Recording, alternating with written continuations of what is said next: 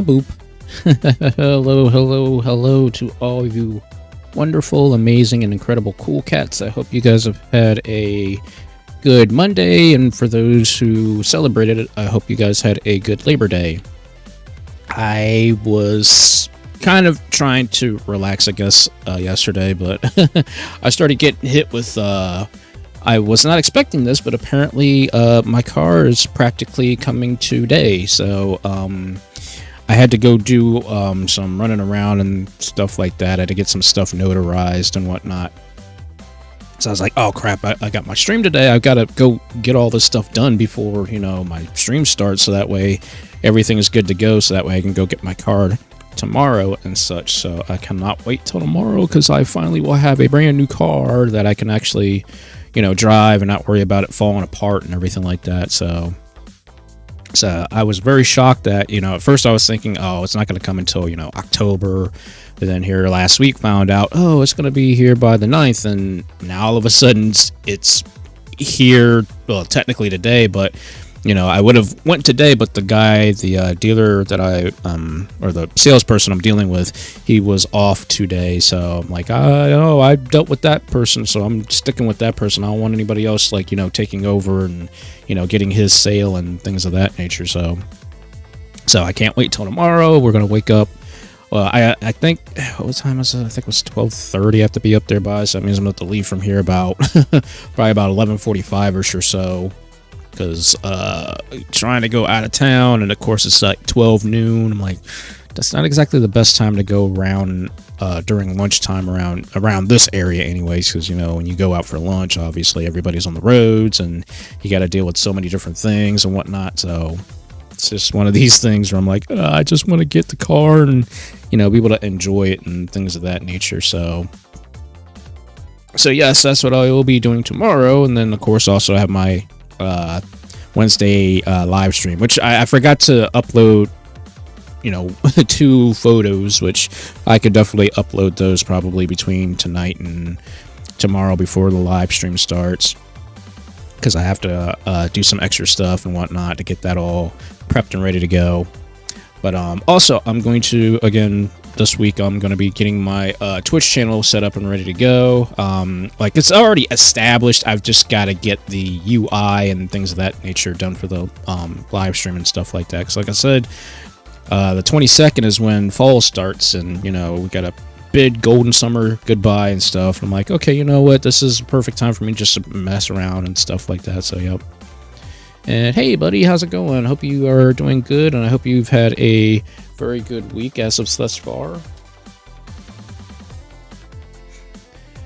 But yep, so basically I was just getting all that junk done today, so that way when I go, I've got everything notarized, I got my insurance stuff, all that stuff is good to go, so I don't have to worry about doing any additional running around and everything like that. But I do have to call the dealership, before I forget, I gotta call the dealership just to ask a couple more questions about it, because this is the first time I'm actually owning a car, because I drove my mom's car around for years, but now that she's disabled, she doesn't drive as much, so like all the ownership and stuff like that's being turned over to me. So it's one of those things where it's like, okay, I mean, I've never owned a car. I mean, obviously I've driven a car for I don't know how many years now, but now that I've got my own car, and a car that I actually want, because I was like, I didn't know which car I really wanted to get that I could, technically afford and things of that nature.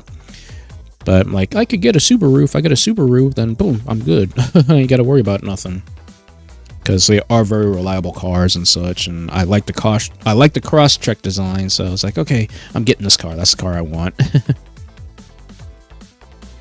And that's good, buddy. I know I gotta, my allergies are starting to kick, like, as soon as I walked outside, because it's super dry right now. They said the humidity levels are going to be super, like, dry for the next couple of days, and, like, the air temperature has changed dramatically. So I will be probably getting some more allergy medicine here within the next couple of days, probably, because it's just going to be very, like, ugh.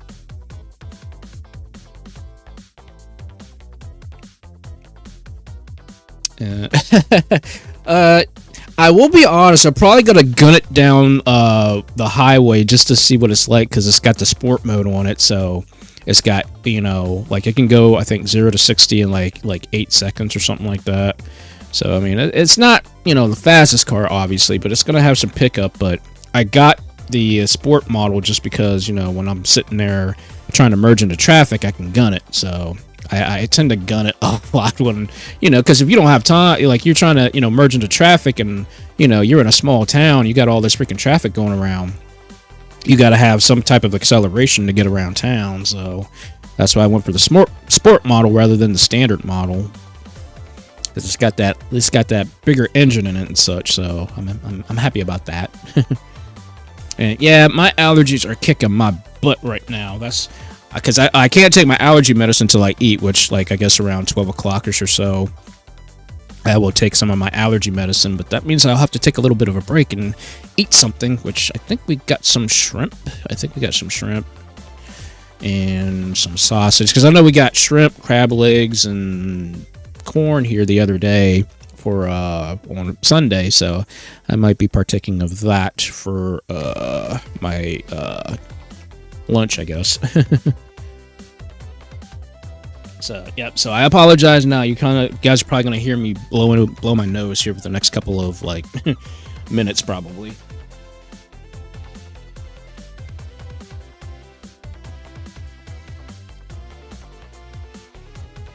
It's like, it's the only thing, like, the fall and the spring is when my allergies kick in, especially freaking ragweed. We got ragweed everywhere. And of course, when my cousin brings their dogs around, they're always out at the park, and of course, they're out rolling around in the grass and stuff, and when they come in the house, they shake, and all this ragweed just gets everywhere in the house, so, ugh.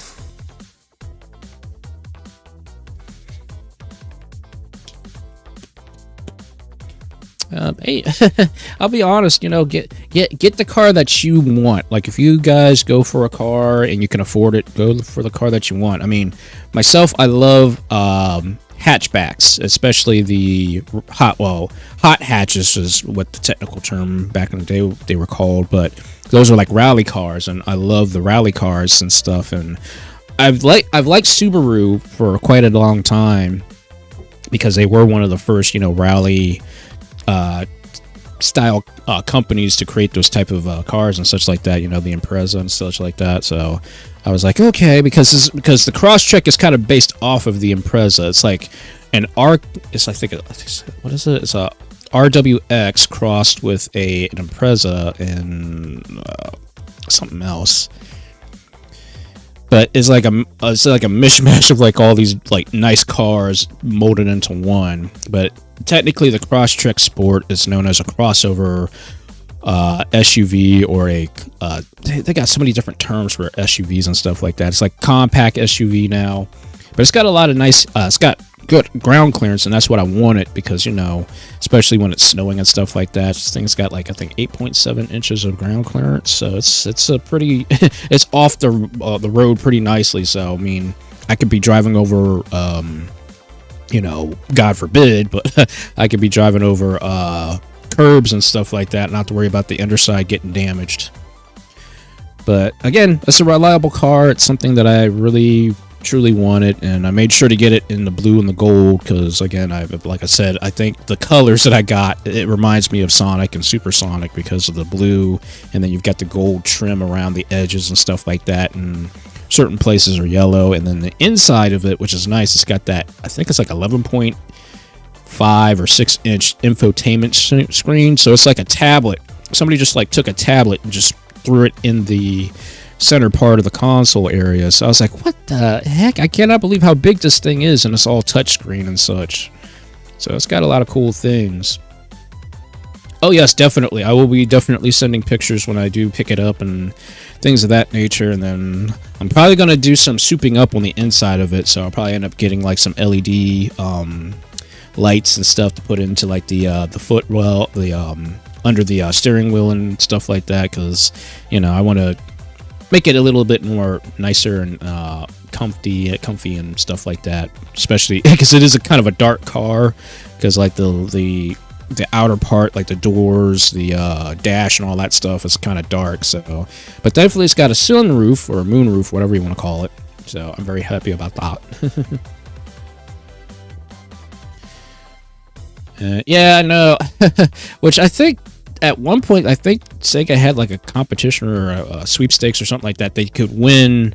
Like it was like, yeah, it was another car. I think I forget what it was, but I'm like, ew, you got the Chevrolet Sonic. Why in the world didn't you guys like make that into like, that was a missed opportunity. I'm like, you got a car named Sonic. Why didn't you just have this customized like Sonic, you know, picture and stuff like that over that car rather than, I forget what it was. I think it was it was either a Prius or it was something else, but I know it was from Toyota. I can't remember. But yeah, that was kind of a missed opportunity there. But yeah, there's like so many different like just things about, you know, cars and stuff like that. I've been literally looking at like so many different, you know, things I could do with this car and whatnot, and apparently it's got hidden like menus and stuff like that. I'm like, I gotta sit down and like do all this research. But then again, I have to kind of treat it like a computer, because anytime I get my hands on any kind of, you know, technology, I'm always like fiddling around and trying to like learn stuff and whatnot about it. So I'm sure for at least the next couple of weeks, I will be learning how to operate this car and stuff like that. Because my brother's got the he's got the Bronco, and I'm still getting used to that thing, because firstly it's like driving a truck, and then secondly, instead of having like, you know, the standard, you know, gear shift, the shifter and stuff, it's a dial, and I'm like, I'm so used to having my hand on the shifter rather than having a dial, and I'm like, wait a second, this is like really odd. I gotta turn, you know, the shift, well, not shift gears, but you know, to turn to like go from park to drive to launch control. It's very weird. So it's one of these things where I'm like, okay, I gotta get used to this thing, and then now I gotta get used to my new car whenever I get it tomorrow and such like that. So I cannot wait. And hey, how's it going, buddy? I hope you're doing good. So yep, and then of course I've been doing nothing but prepping for. Actually, I've been prepping for because next week is when Marvel vs. Capcom Fighting Collection gets released. So I should let you guys know as a heads up right now, which I know I haven't gotten the schedule done yet, but I'm going to let you guys know right now that I'm going to forego Tuesday's live stream, and I'm going to do a Thursday live stream just for the Marvel vs. Capcom collection, because that's what I'm going to be playing specifically, like on the Switch and such like that. I'm eventually going to get the PlayStation. Actually, wait a second. Did I already? Actually, no. Actually, I got both. Don't ask me why. I don't know why I did this, but I was like, okay, you know what? I'm going to get both the PlayStation 4 version and the Switch version to start off with digitally, so that way, you know, because I know some of you guys, you know, I know you guys don't like the Nintendo, even I don't like the Nintendo Online functionality sometimes, so I went ahead and got the PlayStation 4 version, which I have a PlayStation 5, so I can at least play online with those who get either the Switch version or the PlayStation 4 version, but at least I have the abilities of playing the official console anywhere that or game on the Switch anytime, anywhere that I like, but then so that way I can practice, and then I can play on PlayStation 4. I may and I may not get it on Steam. I'm not sure yet. We'll see. You know, it's one of those like situations, because I mean, now that I've got because I mean I usually play games like emulated on PC, so I'm like, do I really want to spend the extra money to play on PC? And well, outside of a couple people, I don't really play a lot of fighting games on PC. It's mostly just on, you know, PlayStation or Nintendo. So I don't know. We'll see. We'll see the demographic and see where everybody feels about that situation, and we'll kind of go from there. So, but yes. So yes. Again, next Thursday, not Tuesday, but next Thursday, I will be streaming the Marvel vs. Capcom collection games. So, and it will be same time, it's just going to be on a different day, obviously. And I was like, okay, you know what, I can forego, and thankfully it doesn't fall, because wait a second, what is it? Sorry, checking my schedule. Oh yeah, that's right. We get paid this week, so yeah. So next week I won't have to worry about anything. Sweet. So that means I can actually rest in and then actually enjoy a Thursday of just gaming with you guys and such. So hopefully you guys will be looking forward to that next Thursday. And again, I will reiterate that closer towards the end of the show, so that way you guys again know that that's what's going on. And I think. Is that it? I want to say that's about it, because outside of that, I've been buying a lot of stuff on sale recently, because I'm like, okay, you know what, because I got these car payments I'm sure coming up here next month, so I've been buying a lot of stuff that I wanted to buy but couldn't buy. I'm like, okay, I've got the extra money to at least, you know, spend getting some extra games and stuff, because I don't know when it'll be the next time I'll be able to buy some actual games and things of that nature. Although I am going to be getting the Sonic Cross Shadow Generations game. That's pretty much the only other game I can think about picking up right now. I mean, there are other games, but you know, important wise to me at least is just the Marvel vs. Capcom collection and Sonic Cross Shadow Generations. I think that's it. I don't know if there's anything else that's coming out that's, you know, tickling my fancy, because I've been more focused with everything else, honestly. Like, once again, getting back into playing Metal Gear Solid and playing Street Fighter 6, playing Zenless Zone Zero, and of course also getting back into Mega Man Battle Network and various other games. So I've been doing I'm literally just taking this time to get back into the gaming that I used to do before I got super busy last month, which is still like, how in the heck did I get all busy? And then shoot, I still got to upload my Otakon pictures. I forgot about that. Shoot. So I think I got to contact Shorty, because she still has my other pictures that I need to get. So I need to contact her to get those pictures. So, yeah.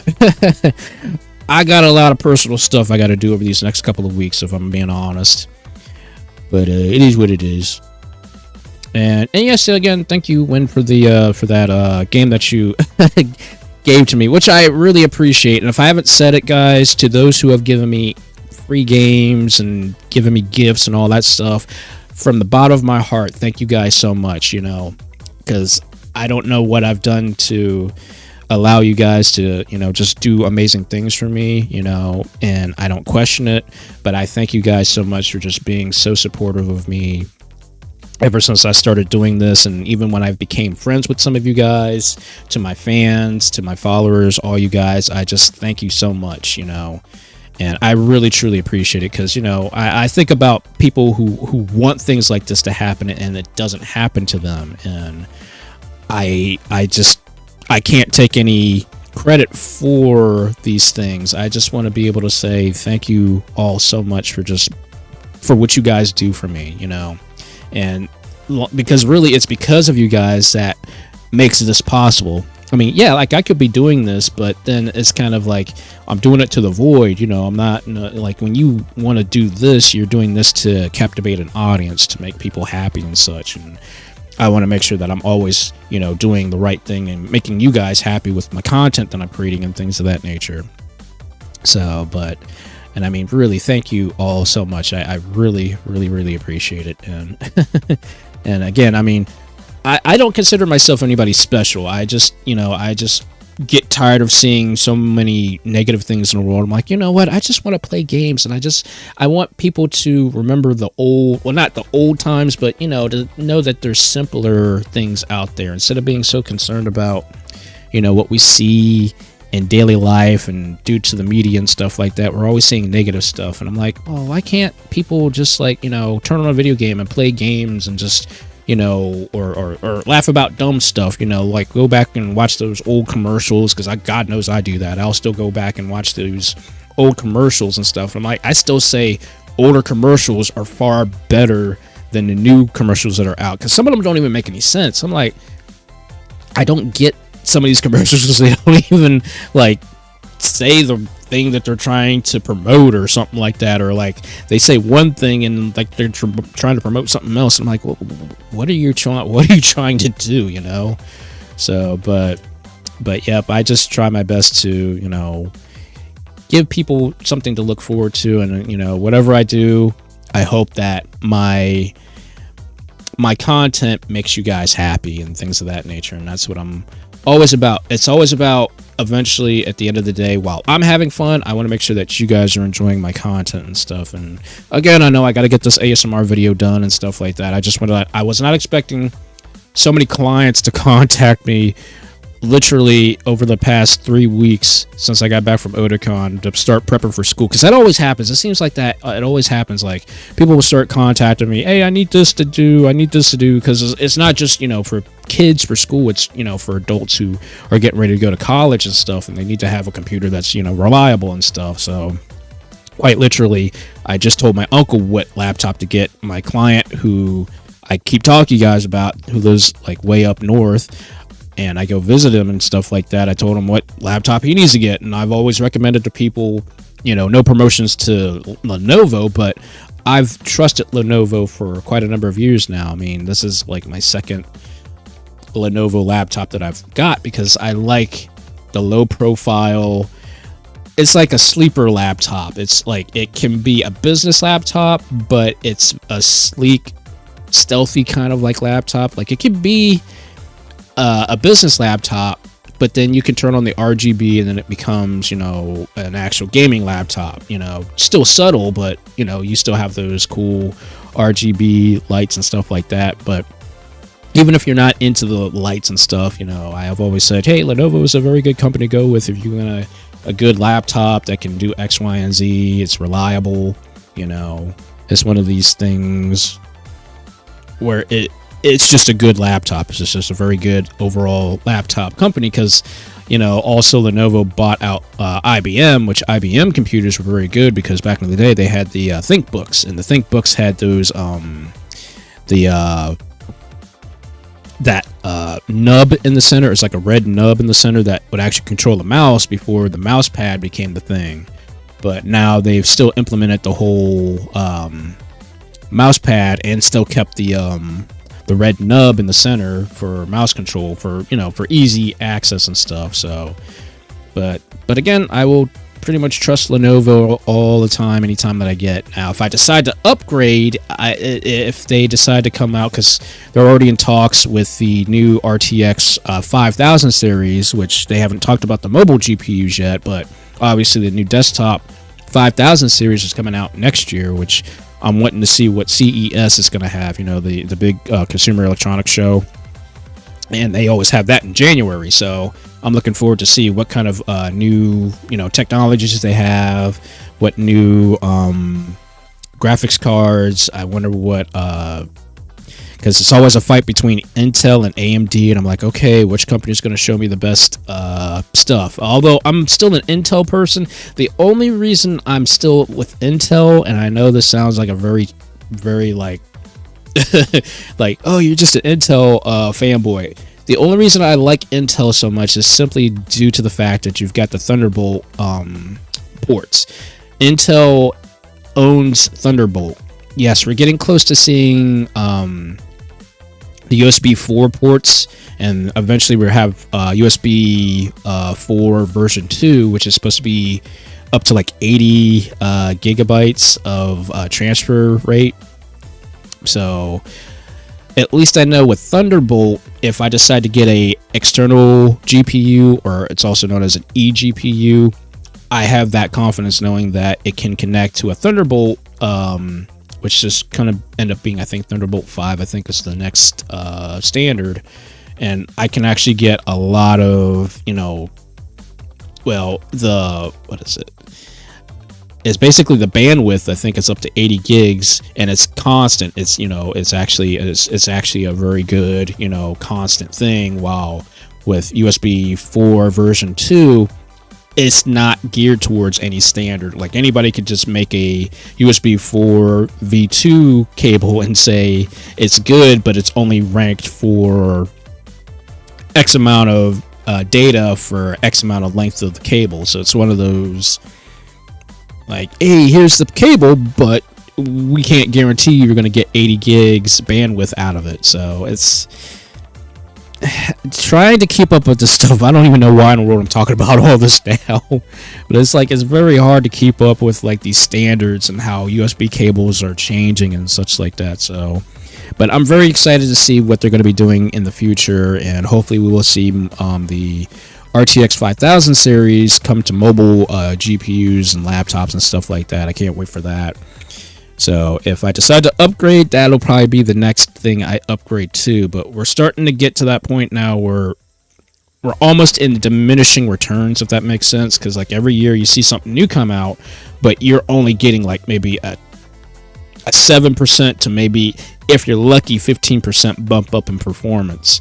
You know, so now it's kind of better for you to wait like 2, potentially 3 years to actually get something new. And even now, like with you looking at how Android is now working, because Android phones are now going for 7 years of updates and are guaranteed down. And now you're starting to see why they're doing that, because like, okay, people are going to want to keep their phones longer because of how technology has evolved now to the point now where we're getting like new stuff, but you're getting like very small, you know, bump ups in power every single year. So that's why now you're starting to see cell phones now starting with a 7-year like cycle.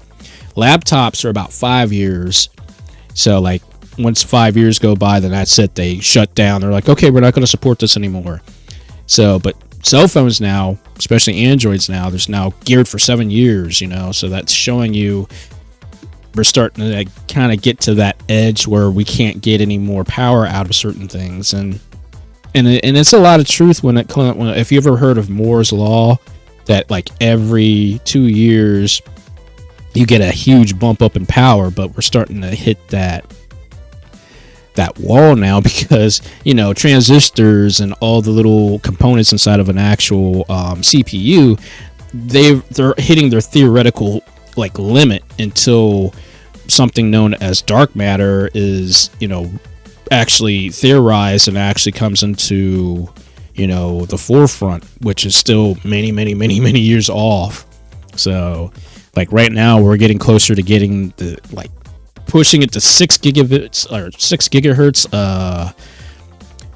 for like CPUs and such like that. Eventually we're just not going to be able to go any further than that, and the only way to make it further is by implementing more cooling, you know, measures in like laptops and desktops and stuff like that. But we can only go so far with all that.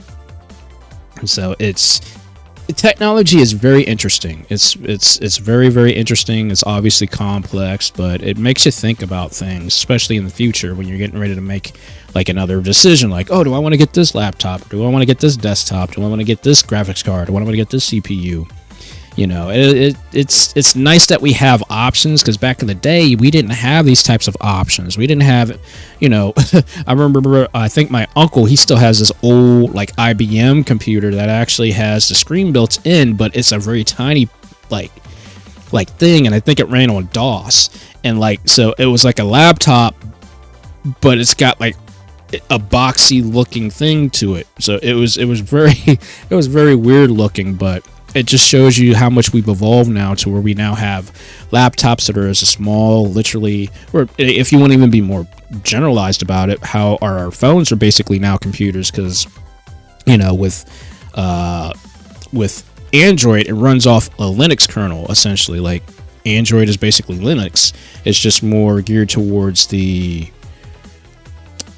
consumers, which makes it much more easier. It's much more, you know, easier to move around and stuff like that, but it's still based off of Linux, which is why you might see dual boot cell phones. So you can like run Linux literally off your cell phone, or you could just run Android, but you have the option of switching between both OSs, which is a nice little feature if you like Linux. But I don't like Linux because it's always crashing.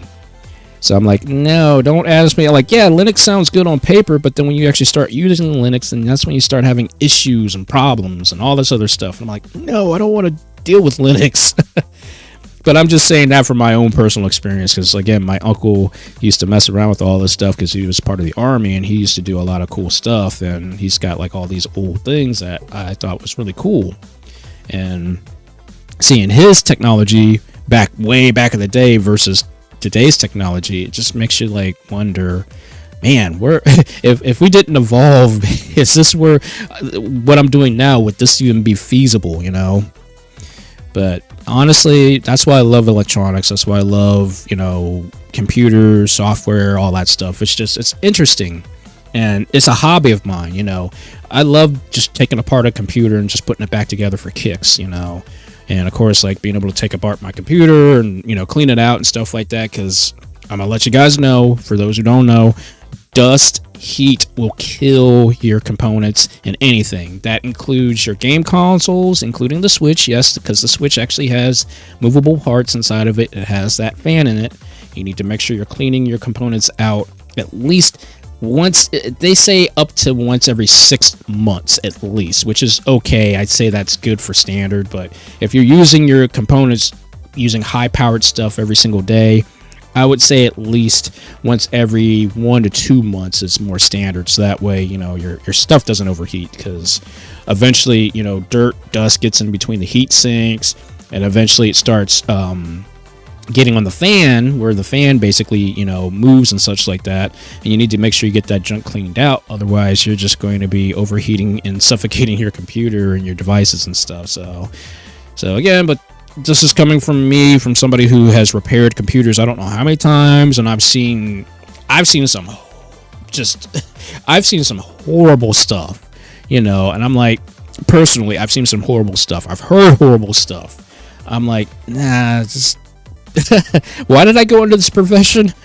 Being a computer repair technician, why did I do this? I don't know why, but yeah, I've seen some stuff, and I'm like, okay, type F in chat for this hard drive, because this thing is clicking like a mug, and it's not going to be repaired unless you take it to one of those emergency rescue services, which they're going to charge about $250 depending on how big the hard drive is. It's just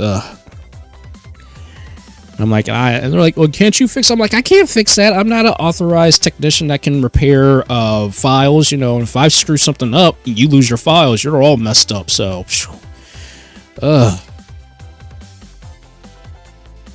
yeah, I mean, to be honest, like when I first started doing computer repair stuff, this was actually even before I had a working computer. I remember a client, my mother always tells people these things. I'm like, why do you keep putting my name out there for people I don't know? Because I don't know how their systems are and stuff like that. But this was back before I was just getting started doing this. So I had a client who was working at a bank at the time, and they needed to know what was going on with their computer and stuff like that. So I told them, well, you can send everything over to me, but they forgot to send a monitor. I'm like, this is not a laptop. This is like a desktop. I need a monitor, and you need me to find out what's going on. So what I had to end up doing, because I was not ready for this, I literally went to Staples. I got myself, I think it was a VGA to RCA cable setup. So basically it was a VGA, you know, standard 9-pin cable to go in the back of the desktop, and then of course the VGA to RCA, because that's all I had at the time. I didn't have a component TV, so I had to use RCA, you know, the red, yellow, red jacks, to plug into the TV up front in the living room to find out, okay, is this thing even turning on? What's going on with it? So I tested it out first, and of course everything thankfully popped on, but then it kept giving me an error, and I was like, what's going on with the error? So what I did was I took the hard drive out, and I was like, okay, what's going on with the hard drive? So then I had to go back to Staples and get one of those IED. Was it an IED or was it a SATA? I can't remember what port type it was, but I had to go back to Staples, basically get a hard drive enclosure for this 40 gigabyte hard drive, and then what I had to do was take the hard drive out of the desktop, put it in this enclosure, then hook this up to my computer to see could I access it. And sure enough, it was clicking, and I was like, oh my god, no. When you're hearing your hard drive click, because, you know, standard hard drives that are SATA 3 or IDE types, those are your types that have like the moving parts in it. And when you're hearing clicking, that means that something has gotten damaged or something is wrong with the spindle. And I'm like, oh no, that's not a good sign. That's not a good sign at all. So of course, when I plugged it in my laptop and I was checking the stuff, and I was like, please come up, and sure enough, nothing popped up. I tried going in through the partition to see if I could find anything, and nope. So then that's when I had to use Crystal Disk Mart. Crystal Disk Mart is a specific program that you can use to test if your hard drive is working, and it basically reads all of your drives, and it actually tells you like the health of your hard drive. So, you know, because hard drives obviously only have so much of, you know, time span. Even worse for SSDs, because SSDs are volatile, so only X amount of read and write, you know, things can be on an SSD. Not so much a mechanical hard drive, but with SSDs, they will fail eventually, but you're just talking about years. It depends on how many files you're transferring and converting and all that other stuff. So, but that's a that's a completely other story. But basically, I got this hard drive hooked up to my computer, tested out with Crystal Disk Mart, and it said bad. I was like, daggone it, this thing is not good. So I had to sadly give my client the bad news. I'm like, yeah, your everything is good with your desktop, but your hard drive is shot. So I told them, you know, because they worked at a bank, I didn't know if this was like an important business computer or not, but I told them, you know, if you have any very important information on this thing, you have to send it to one of those rescue services that rescues data hard drives and such. So what I ended up having to do was, if you have any important files on here or anything like that, you're more than welcome to take them to that place. But like I told you guys, they charge $250 to recover your hard drive, your data, and all that stuff if your files are if they're corrupted or if the hard drive has stopped working. You know, they have that ability to do that. So I told her, you know, hey, there's not much else I can do. I mean, all you can do is get a brand new hard drive, get another Windows operating system on it, which you could do at the time. Obviously, if you get a hard drive and stuff like that, you just have to install Windows off a secondary drive or off of a different computer, install the OS that way, so that way you pop it in your computer and get everything squared away, then you're okay with that. So it was just one of these things where I'm like, I don't know what else to tell you. So I said, you know, unless it's very important, I say physically destroy the hard drive if you want to go that route. And of course, you know, I always tell people, you know, if your hard drive does not work or if there's something wrong with your hard drive, for the love of God, destroy it. Physically, you have to destroy it. I tell people, look, I got a sledgehammer out in the backyard. You want to know what that sledgehammer's for? It is for destroying any type of data disk, like any type of SD cards, SSDs, hard drives, all that stuff. And I use that sledgehammer or crowbar or whatever the heck it is out in the back to destroy anything. And I make sure that every single pin is bent or destroyed. So like when you destroy it, you have to make sure you destroy the pins. You don't physically just destroy the metal casing around the actual hard drive. You literally have to stand this thing up.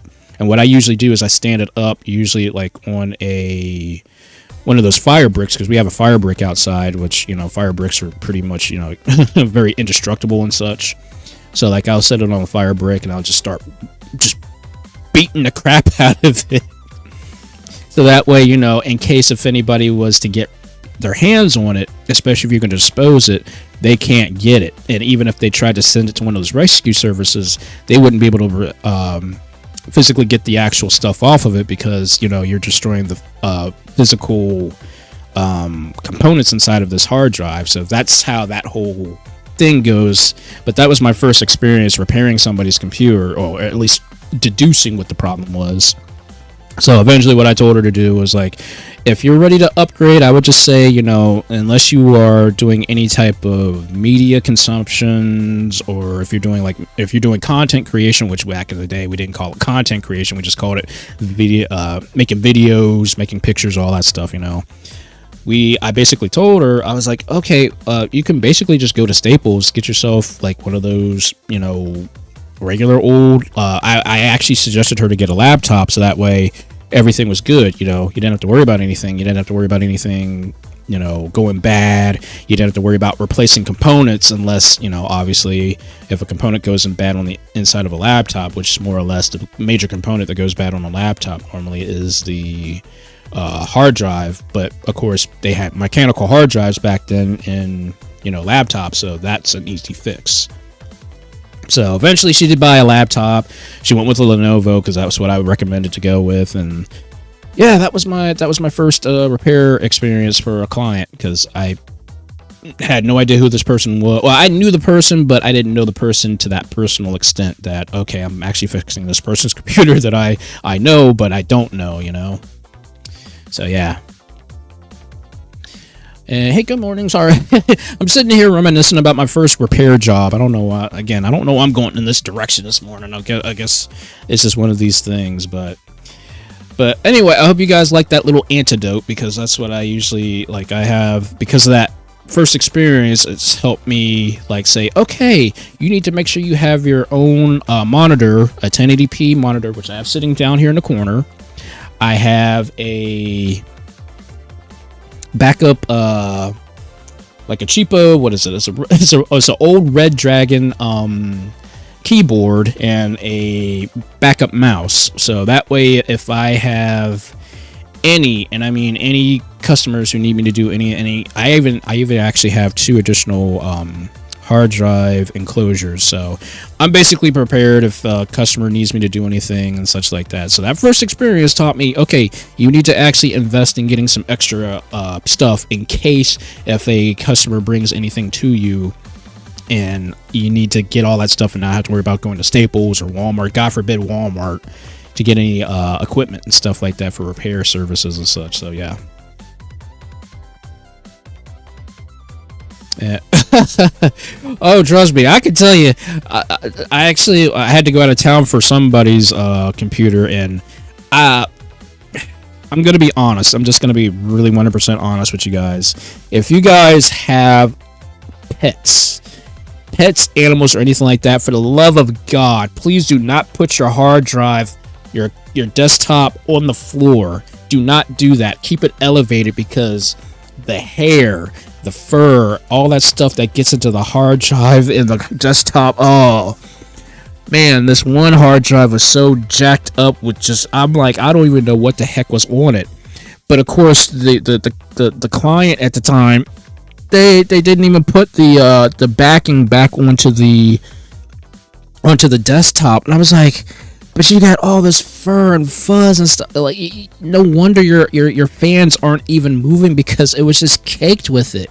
I'm like, I felt like I had to, like, put on, like, one of those like those, like, suits, you know, those hazmat suits to clean this freaking computer out with. I was like, oh my gosh, this is just, oof, whoa, man. Yes. I'm just saying right now, for those who have pets, please take this experience that I can tell you guys right now. For the love of God, put anything that you can up onto a shelf, something where animals can't get to it. Please make sure that you literally, for those who have pets, you need to clean out your computer at least once a month, because the dirt, the dust, the fur, fuzz, all that stuff is going to clog up your hard drive, potentially your fans, your components, anything like that that's got any kind of moving parts inside of a computer, and you got pets. It's going to find a way inside of it, and I guarantee you it's going to do nasty things to your components. So I'm just saying, yeah, dirt and dust, not so much. Oh, basically, you know, just regular, you know, air dirt, you know, or air dust, you know, just regular old dust and stuff like that. But for those who have, you know, pets and stuff, because what happens is, like, the fur, it basically, because fur is usually sometimes longer and things of that nature, what it'll do is it'll wrap around the fans and certain components, and then it'll actually start gathering more and more dust, because it's kind of like a spider web.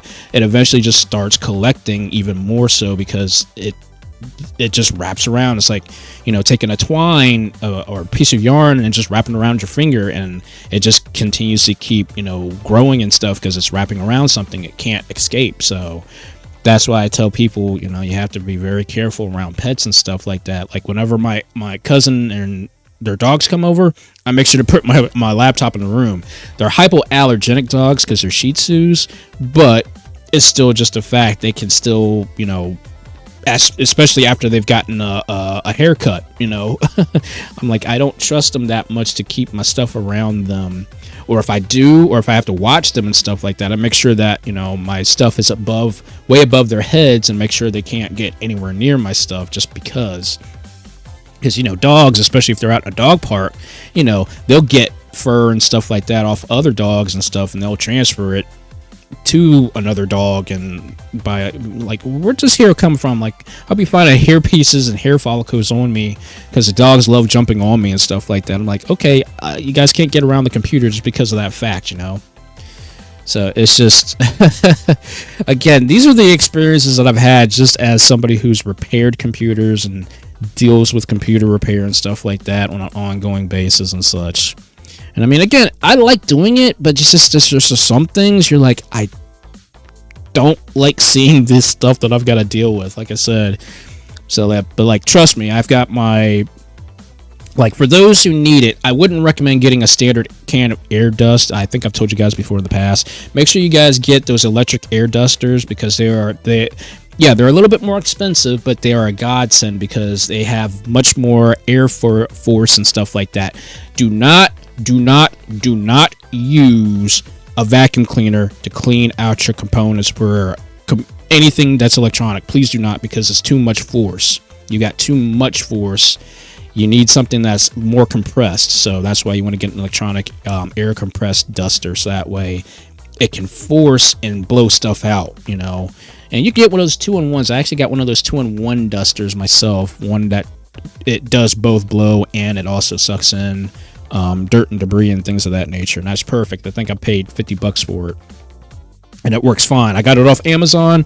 It works fine. It's great. And it's just good for those quick, easy things. It works on all computers. I've tried it on my laptop, my Lenovo Legion 7i Slim.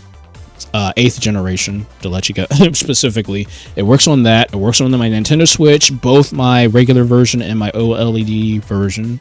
And it also works on my PlayStation 5 Slim model. So it works perfectly for that stuff. And it's something I would recommend for those who just need to get a good cleaning or something like that.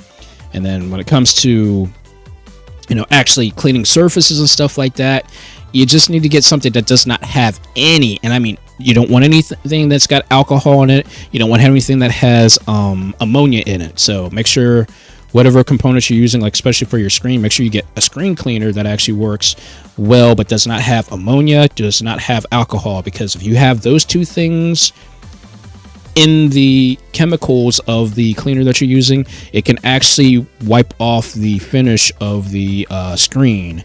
So like for those who have like those anti-glare screens, it'll actually rub the anti-glare coating off. So just be very careful with those kind of things. So, but again, I don't know why I'm telling you guys this. I guess I'm just kind of going through these, like again, this is what I like doing, but this is how my hobbies are. I do this kind of stuff so much, and I love it. I love doing it and such like that. But like, these are the things that have taught me that, okay, when I'm dealing with a client, I'm like, okay, what did this client do wrong versus what I do? And trust me, that list sometimes goes over to the max. I'm like, okay, this client didn't do anything that I usually would do as far as trying to keep things clean and stuff like that. I think one time, one client didn't clean their devices, I think, for 3 years. Oh my God, it was like a cake. It was like, I've never seen that much dirt and dust on a fan intake that looked like a little miniature cake of dust. It was disgusting.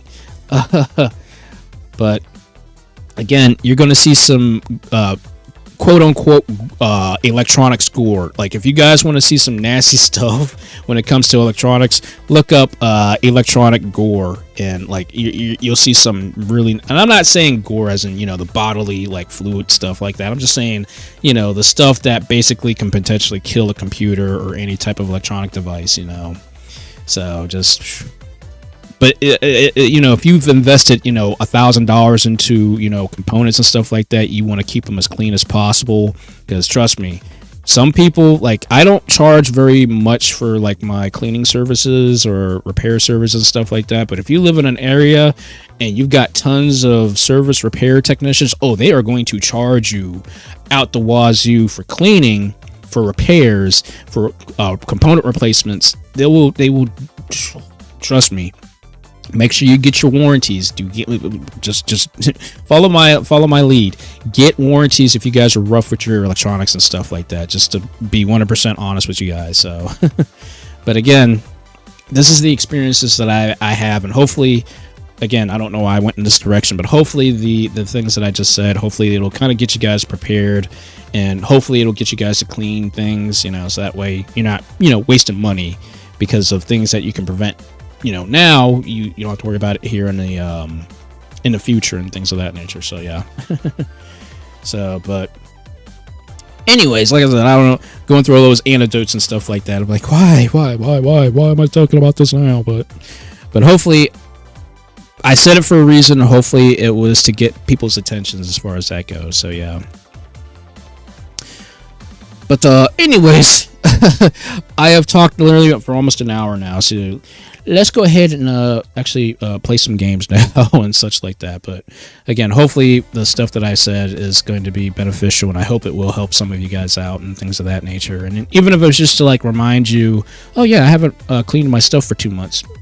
Hopefully that'll at least, you know, kind of get you an idea of like, okay, this is what I got to do now, or what I got to do later on, and things of that nature. So yeah. But let's see here. I gotta.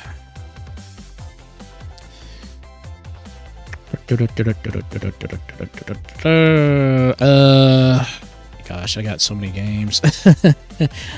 Again, my backlog is bad. I'm definitely gonna play a warm-up game. I need to play a warm-up game now. I'm not even gonna front. I need to play a warm-up game. Because I was looking at...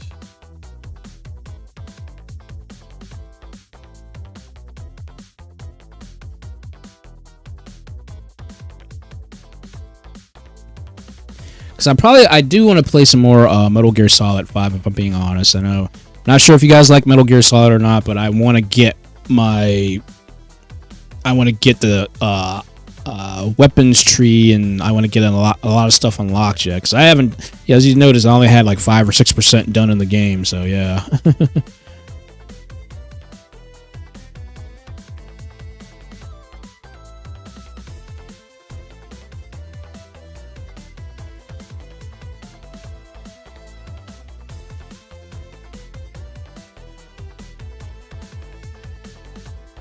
Okay.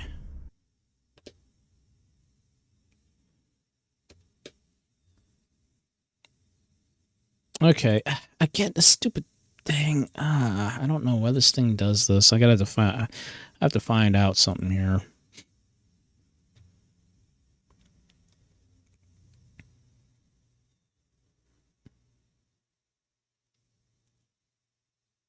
Okay. Well, you know what?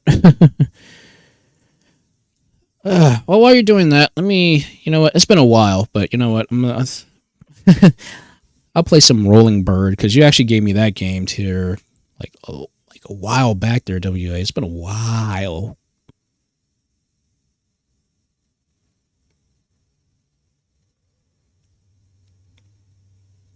Hopefully it works okay, because I haven't... I think the last time I actually played this, was it on the old laptop? Might have been on the old laptop, I think.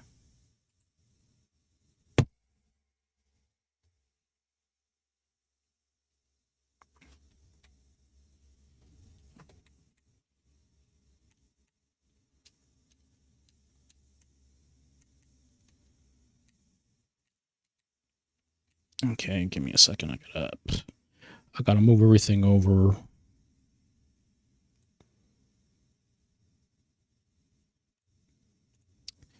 So that's one thing I know with PC games, like this thing, it has a mind of their own sometimes, you know.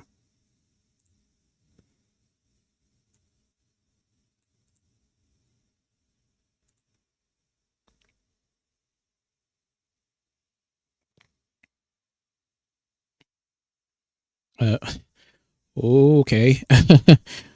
Once again, see, I'm always afraid of what game you have in store for me because you have you have these twisted ideas.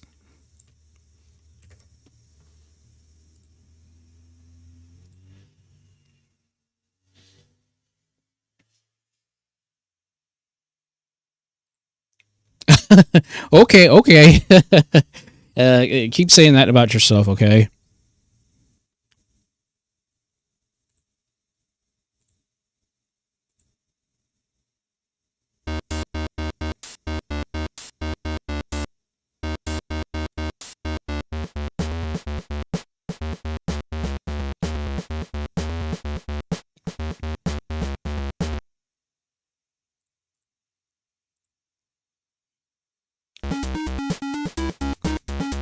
Okay, yeah, we got sound, but...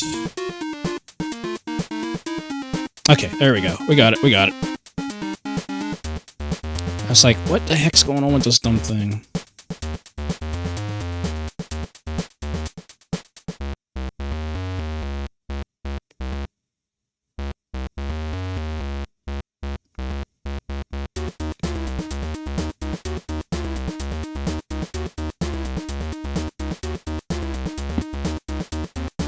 Okay, oh shoot. Now where'd the thing go? It's like...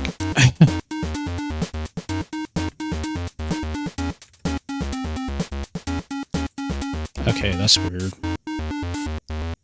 Sorry, give me a second, because it's not popping up now. Okay, that's weird. I don't know why that happened. And, like, I had the game started, but then it, like, disappeared. And I was like, why did the game disappear? What's going on? Again, PC live streaming.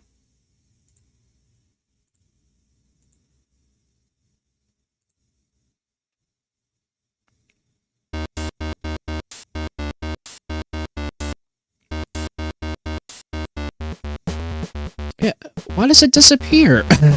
Like, the game is here, obviously, but, like, when I click off of it to click on this thing, then it just disappears. I don't know why it does that.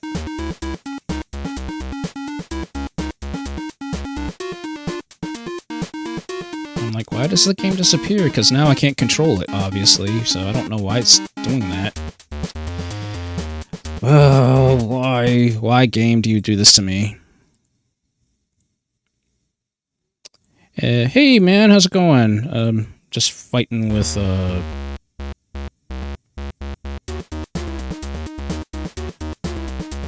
fighting with this dumb thing, because it's not... Okay, there we go. I was like, why is this thing not working?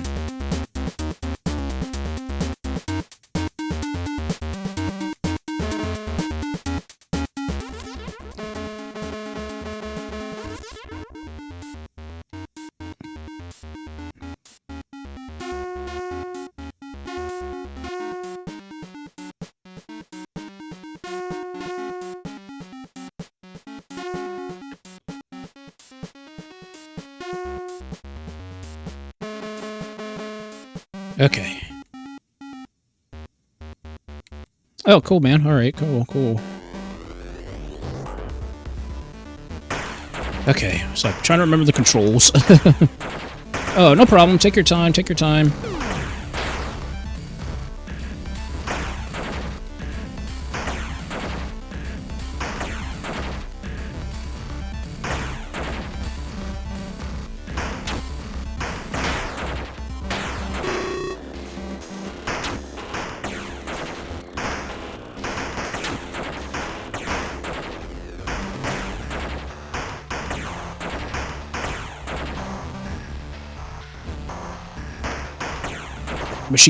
Machine gun, need that.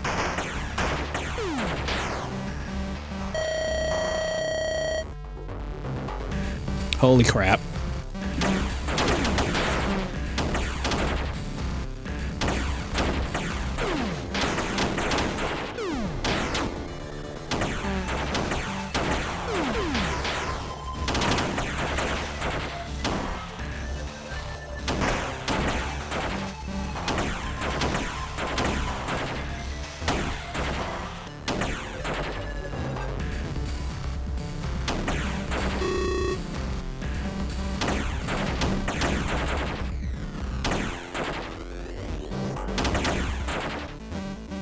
Hey.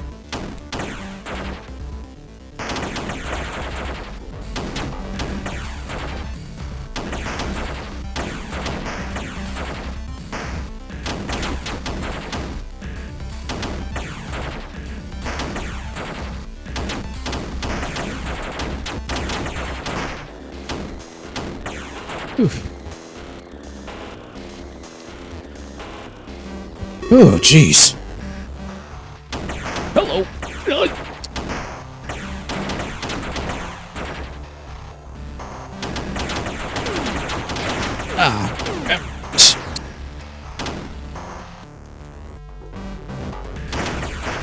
Shoot. Dang it.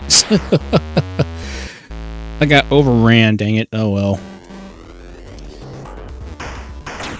What's interesting about this game is everything is procedurally generated, so like every time you play it's going to be a different design and look.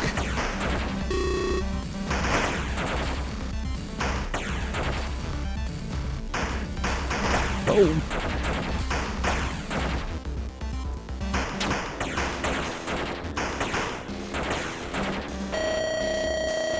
Thank you.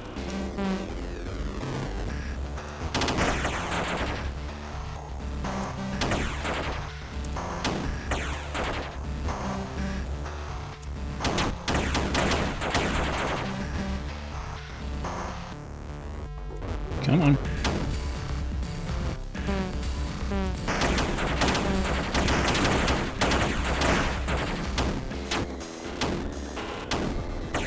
It's like, I know you were gonna pop up, just pop up.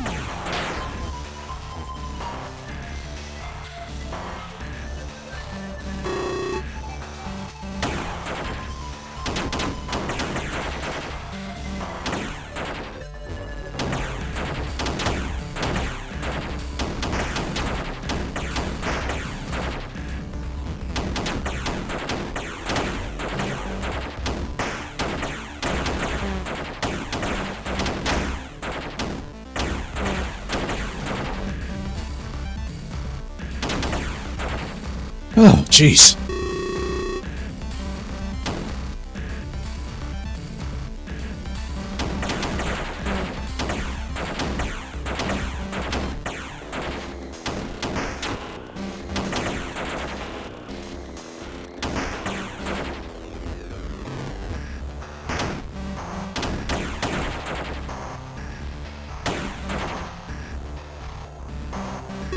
Jeez. Oh, God.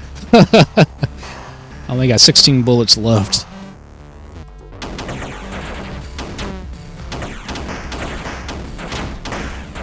Yoink.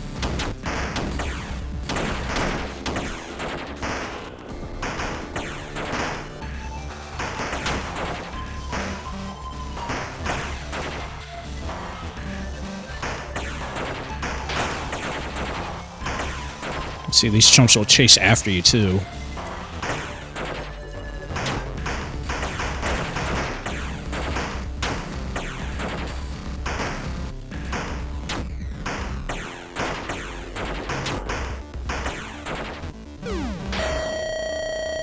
Okay. Yoink! Oh, fudge. Oh, crap. No! Get me out of here! Ah! Golly. Man. That's how overrun you get. It's like, if you're not careful, you will easily just have too many guys on the screen after you.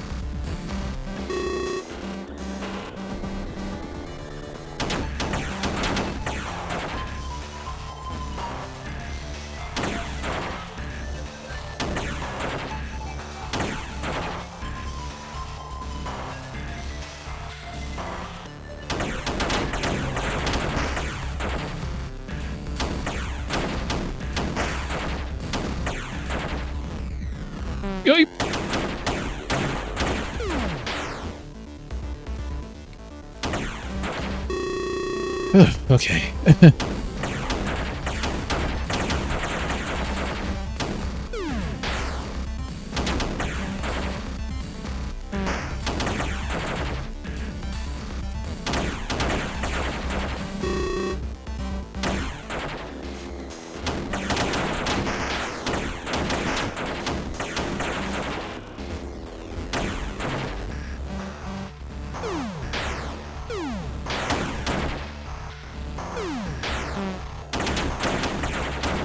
At least you can actually take a hit without actually getting damaged from, like, just contacting enemies. Yipe!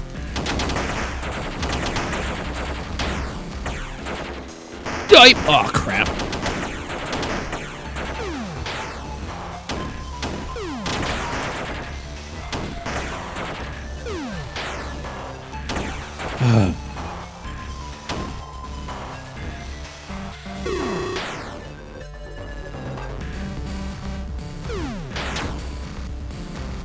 Whoa!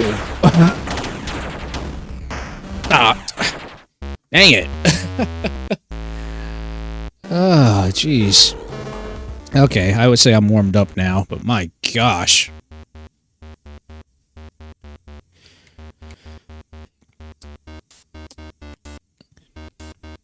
Yeah, back in the day, you used to actually take damage.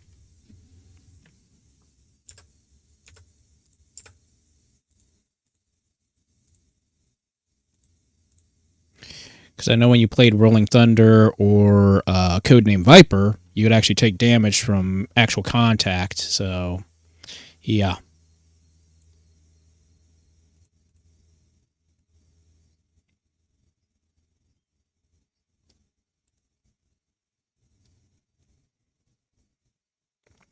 We'll see. Hopefully it is.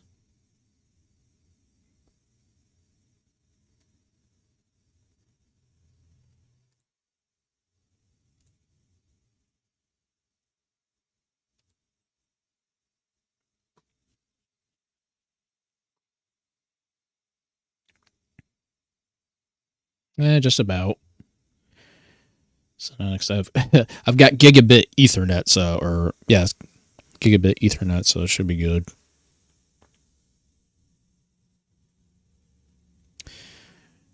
Yeah, so we'll try this for a little bit, and then we'll switch on over to actual the real Metal Gear Solid game.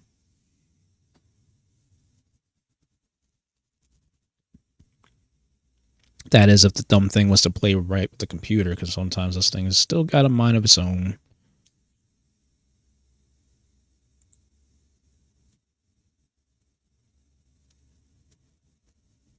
So that's another thing. I got to get another monitor, because I want to get another monitor so that way I can actually have my center monitor as my main monitor and stuff. So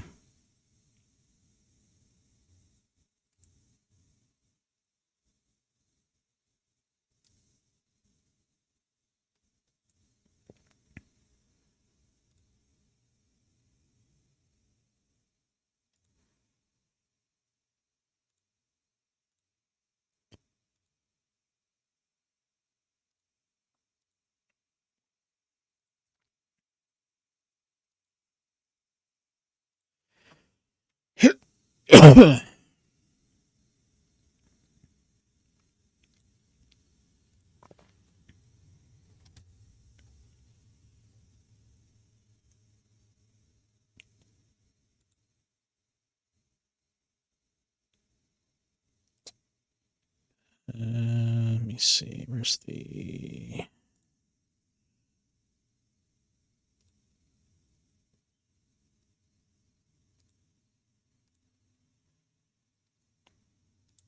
oops, okay, that's too big, too big.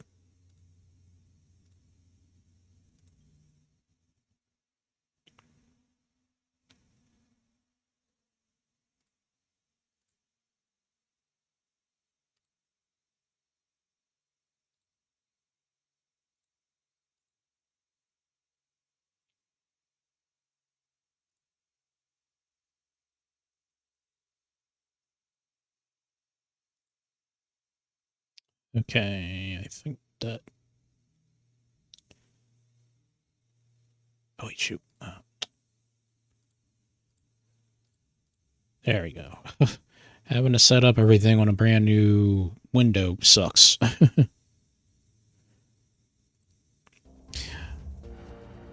Alrighty. Oh yeah, trust me, I'm using my Xbox Elite version 2 controller.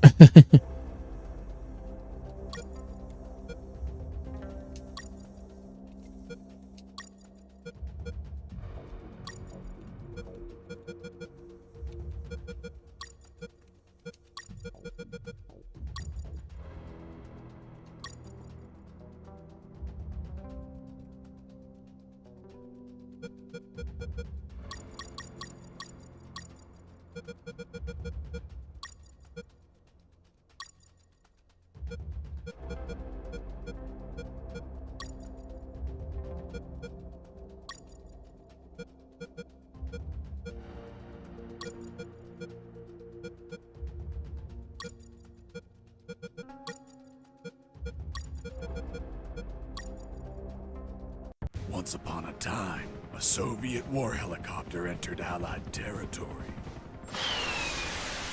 The aircraft was intercepted and shot down. As the pilot emerged from the wreckage, he was arrested by the same bastards who shot him down, and later was brought to a military base for interrogation. That pilot was me. Wall chicken, yeah. Name? My name is Fox. Jesse Fox. You don't seem to be Russian. Russian? Me? You were piloting a Russian aircraft 2 hours ago. I also drive a Toyota, and I'm not Japanese. All right, Mr. Fox. Before arresting you, I'm obligated to write down a report with your version of the facts. So tell us what the hell you were doing in that heavily armed Soviet helicopter. It's a long story. Sergeant, bring us some coffee. Yes, sir. Wakowski, bring the lieutenant some coffee. Yes, sir. Well, Mr. Fox, we have plenty of time. Explain what happened. In 1972, a crack commando unit threw me in a prison for a crime I didn't commit. You're under arrest for a crime you didn't commit. I promptly escaped from a maximum security stockade to the underground, trying to survive from these soldiers of fortune. A-Team really? Is that an A-Team reference? Let's start from the beginning. How did you escape from that cell? Piece of cake. I just had to write a note. A note? Where'd you get the paper from? I used toilet paper. I see. And how did you find a pen? A pen? I was in a dirty, grimy cell, not in an office. I wrote the note with a rusty wire, using my own blood as ink.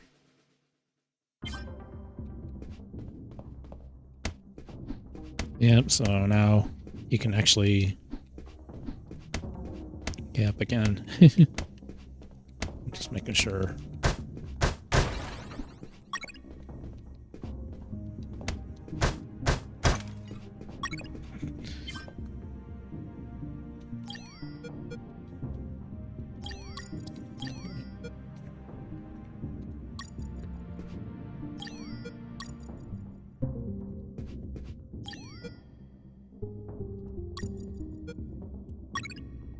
I scratched my arm with the wire and got to work. It wasn't easy. The toilet paper tore Yeah, I under the know. pressure of the bloody wire. Those bastards gave us cheap paper, one ply, unscented, and unpatterned. Why did you break the toilet? Why not grab the paper like a normal person? You know how prison is. It's kill or be killed. And I wasn't going to be killed by some dirty toilet. Hey, you moron! Holy Jesus.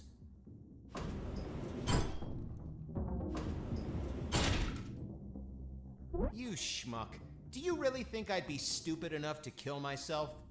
Kill myself? Ugh.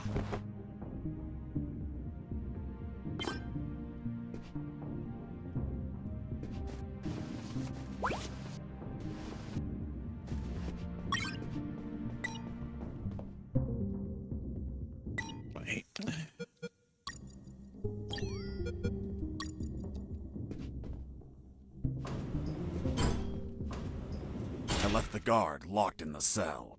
Then I threw away the key and got out of there. Mr. Fox, what about the noose? Where did you get that from? Where did I get the noose? Are you seriously asking me that? I am, Mr. Fox. I'll tell you later.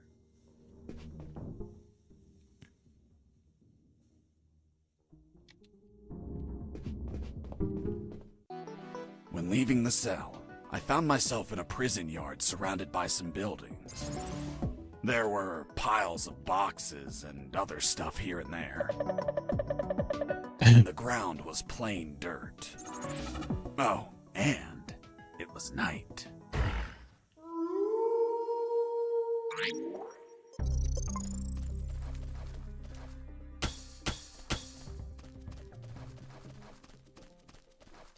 Yep.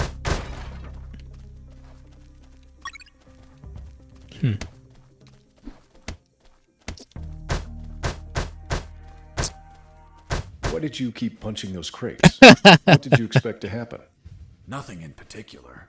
Then why this gratuitous violence? I don't know. I suppose I got lost in the moment. You know, for being imprisoned for a crime I didn't commit. It's interesting.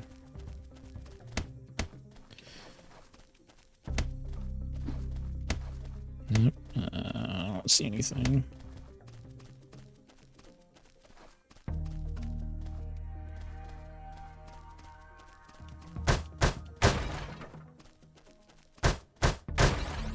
That box contained some filthy cloth scraps. I made some handy bandages to prepare for when I would get wounded.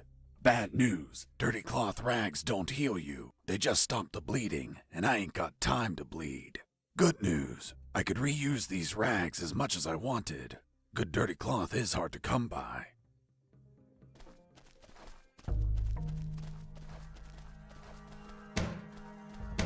Stop it!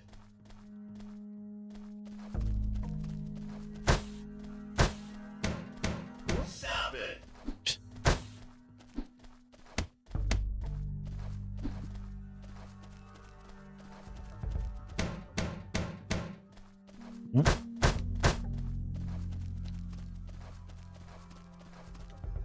I thought everyone would be asleep at night, that it was safe to escape. I was dead wrong. I noticed the presence of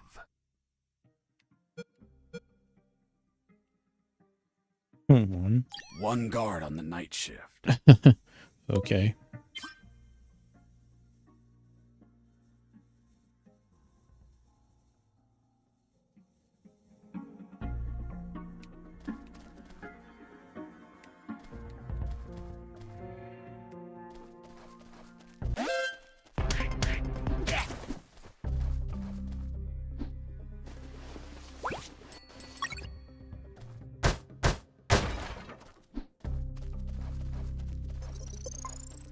It's definitely old school Metal Gear feeling, that's for sure, back on the old NES.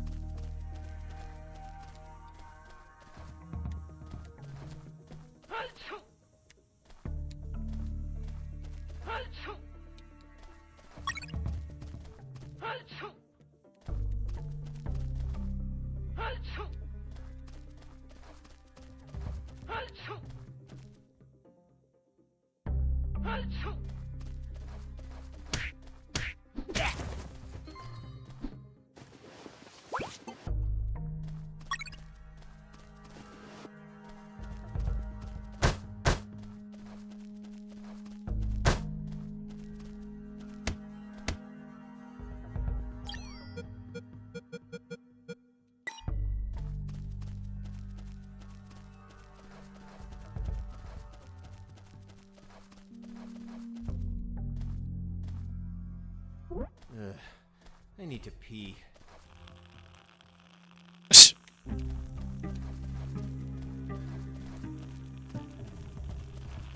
Ah, that's better.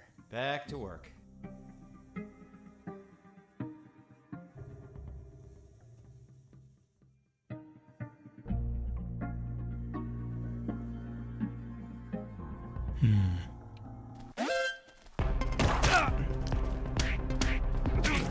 I was injured and losing blood. I had to heal that wound before I bled to death.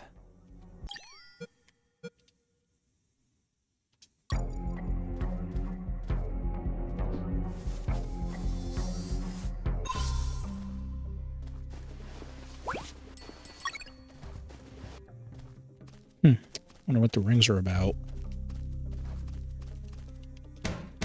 Stop it!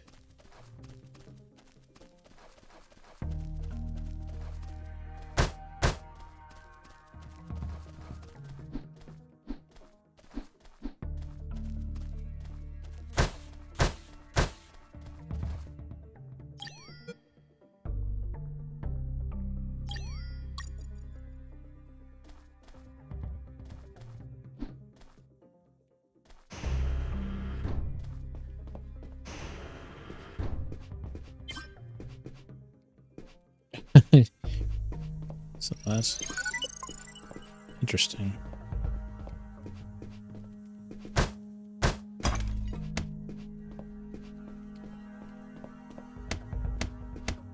Okay, just making sure.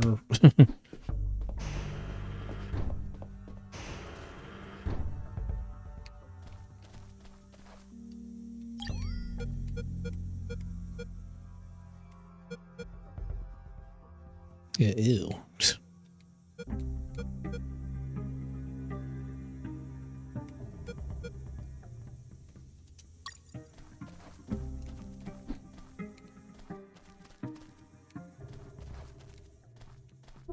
Hey, over here. Hello? You talking to me? Affirmative. My name is Colonel Alan Harris, 5th Battalion. I'm Jesse Fox. Rank? I'm not military, Colonel. Then tell me, Fox, what the hell are you doing here? I've been jailed for a crime I didn't commit. Do you know how to get out of here? Try to escape through any sewer. There must be one nearby, 'cause it stinks when it's hot. Once outside, move along at nighttime and sleep during the day. What about you, Colonel? I've been tortured. My legs won't make it. But if you bring me a radio, I can help you escape. Hold on, Harris. Are you sure you heard him say Alan Harris? Yes, sir. Saw him yesterday. Look, Mr. Fox, Colonel Harris died a month ago in an ambush. Well, it's the name that stubborn old man gave me. I see. I'll write down on the report that you talked to Colonel Harris after his death. Continue your story. As I was saying, I searched for a radio to bring him.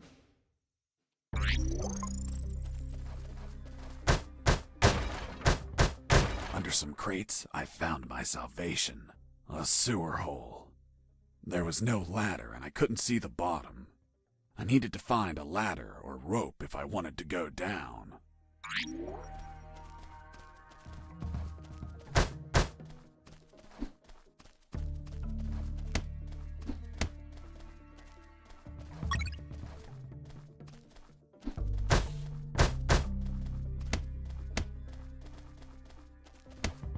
Nope, nothing there.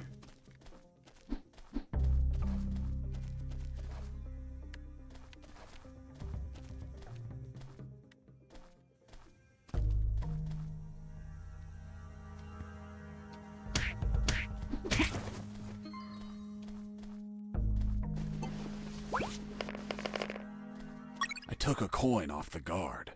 Money? What'd you intend to spend it on? I suspect there's no shops open for an escapee on a midnight run. Who said anything about spending? I used it to distract soldiers. I quickly found out that guards love picking up free coins off the ground.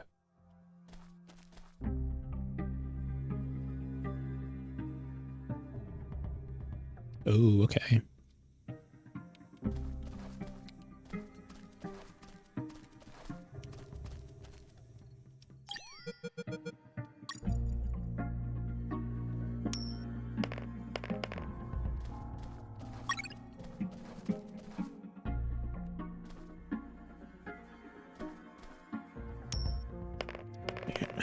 Try that.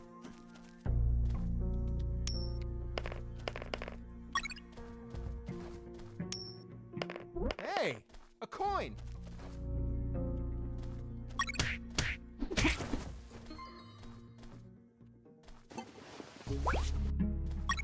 I picked up the guard's radio. Without encryption, I knew other guards could listen in on my conversations with Harris. I see. You still haven't told me how you got that noose. I'll tell you later. As I was saying, I needed to find a special encryption circuit to install in the radio.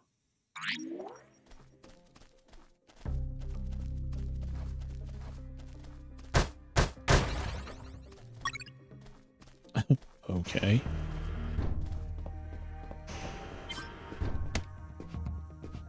Okay, so now you have to roll.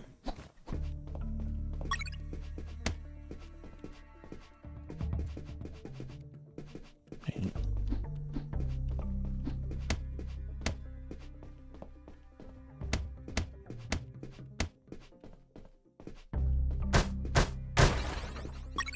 I had the circuit. I just had to attach it to the radio.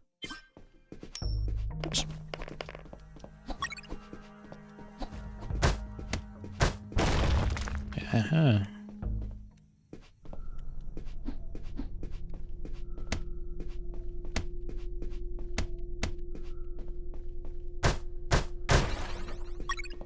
Yeah, cool.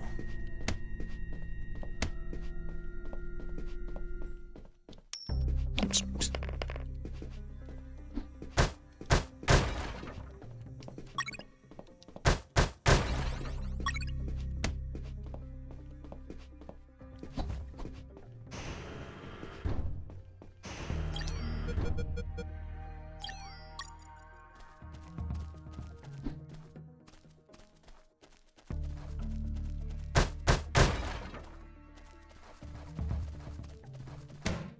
Stop it! Just check to see if any of these. Oh, okay.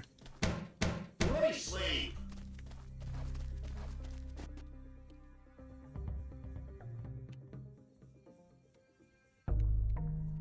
Hmm.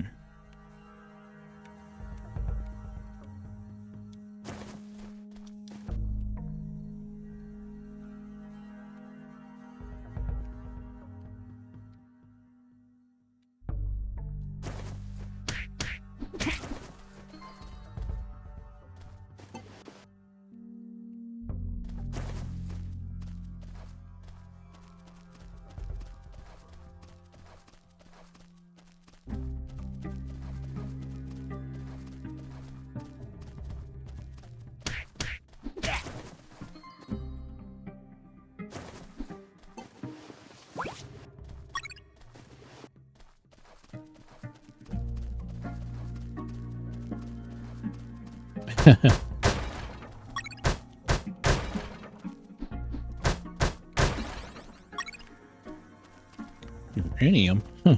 Okay.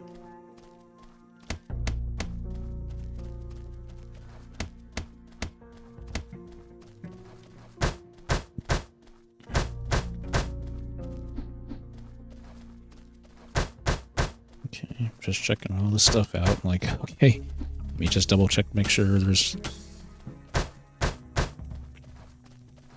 not missing anything.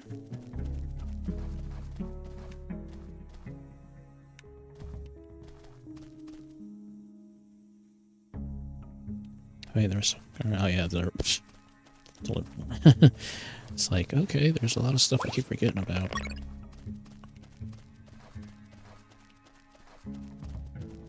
Hmm.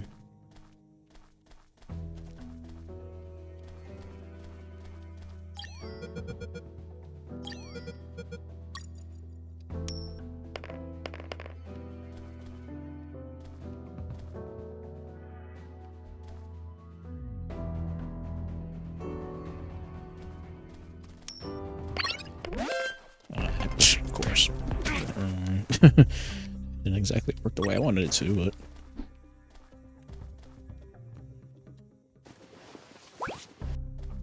You stole a one-eyed man's patch? A one-eyed man that would shoot me without hesitation. Because it was his job. What you did was macabre and suggest you might have a fetish. Holy Jesus. Well, that patch turned out to be handy to create a lethal weapon.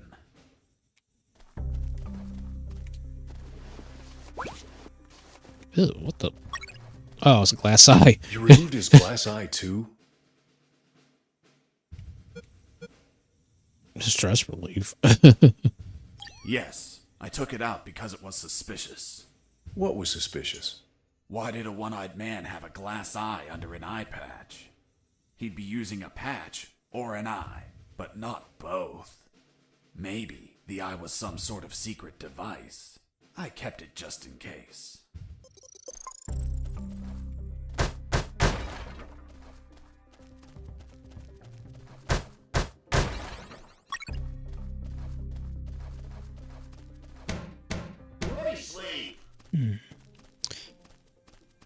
Yeah, I'm not sure about those red arrows. I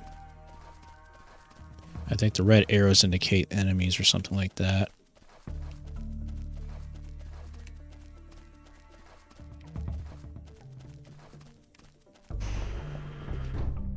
Yeah, that's what the red arrows are for. They're for indicating enemies coming from the other screens. Hey, buddy. I have no paper. Can you bring me some?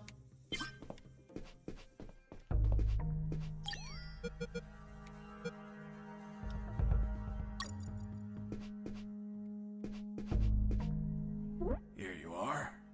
Thanks, man. You saved my ass, literally. What the fuck? What sort of paper is this?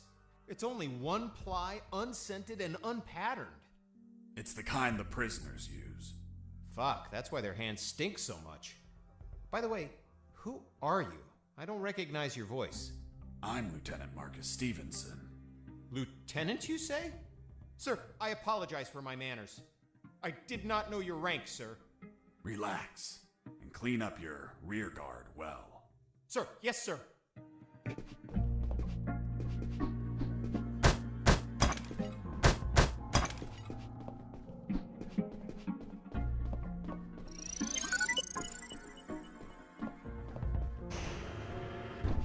That's what it looks like to me, because I saw, yeah, because I saw an arrow up there. Yeah, see?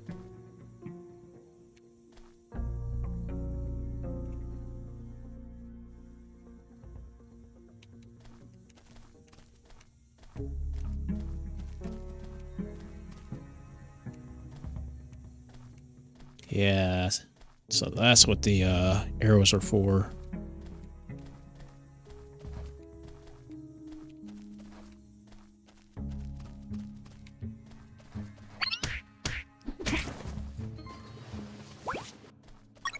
A lighter.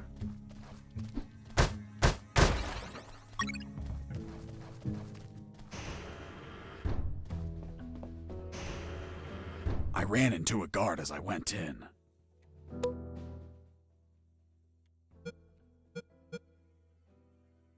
Luckily, the guy was sleeping. That bastard was going to have a rude awakening.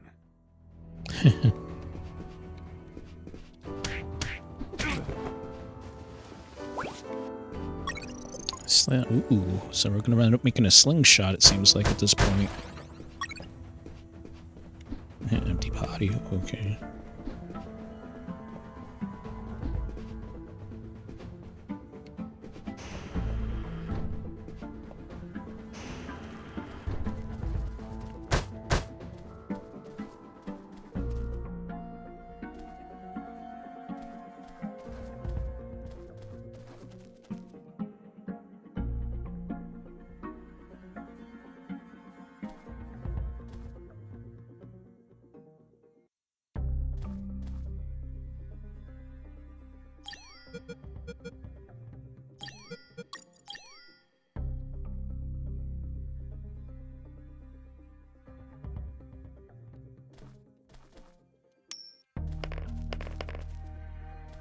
Hey, a coin.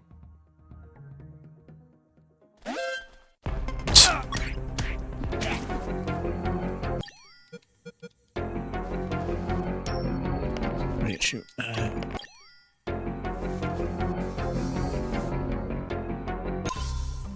Jeez, okay. Wristwatch.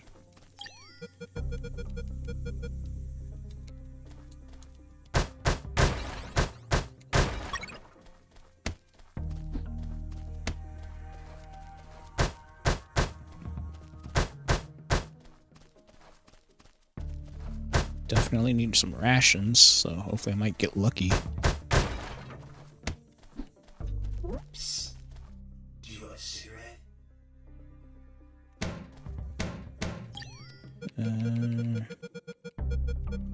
Got a lighter, but no cigarette. Okay. With those first aid kits, I can disinfect and heal my wounds. Good news, those kits stopped any bleeding and also healed my wounds over time. Bad news, once you used them, they were gone. Psst. Do you want a cigarette?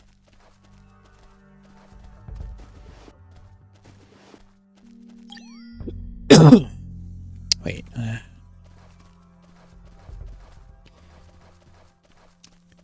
there it is. I was like, where's the other coin at?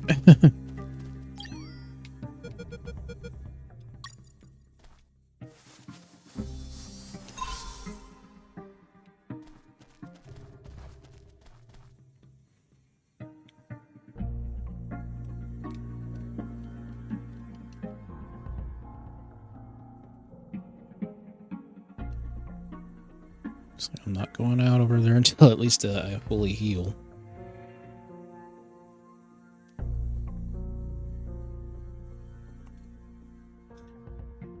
Okay.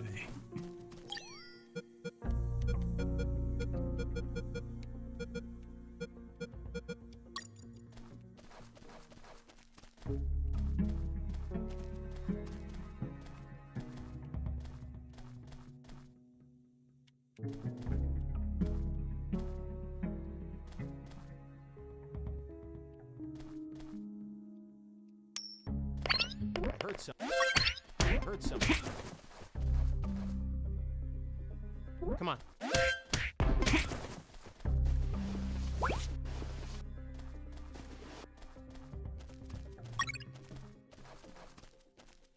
Psst. Do you want a cigarette? Thanks, dude. Hey, do you have a light? Thanks, dude. Hey, give me my lighter back. What lighter? You bastard. Screw yourself in that cell. Well, so much for that, but...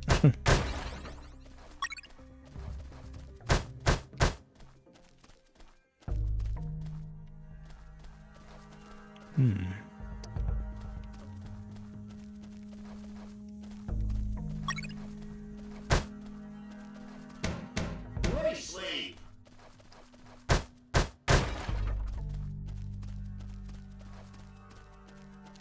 That's the cigarette butt probably will come in handy for something.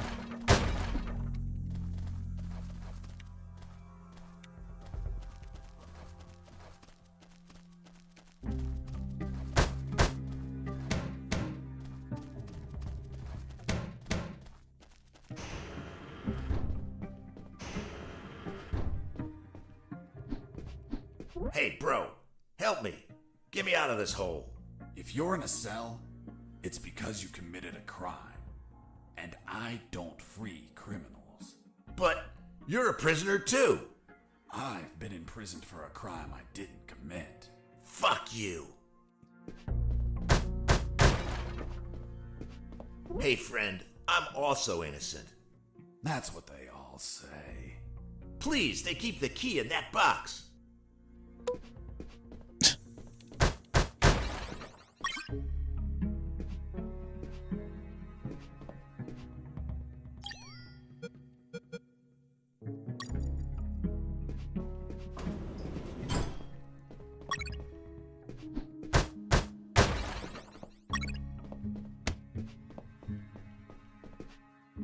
Hold on, I'm opening it.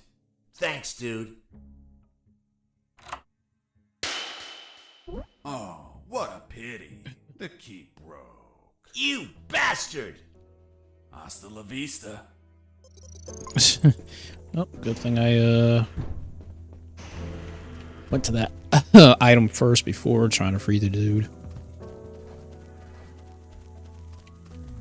Okay, we got 3 enemies.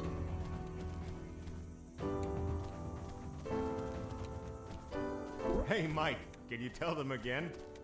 Of course. The Sarge says to the soldier, someone sent you a blank letter. The soldier says, it's from my wife, Sergeant. How do you know that, soldier? Because we argued and we don't talk to each other.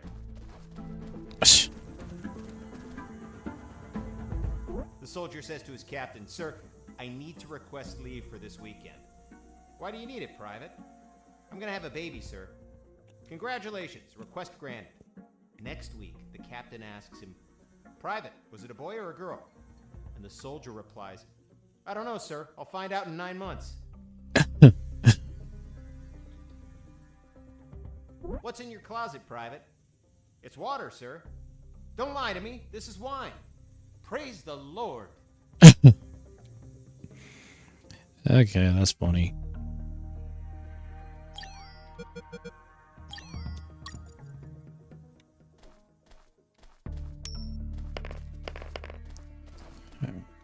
Hey, a coin. You're not going to pick it up, right? Yeah, why not? Come on, Mike. It's the oldest trick ever. As soon as you crouch down, smack! Smack what? The owner will show up and kick your ass. The Sarge says to the soldier, someone sent you a blank letter. The soldier says, it's from my wife, Sergeant. How do you know that, soldier? Because we argued and we don't talk to each other.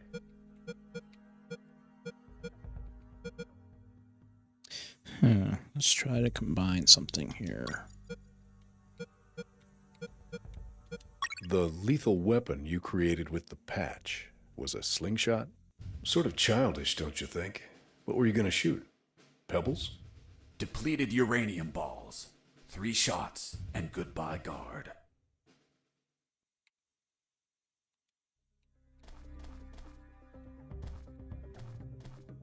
The soldier says to his captain, sir, I need to request leave for this weekend. Why do you need it, Private? Escaping prisoner!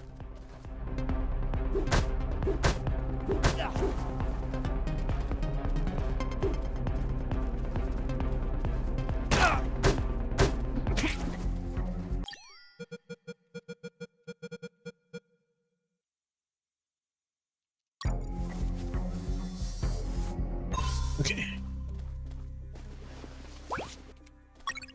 Sunglasses.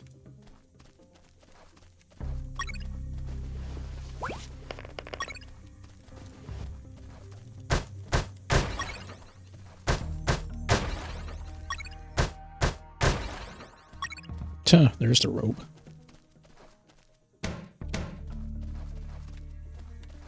Bury him.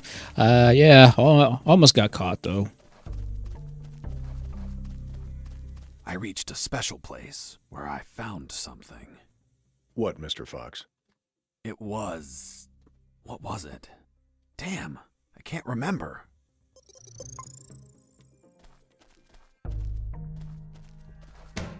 Be quiet. Oh yeah, now I remember. It was that damn grenade guy. Oh no, not that guy. I wanted to punch the hell out of him, but I couldn't reach him. Why couldn't you reach him? There was a ditch. A simple ditch stopped you? This was no mere simple ditch. It was full of tentacles. Oh, you gotta be kidding me. And blood-stained spears that moved up and down. And bony arms that tried to grab me. And deadly lays. Okay, Mr. Fox. I get it. You couldn't reach him. For your own good, I'll not include the spears, arms, and tentacles in my report. Now, Mr. Fox, please continue your story. All right. The fight began as he tossed the first grenade at me. Okay.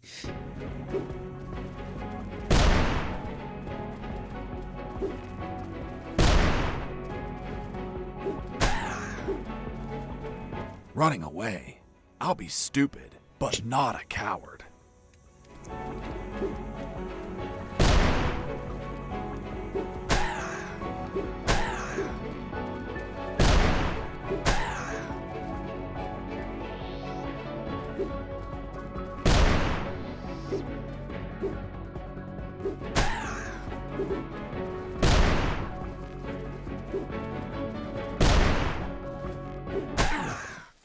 Boss defeated. I searched the grenade guy. Wait, wasn't there a ditch? I used the bridge. What bridge? But you told me you couldn't cross the ditch. Because I didn't see it at first. I was completely focused on my opponent, the grenade guy. I see.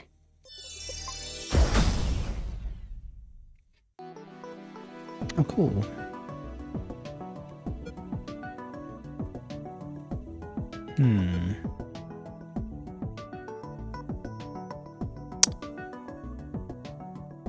Let's see. I guess I'll do the steel fists, because I'd rather be able to attack faster.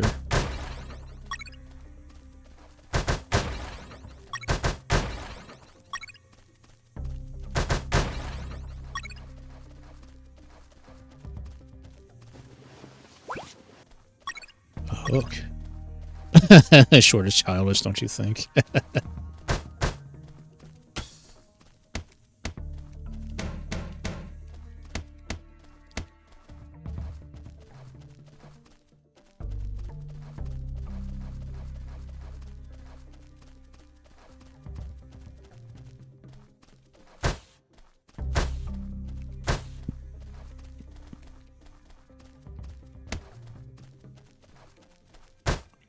Okay, so...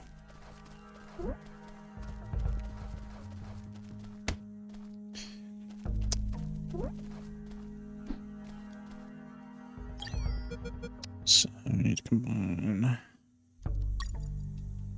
I got ready to use the rope to go down, but I couldn't find anywhere to tie it. I needed a hook or something to anchor it to the edge of the hole. So, we'll combine... Before going down, I had to tend to some matters with Harris.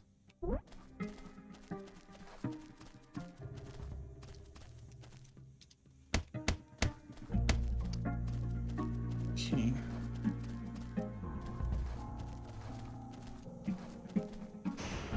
Actually, wait, let me save.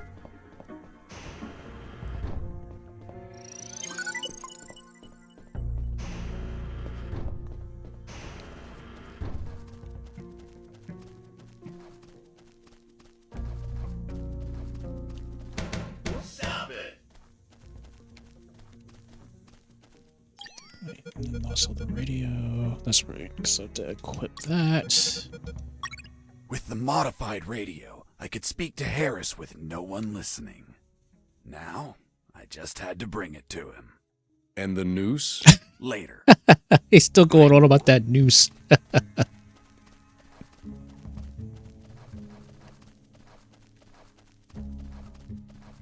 Here you are, Colonel. A radio. I've modified it to encrypt the signal. Oh, good job, son. Do you have another one for you? Not yet. I'll call you through Channel 1 as soon as I find another. Good luck, son. And Godspeed. Oh, thought I saw... Okay, just making sure I didn't see another thing. Another arrow down there by accident. I was about to go down that hole when I remembered that I still hadn't radioed the Colonel. Oh, shoot, so we'll have to...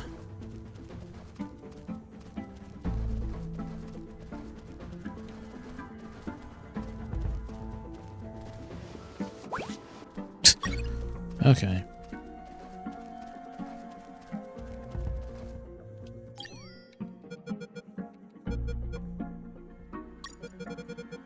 With the radio encrypted, I could talk to Harris.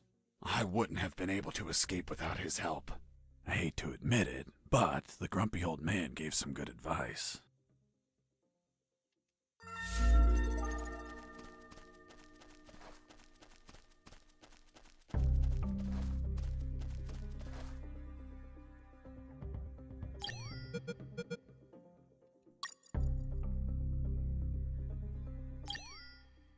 Colonel, do you copy? Copy. I found a rope to go down the sewer. And you're not down yet? What the hell are you waiting for? I'm on it, Colonel.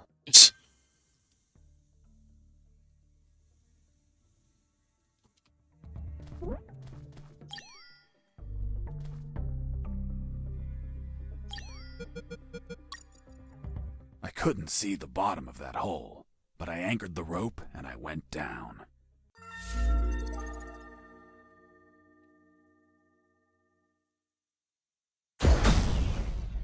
Jeez.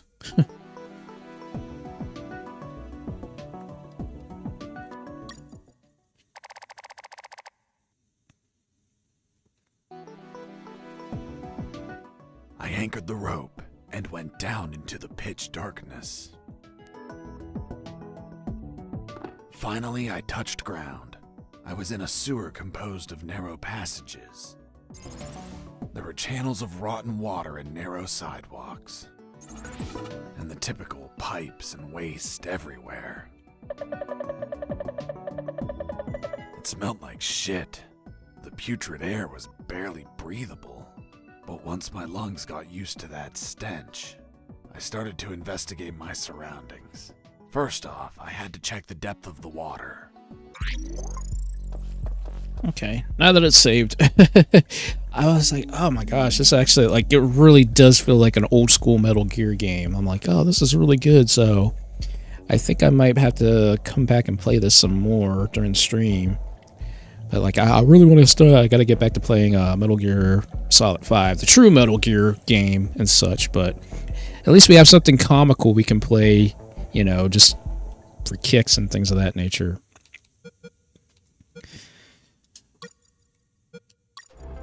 But at least now we can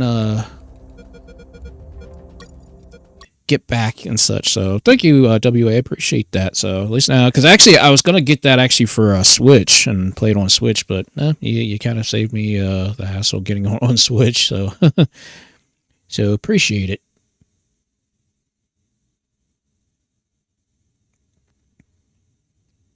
Oh yes, definitely.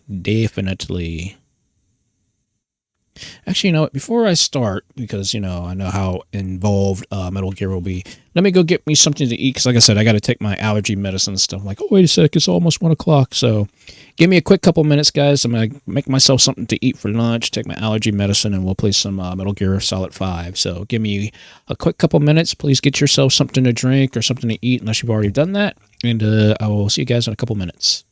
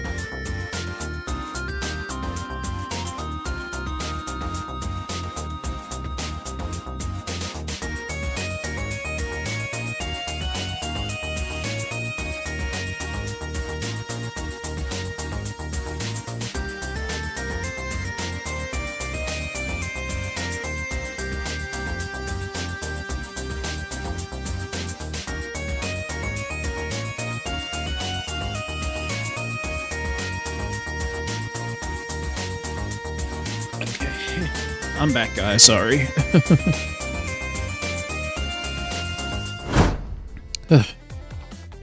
Sorry, I had to make me some pizza. I decided to wait and eat the seafood tonight because I didn't want to get all... I didn't want Old Bay all over all my stuff, so I was like, you know what, let me just get a slice of pizza instead. I can eat the seafood when I get home tonight.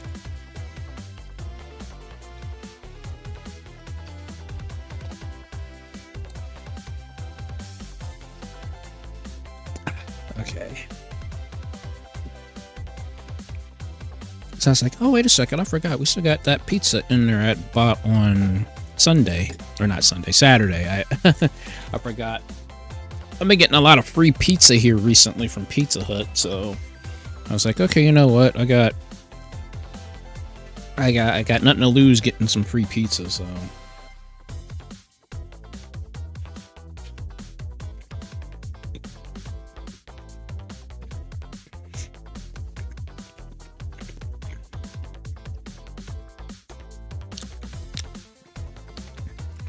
But I will be honest though, Pizza Hut's those sandwiches, Pizza Hut makes those sandwiches with the fries, and those are actually really good. That's a very nice, good lunch break kind of meal.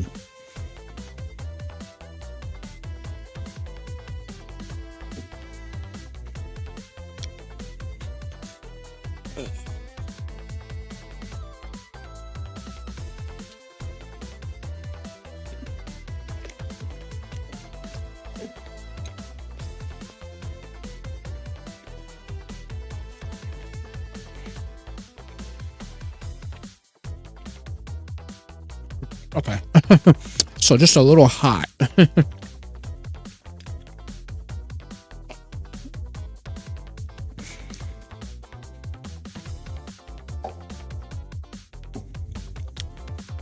So I got this stuff, like I said, got it on Saturday, and I was like, I forgot.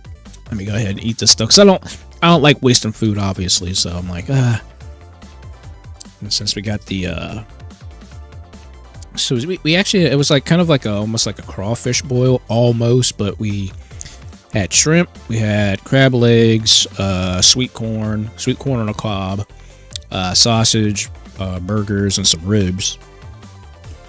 I'm like, oh, that's perfect, you know. It's been a while since I actually had seafood with Old Bay on it.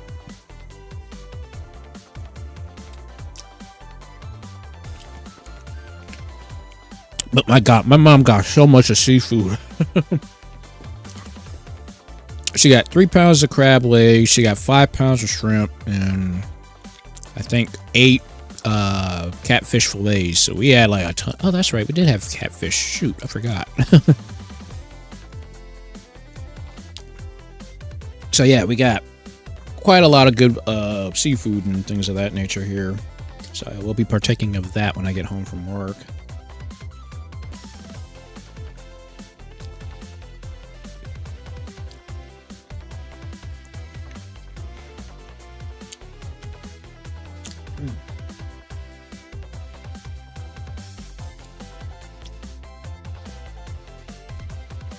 Dang it, sorry for the food ASMR, guys, but I'm hungry. I don't know why I've been so freaking hungry.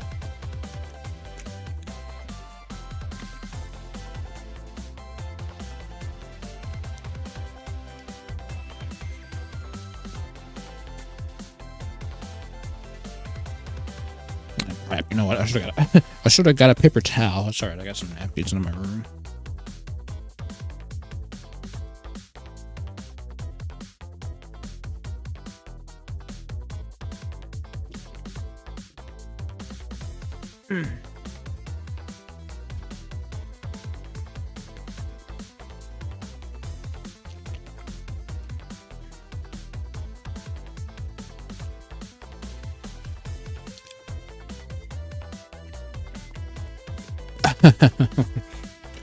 That's a something like that, I guess.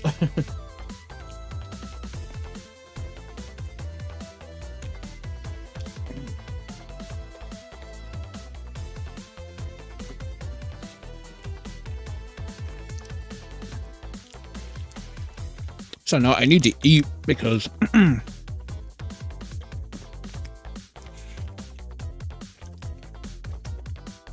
Because firstly, taking this allergy pill, it dries me out. So I need to make sure I eat to have something on my stomach because it dries out my sinuses.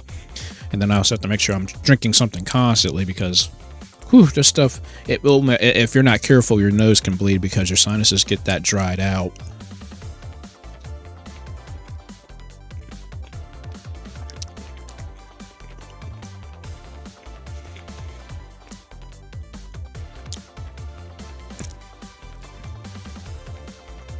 Yeah, I guess it depends on the kind of food I guess you're eating or something like that.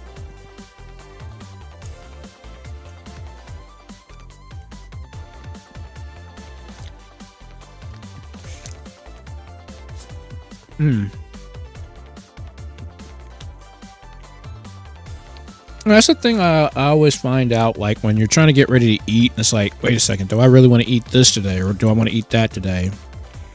Although, I'll be honest, guilty pleasure, I've been going to a Wendy's here recently and been just getting those it's like 10-piece, those saucy nuggets that's got the honey barbecue sauce. I'm like, oh my gosh, the barbecue sauce, I don't know how they make it, but my god, that stuff is good. So I've been hitting up Wendy's a lot recently because of that.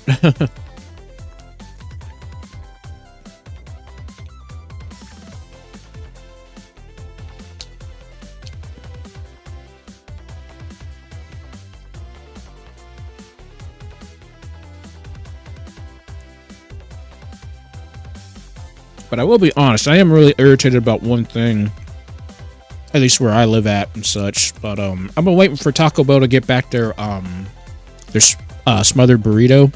Oh, that stuff was so good. Because whenever I would go out of town, before we got a Taco Bell here in town finally, we would go out of town, and like whenever we would go to get them playing at the arcade, we'd always stop at Taco Bell and get this smothered burrito. I'd get two of them. I'd eat one there at the because we'd always eat inside, so I'd always get one to eat there, and I always get one to take home with me.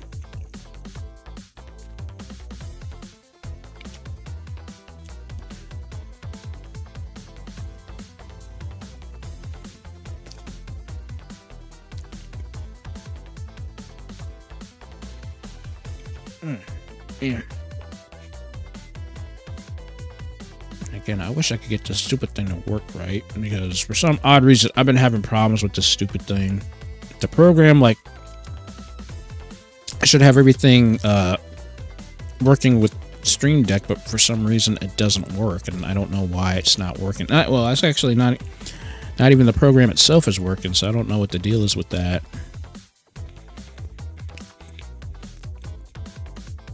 So yeah, it's something I have to figure out whenever I get the new layout and stuff like that done.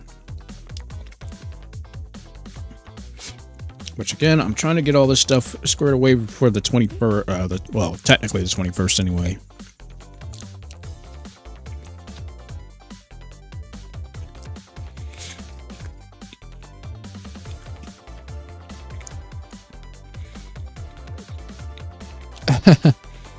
Well, that's technically, I could do that. That's the one thing I do like about PNG.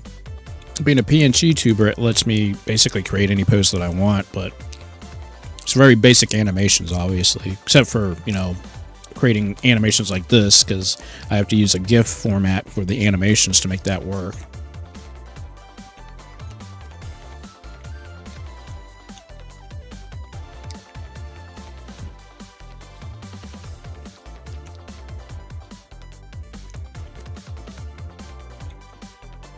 But again, the one thing I've got to do is get this stupid program to work correctly with the keyboard shortcuts. That's the problem. Because it acts so stupid sometimes. I don't know why it does that.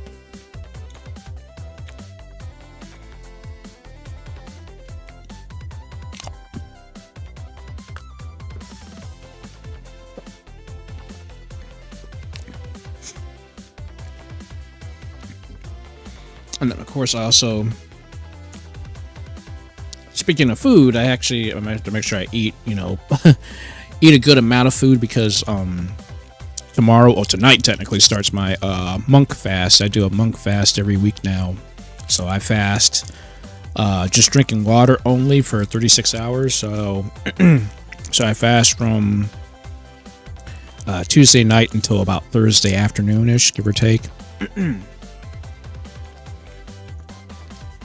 And that's what I've been trying to do anyways, because, you know, I've been trying to, like, you know, be a little bit more healthier and things of that nature. But I've been doing the monk fast since May, I think. So I think the only day I actually missed doing that was Otakon, and for obvious reasons, like, you know, when you're, you know, getting ready to eat someplace different, you're like, you want to make sure you get something on your stomach, because I'm like, I don't want to have anything going up with my stomach. I eat something that I'm not used to in the area that we were going in and stuff like that, since Otakon was in DC, so DC has so many different food places and stuff, but my god, that stuff is expensive. Like, I'm thinking, you know, Red Lobster was expensive. Like, no, this stuff was on a whole other level.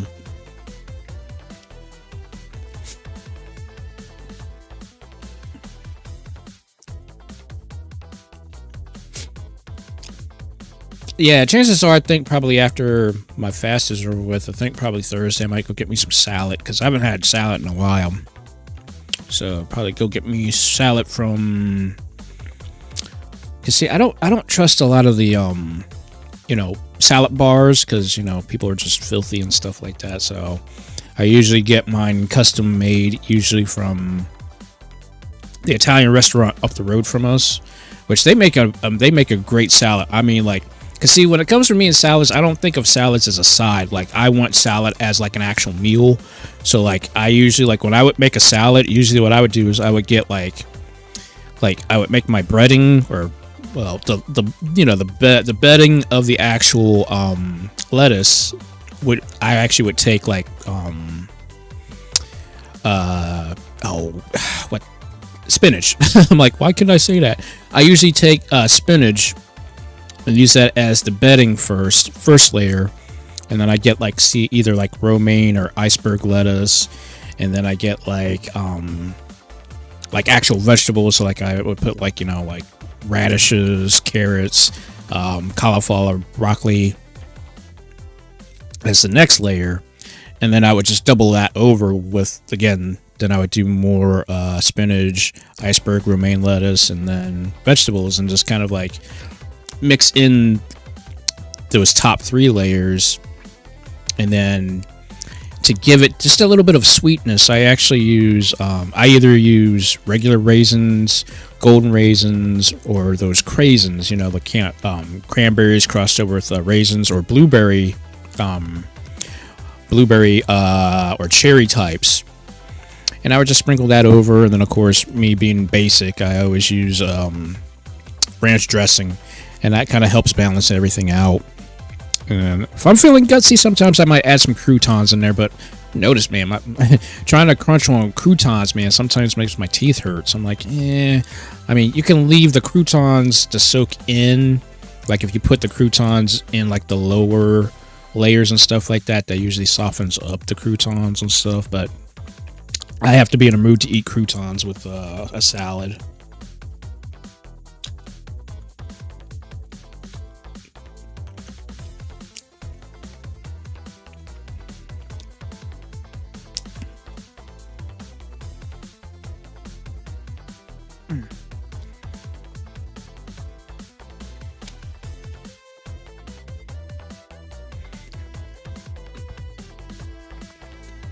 Man, this piece is good.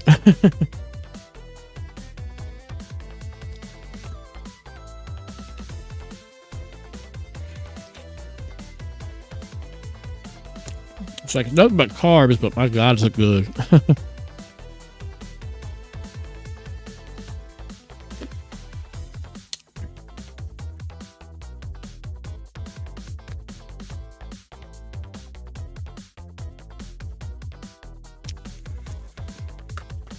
And then, of course, I'm I'm drinking sweet tea with this as well.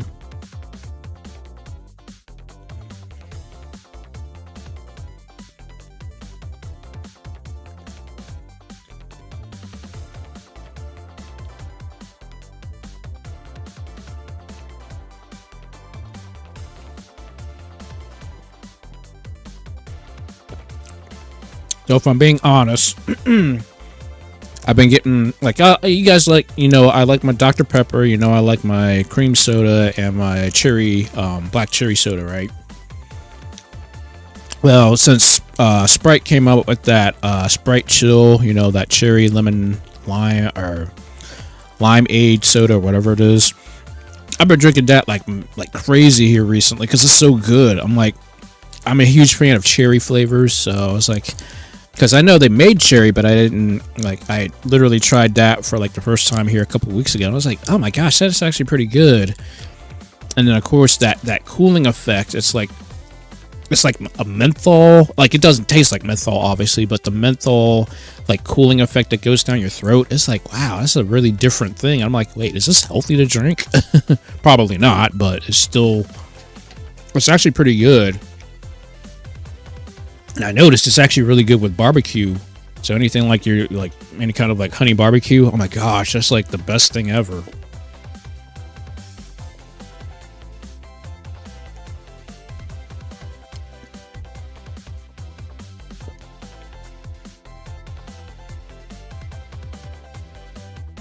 And shoot, that reminds me, before the season ends, I gotta go to Regis Ice and get me some more cherry flavored the Italian ice stuff, because I usually get the gelato. Like what I do which is odd, for my birthday, what I do for every single birthday that I've had, I'll go to Rita's Ice and I'll get the gelato. So like if they add the cherry mixed in with vanilla custard, and oh my gosh, it's so good. And then I always get a cherry cheesecake for my birthday, or if I'm really lucky, I'll get me some of that red velvet cake. And that's usually what I do for my birthday. But see, Rita's is expensive too, so I have to watch the I gotta watch the cash flow when it comes to that sort of thing. But since I haven't had it in a while, I think I can splurge a little bit, at least at Rita's, because I'll probably just get me a large gelato, cherry gelato, and probably just get me just a Italian ice, because I usually get those quarts. And the quarts are like $7, but hey, you can make those things last for about 2 days.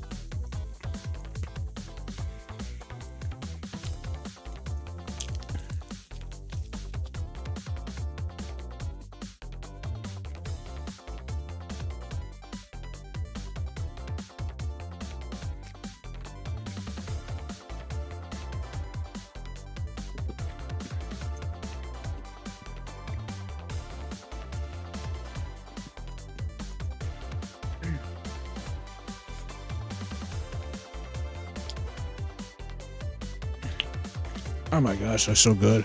I'm like, why is that? I'm like, I did not realize I was that hungry.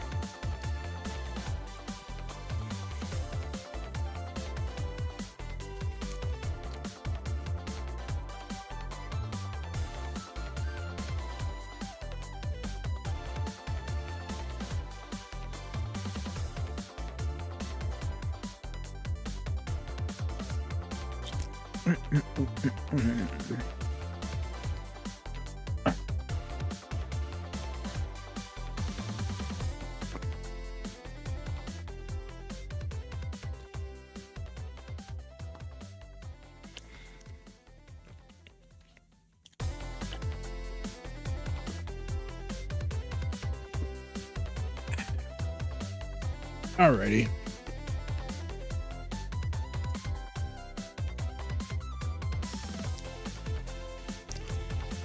Alright, let's get back to playing some Metal Gear Solid 5 now, because I want to get a little bit further in the game now. Hopefully I can.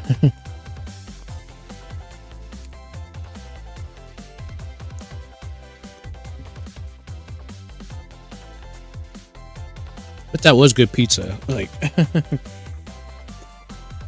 again, I'm basic. I just got just regular cheese pepperoni. I'm like, that does me just fine. I don't need anything crazy or anything like that.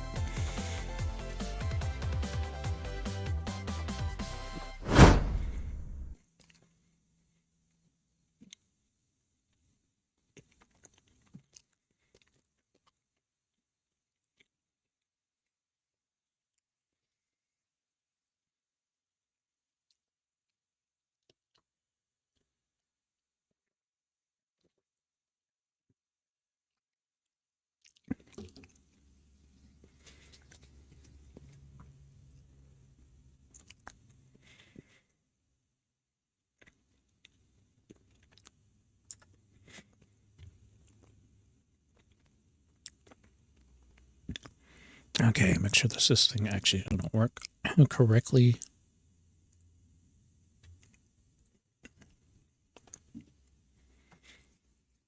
Okay.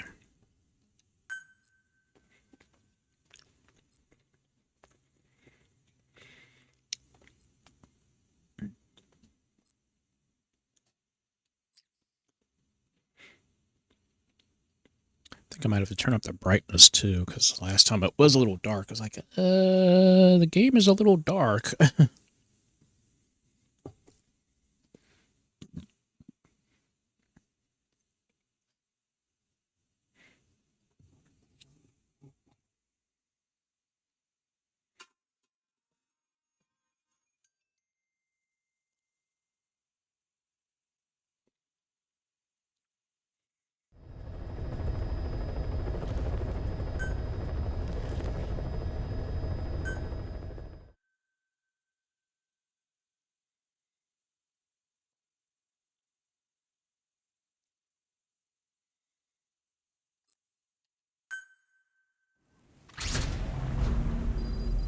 The map has been updated.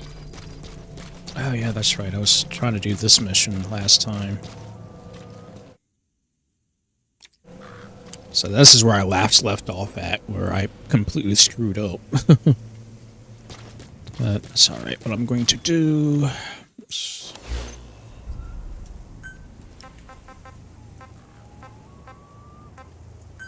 Please select a drop point. Supplies requested. Just need some supplies.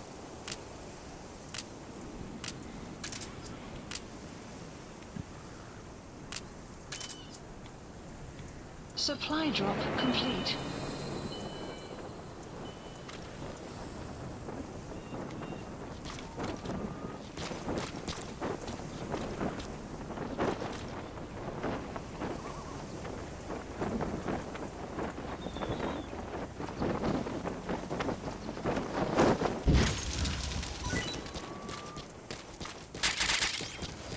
Nice.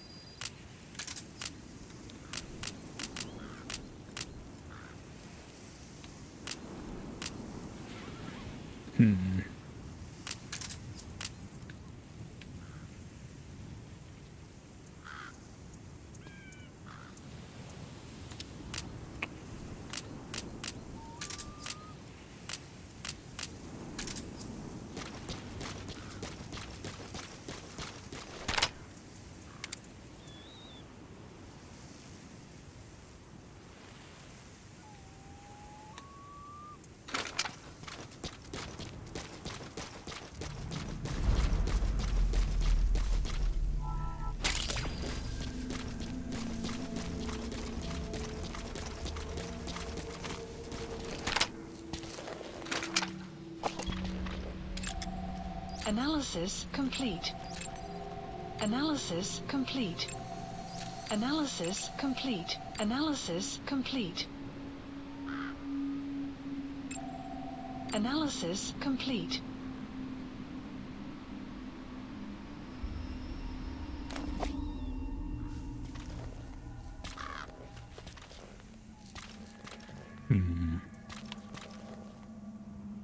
Doing this in the middle of the day sucks, but don't have a choice. Wait. Thought I saw another person over there.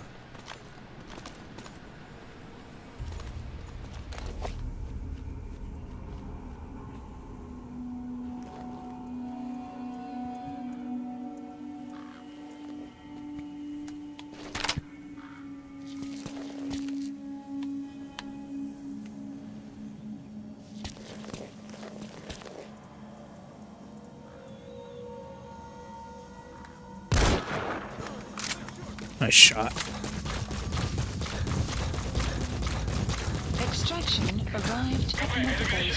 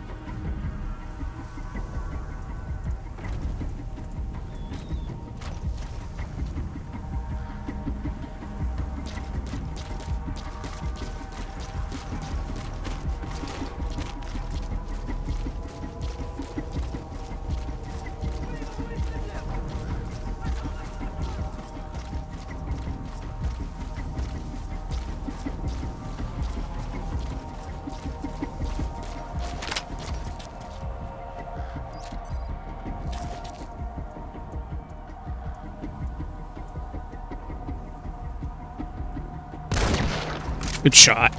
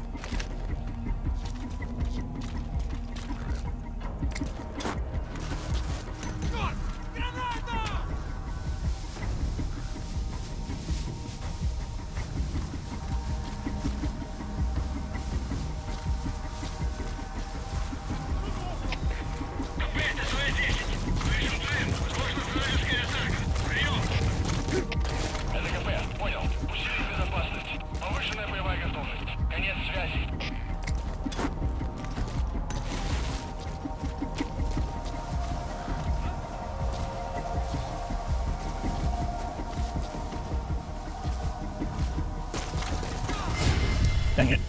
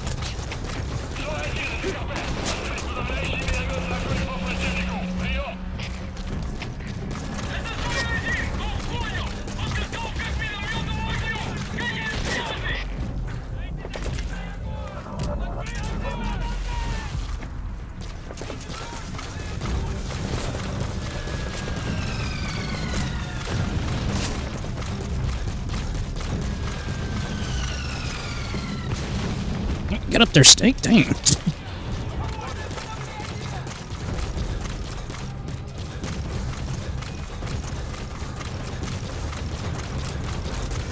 I see you.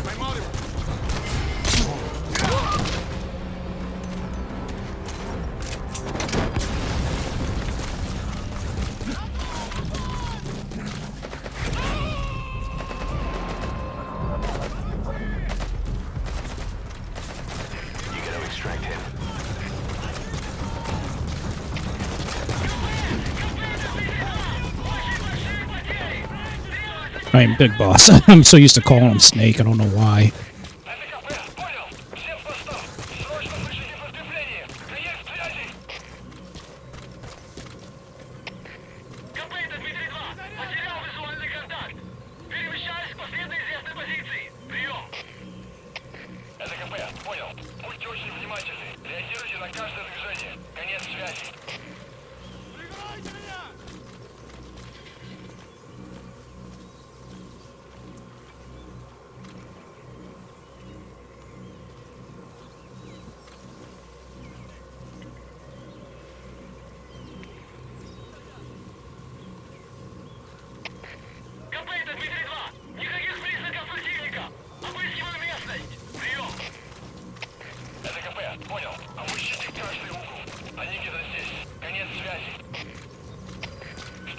Штаб, это КП. Позаимствовался огонь. Открыли огонь в ответ.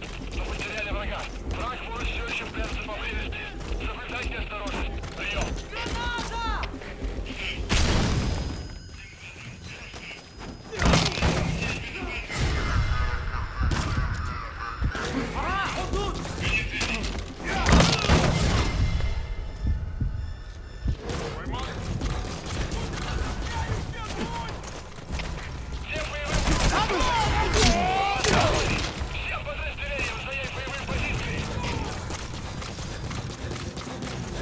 Enemy presence detected.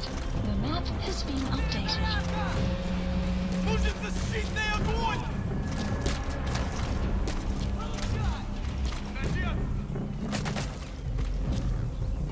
Нужен подавляющий огонь! Огонь! Огонь!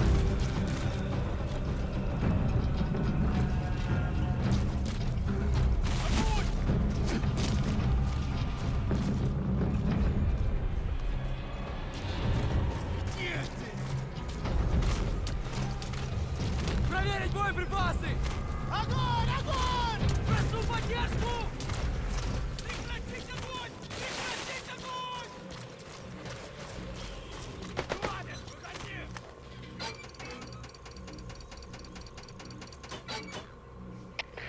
КП, это Дмитрий 2. Потерял визуальный контакт.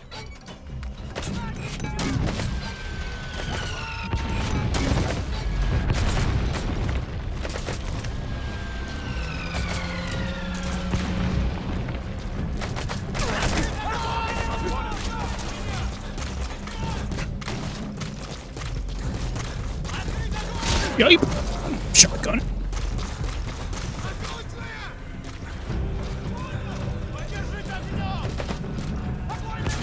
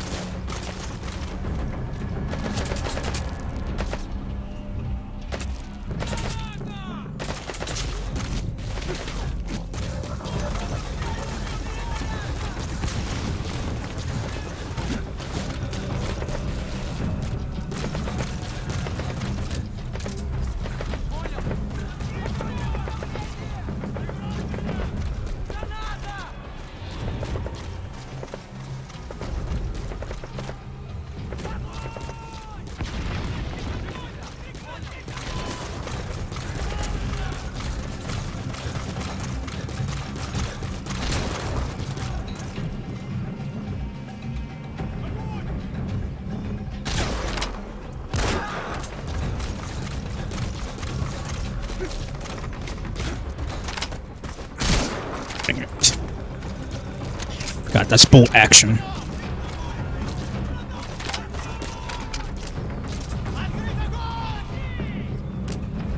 Патрон еще есть!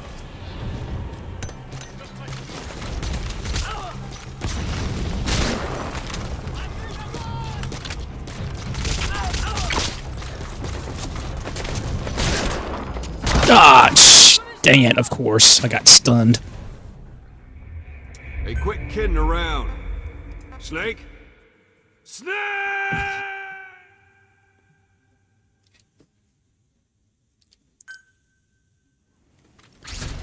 Okay, this is starting to get annoying now.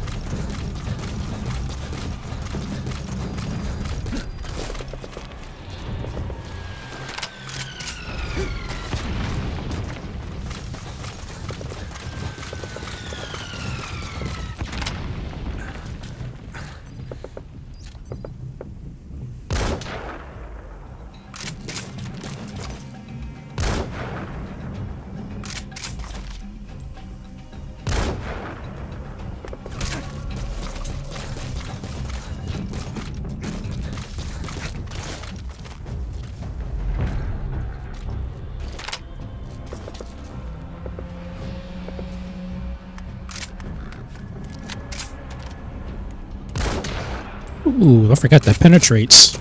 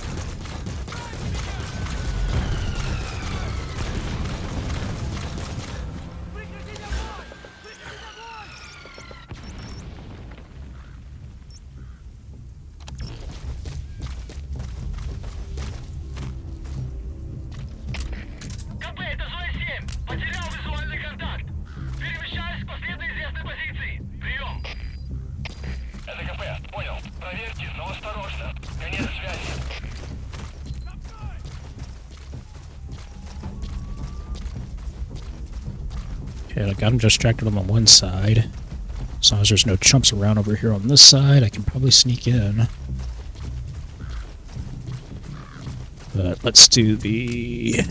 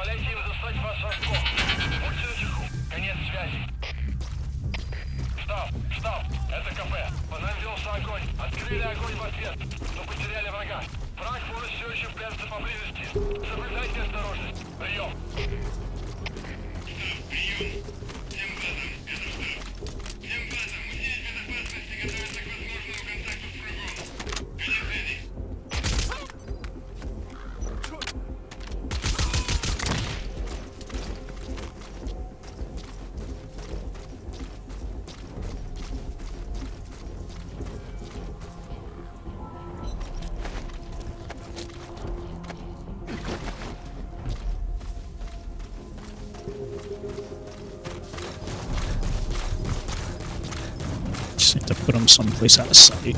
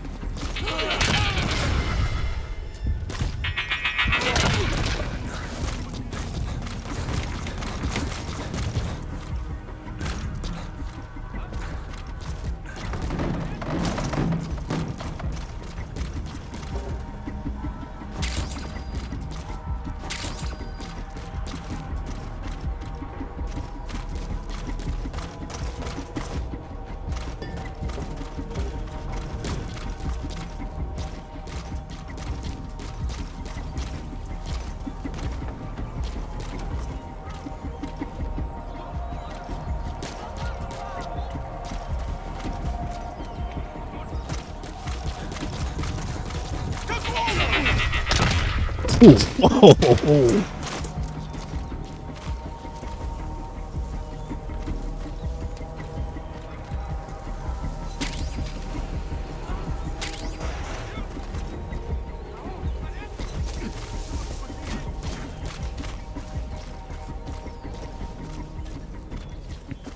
Tell you that punch definitely. Even I felt that punch.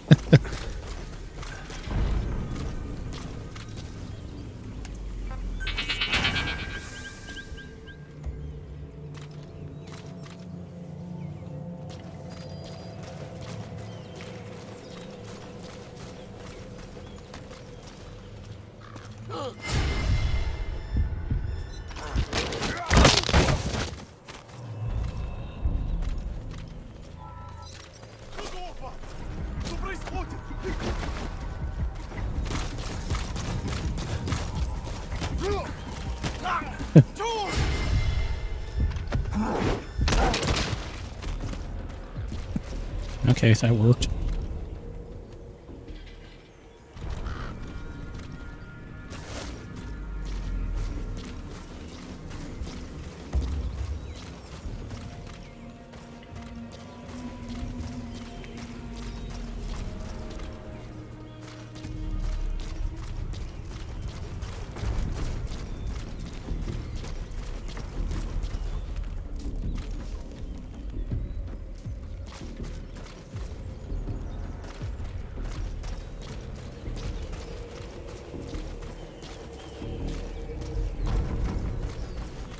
See if I can sneak around and get back into there.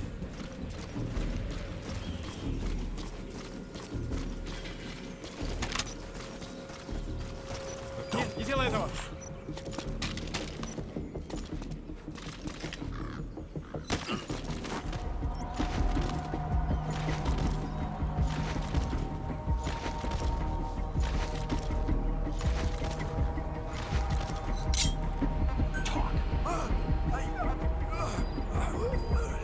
The map has been updated.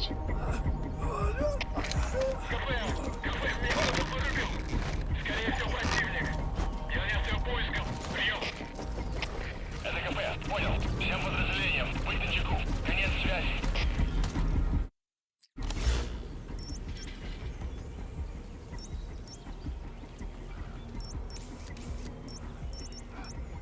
Marker placed.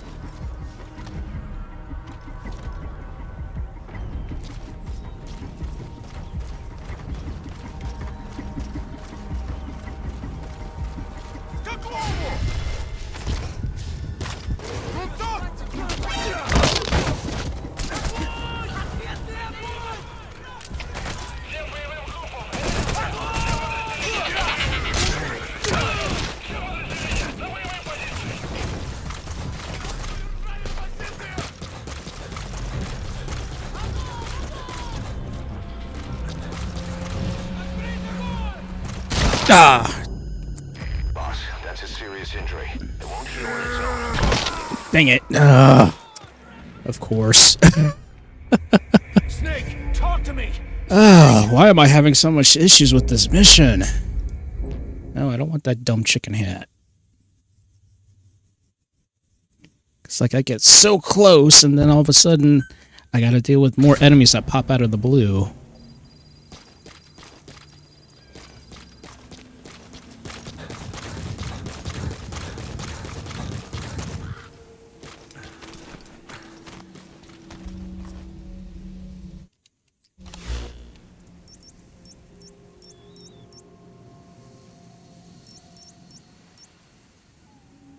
Wait a second. You know what? I keep forgetting. I've got that stupid strategy guide.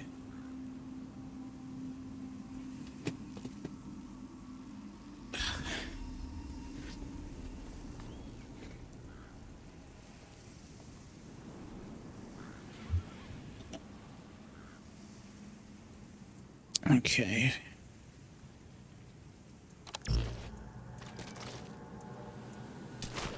Make sure I'm out of the way.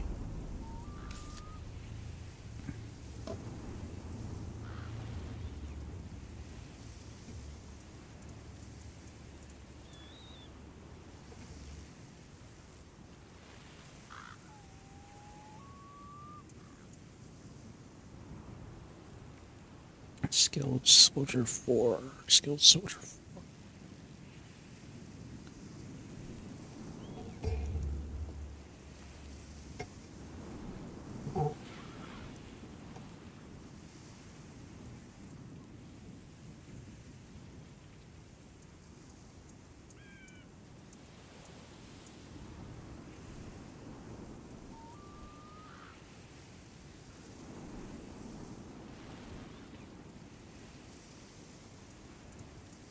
Okay, so he's by the spire. At least that's what it says in the book. Oh crap. I hear up. Yeah, that's just my luck.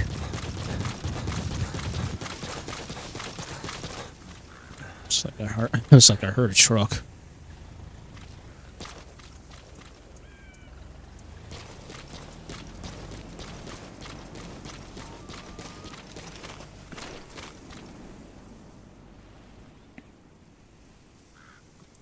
Okay, so again, it says he's by the spire.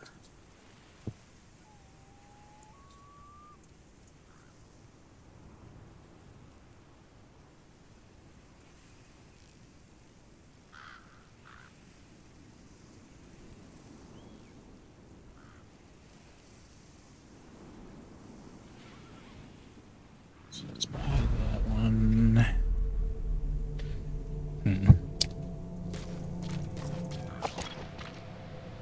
So it's by that broken area. Wait, is that a sandstorm coming?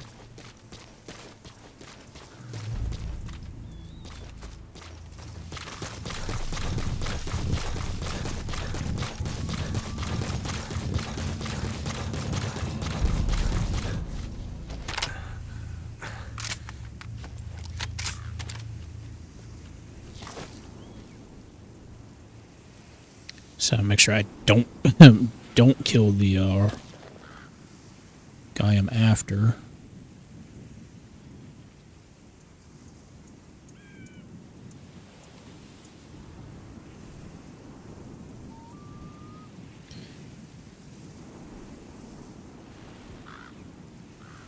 Okay.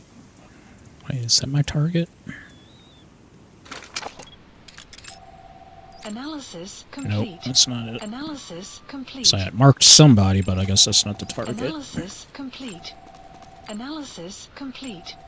Analysis complete. Analysis complete.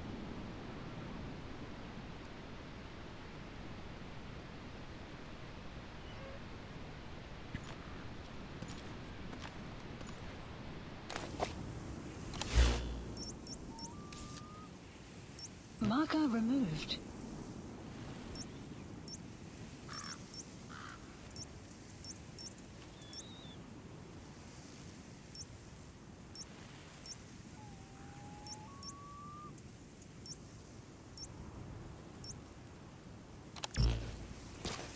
It says the approach from the east, so...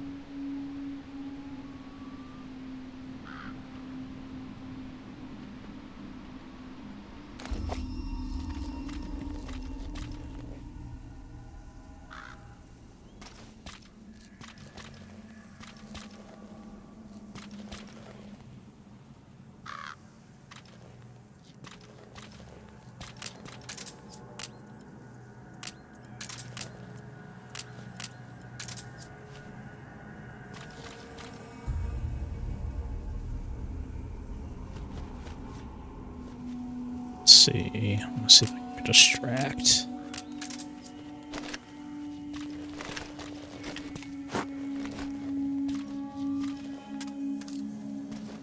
Nope, that didn't work.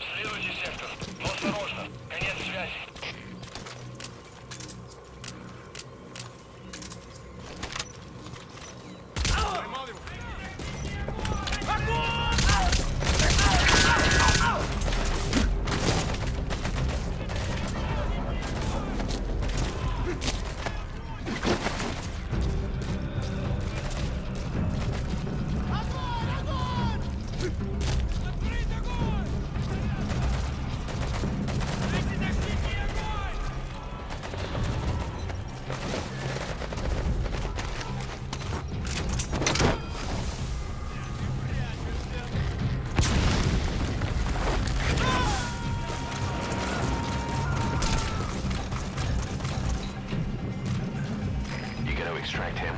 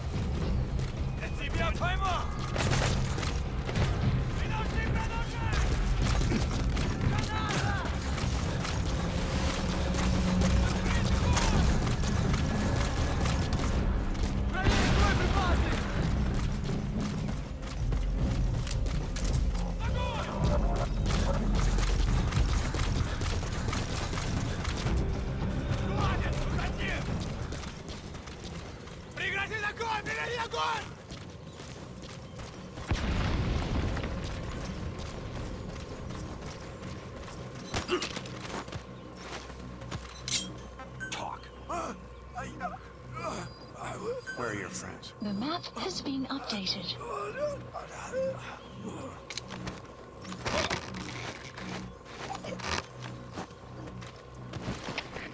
Капец, СВ-10! Потерял противника из вида. Ищу последние точки соприкосновения. Прием! Это КП, понял. Будьте начеку и найдите противника. Конец связи.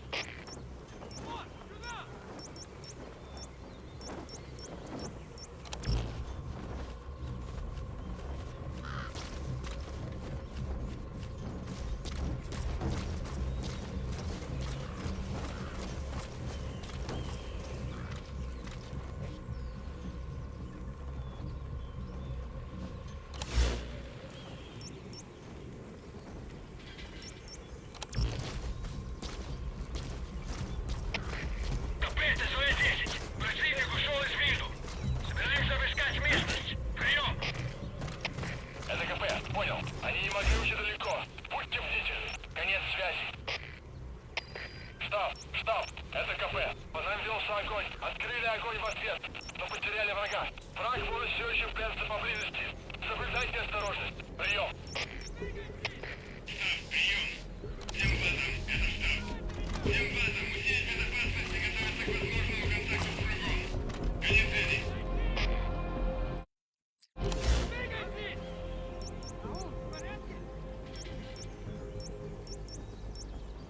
Okay, there's the specialist.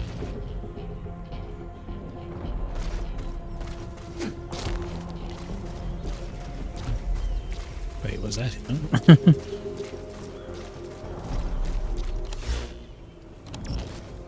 I guess that is him.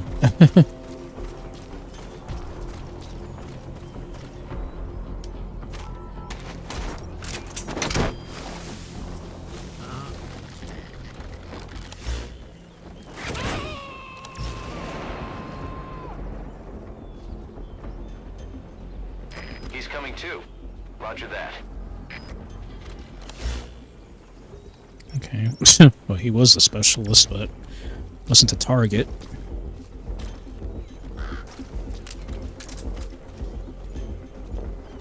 Clouds approaching.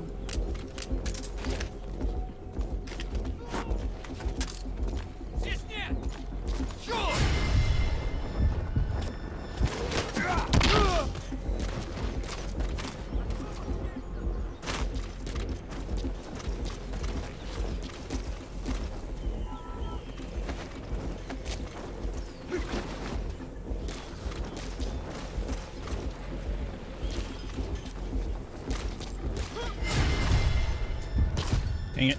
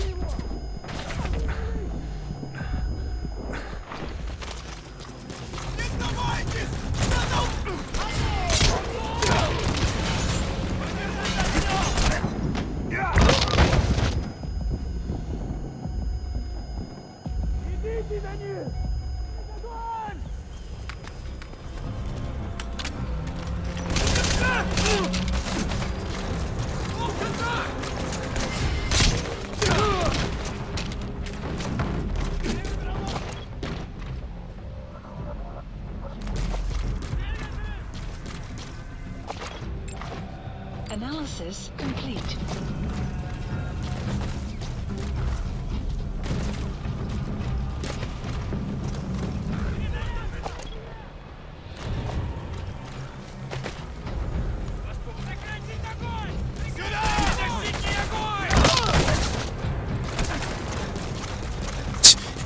Three guys and they couldn't take me down like that.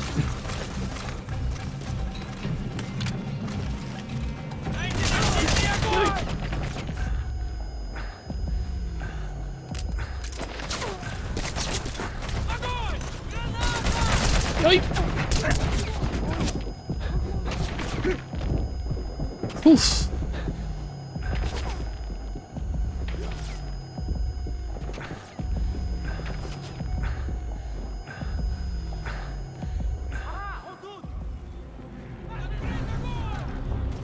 Oh, jeez.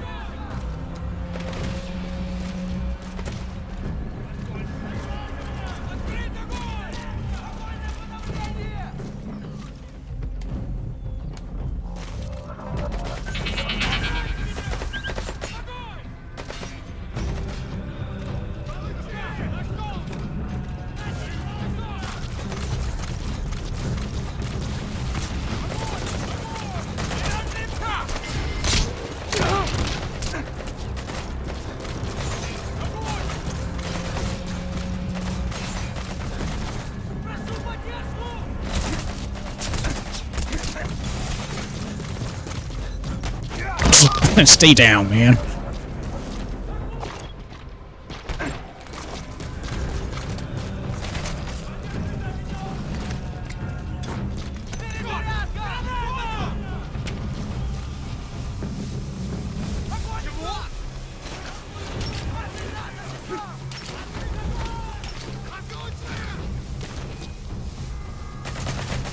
Hello. Phew, that was close.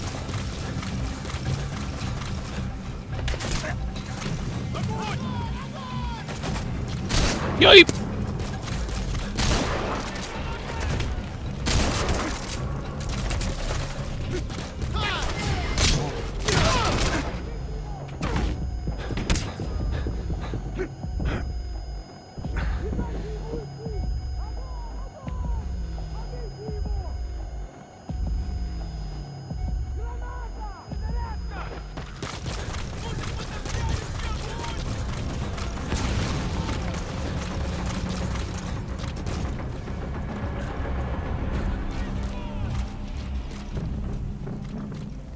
Oh.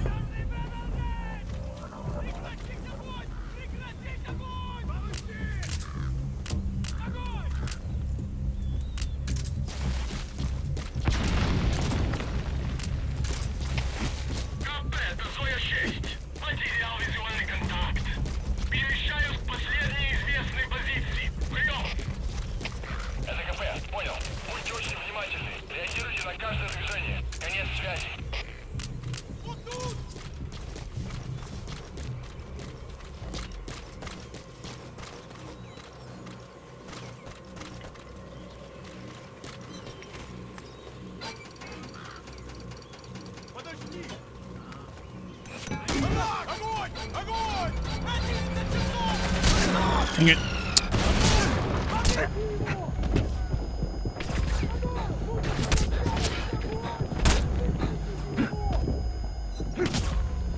God dang. Jeez. Oh, I'm like, why do you have to climb so slow? Boss? Boss!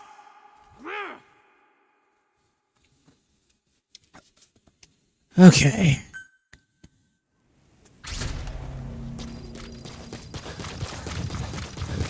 Yeah, this is getting super annoying. I'm like, why is this mission so hard? I mean, yeah, I know I'm underpowered, but still, at the same exact token, I should be able to just find that dude and get out, but he's hiding someplace. Oh shoot, there's a blueprint. I need to get that.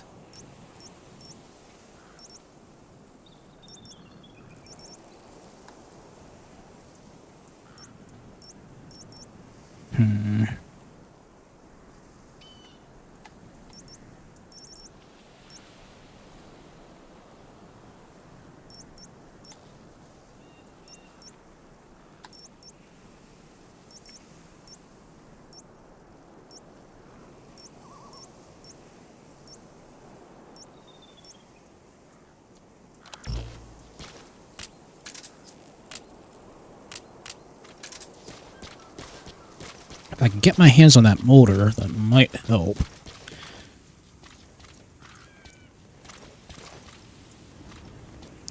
I need to take out that satellite. If I can take out that satellite there, radio communications will be knocked out.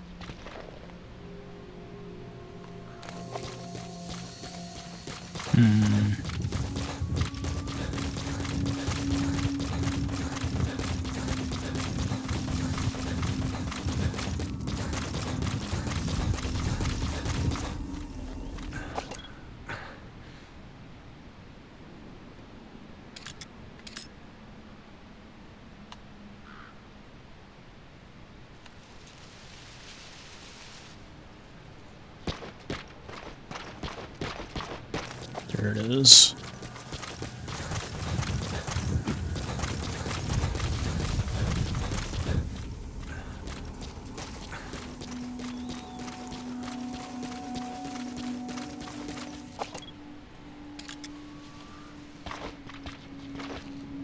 And I definitely need to take that out first, so what am I gonna do? It's gonna distract a lot of them, but this will be worth it.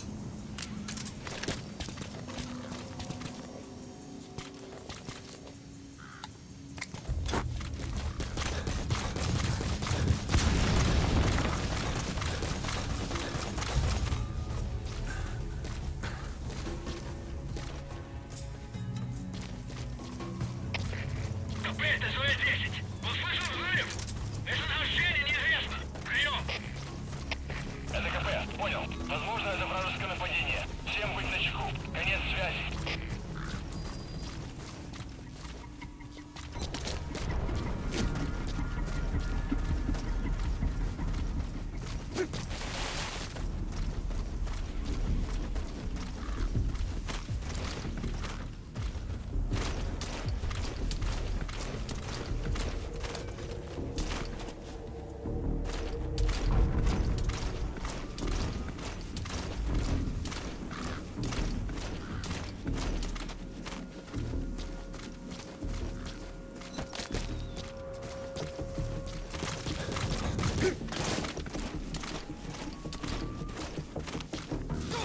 Dang it!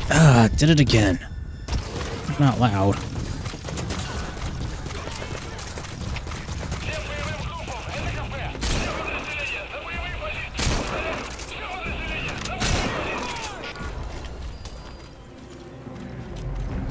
Yipe!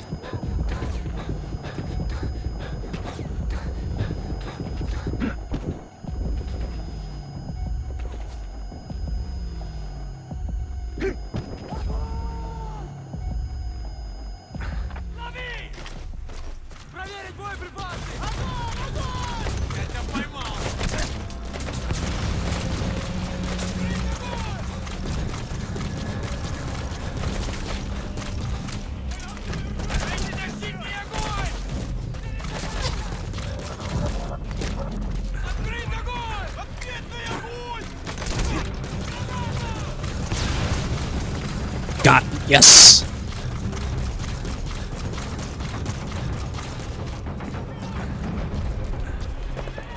All right, I took out the satellite system, so that should help.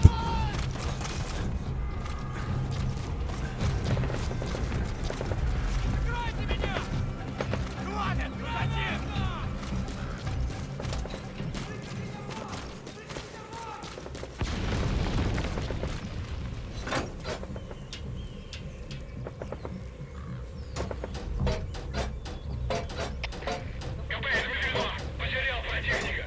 Ищу последние точки соприкосновения. Прием.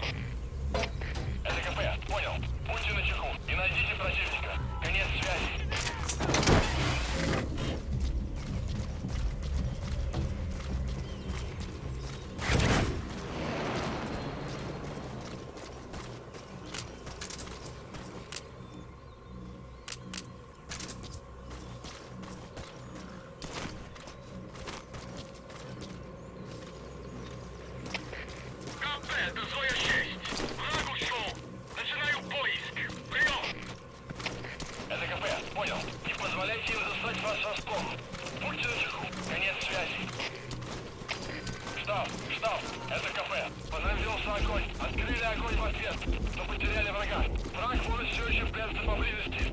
Соблюдайте осторожность. Штаб, это кафе! Ответьте! Штаб, ответьте! Штаб! Штаб, это кафе! Штаб, прием!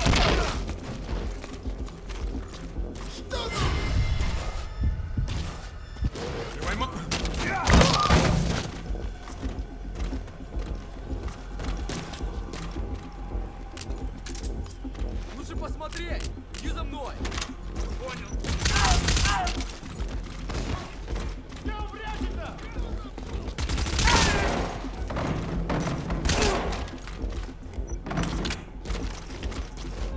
Clouds approaching.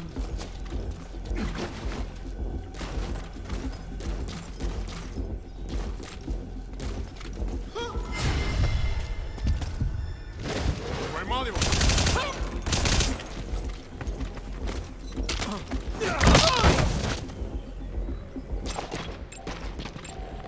Analysis complete.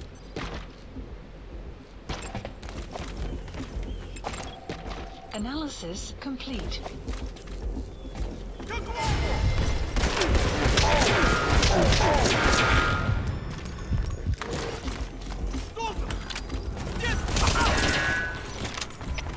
Всем боевым группам! Это кафе! Боевые посты! Все подразделения! По боевым постам!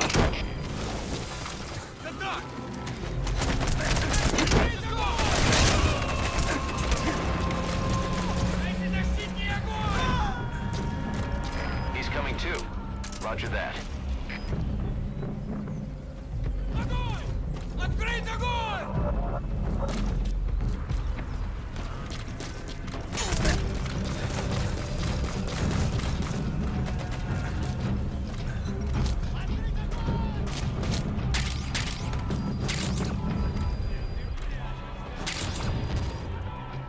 Got the blue pin. Nice.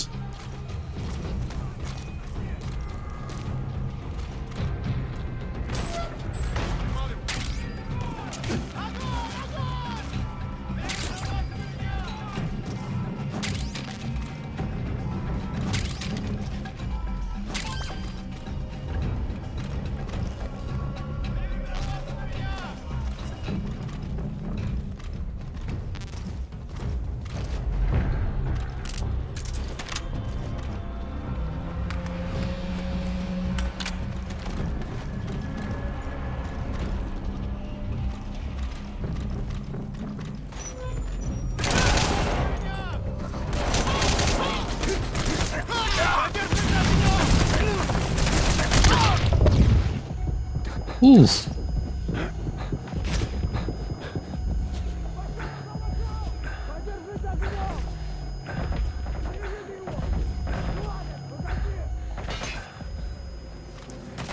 Whew. Jeez.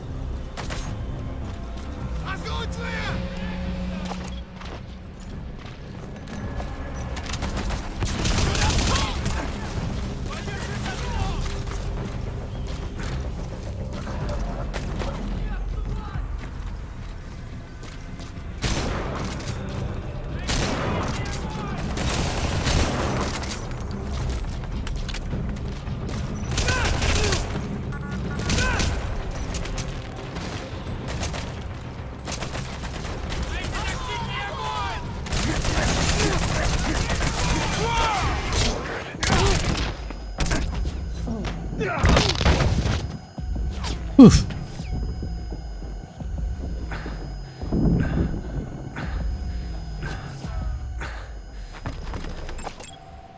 Analysis complete. Analysis complete. Открыть огонь!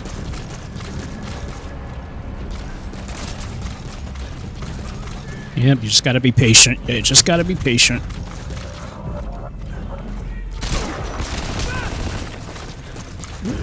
Oh! Boss, that's a serious injury. It won't heal on its own. Dang it. Hey, quit kidding around. Snake? Okay, you know what? We'll have to... Snake! Alright, let's switch back, sadly, because there's no way in the world I can get through that without... I'm gonna have to upgrade and get some better abilities, because I keep getting caught, and I'm like, where is the soldier at? It doesn't tell me where the soldier is, sadly. Arrived at mother side ops list updated. Well, I mean, I made some progress there. It's not the greatest, but...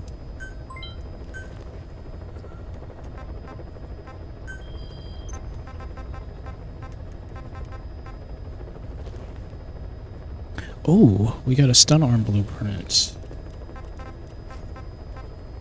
Okay, what does it say about that? Yeah, sadly, the side op mission quests in the book here doesn't exactly give me all the information that I need.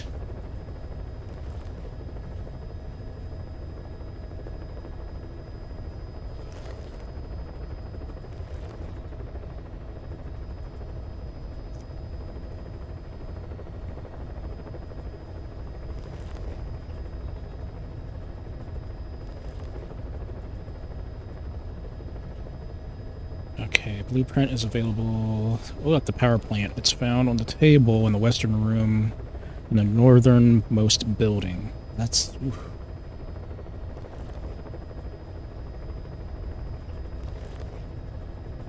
Well, all I can say is we can give it a shot.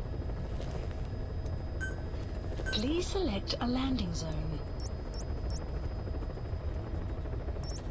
Yeah, oh shoot, I'm nowhere near. That's too... Mission not accepted. Yeah, that's way too far out. Please select a mission.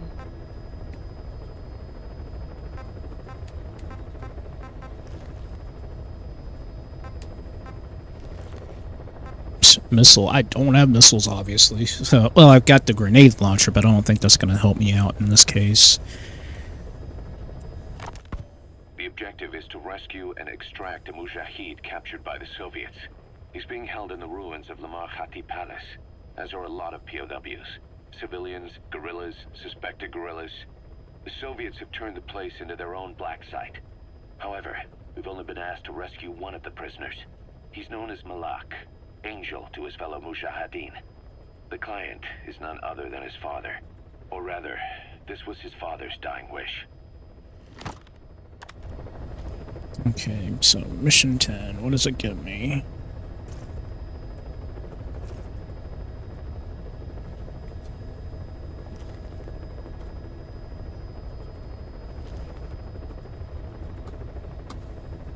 Okay, at least the main missions does give me a nice thing.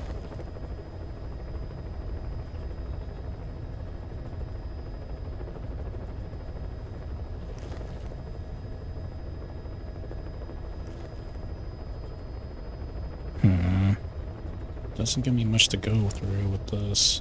Shoot, and the cargo Photon has to be upgraded to level 2, and I do not shoot. I don't have that.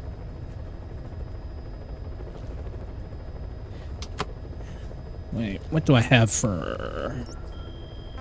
Holy shoot, I forgot. I gotta get my rewards.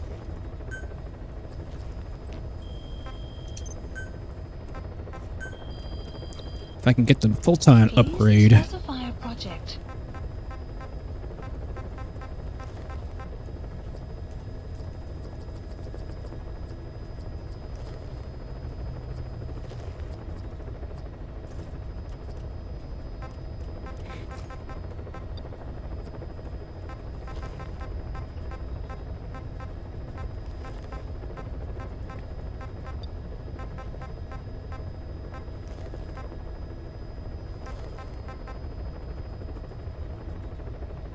Holy crap.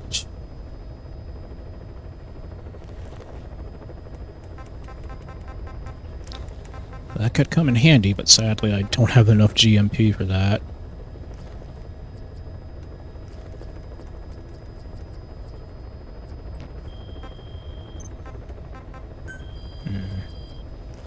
Please specify a project.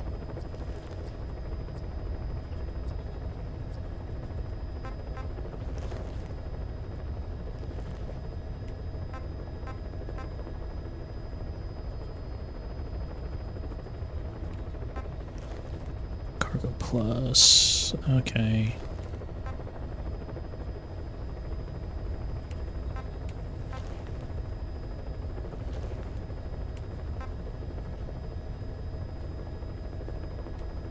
Okay, that gives me more ammo. This looks a little bit on the expensive side. Shoot, I need a transportation specialist. If I have one of those, then I can get that.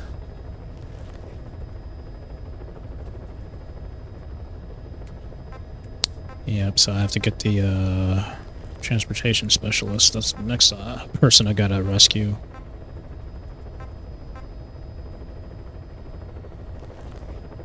Jeez, I need the R&D level, team level to be up by 17, also intel as well. Shoot.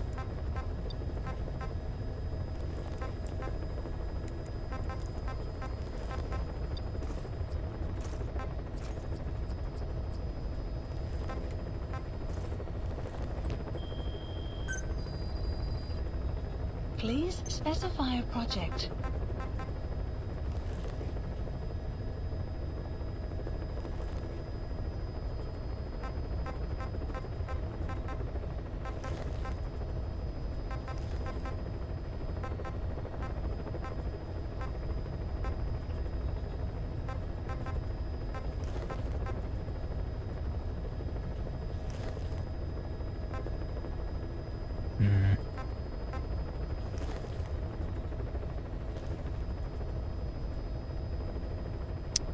It's the gold variant. Jeez, it's still a little expensive.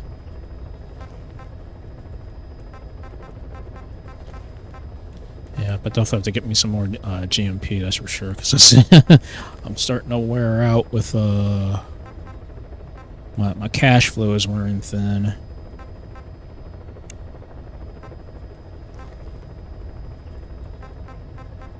Dang. Okay, well.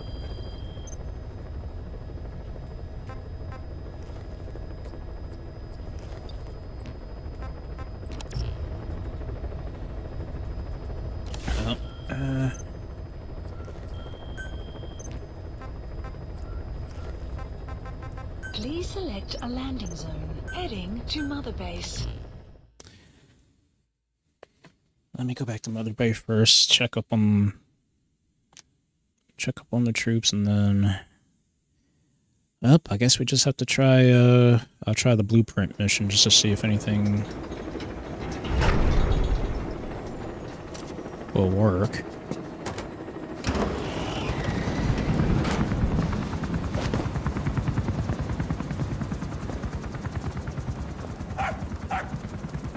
No, DD, stop!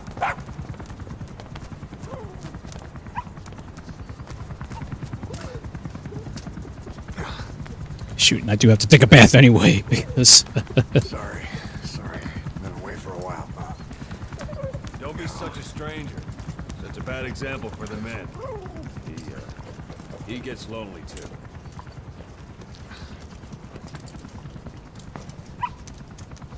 DD, come.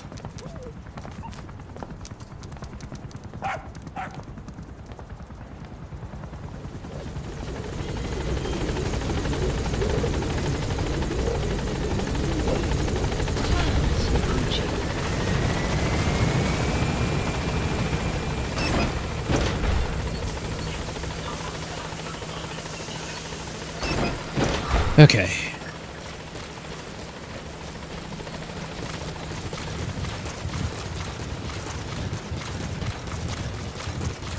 Yeah, taking showers is pretty much important in the game, because as you keep playing, eventually you won't be able to do much because you're too physically worn out.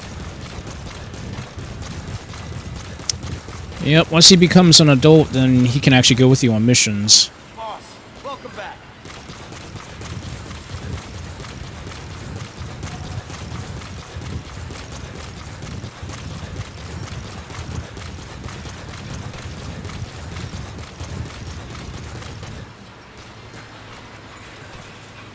Wait, what's that? There's a couple items. Nice, rough diamonds.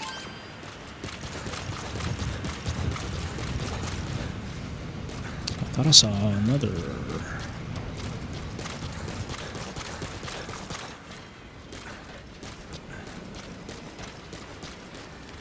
Ah. Thought I saw something flashing.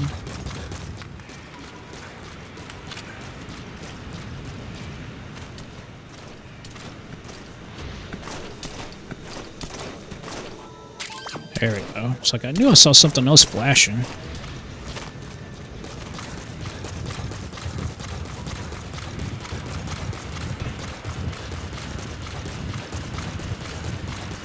Alright.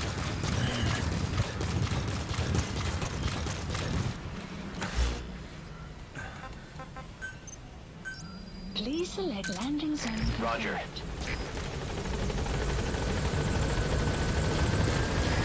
This is Pequod. Arriving shortly at LZ.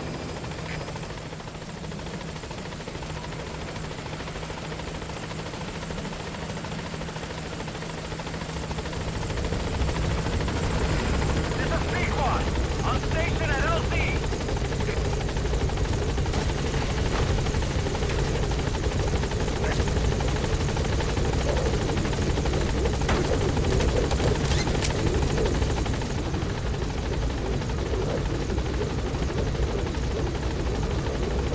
Gaining altitude.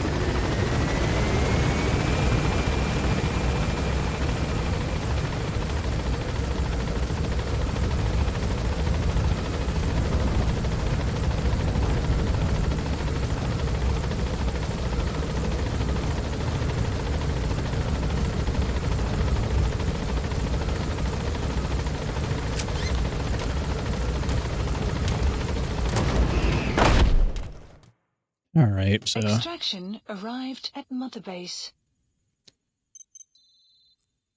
We've established nice, a sick cool. bay on the new medical platform. Staff who come back with wounds, diseases, or PTSD can be treated there.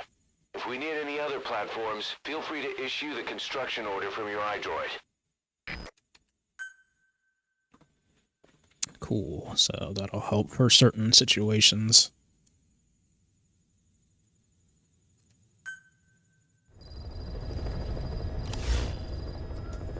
Please select a mission.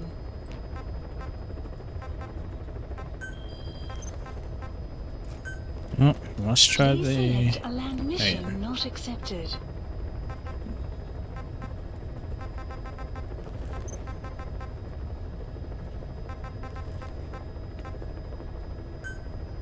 Please select a landing zone. Heading to Afghanistan. Alright, well, at least do this mission.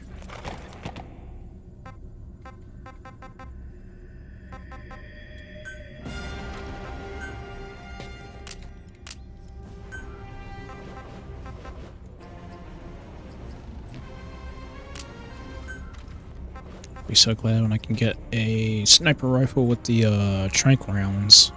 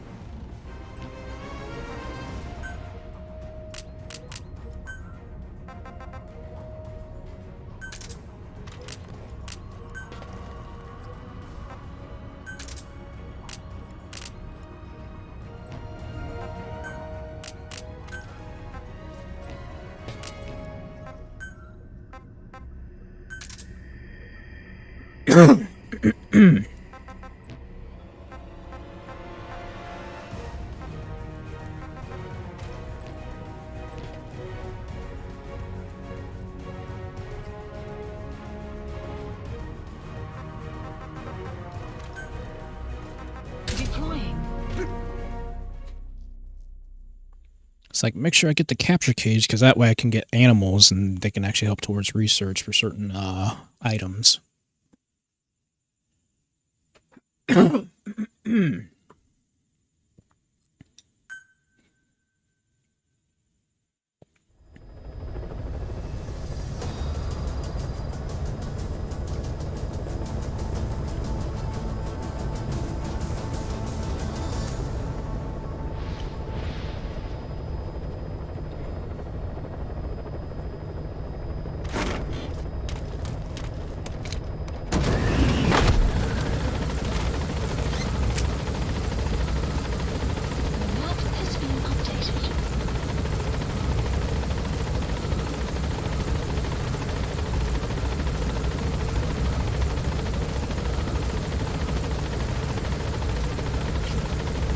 I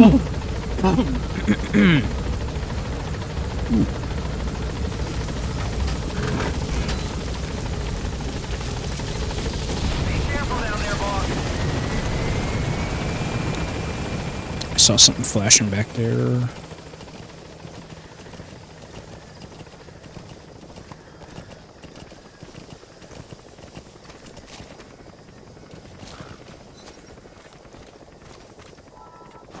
Nice. Okay. Extraction arrived at Mother Base.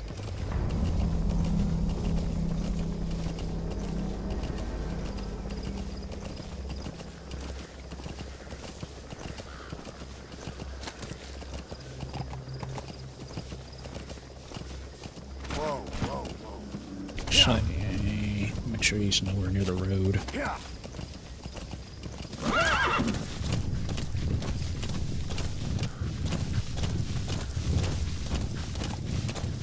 Whoa, whoa. Whoa, whoa, whoa. Yeah.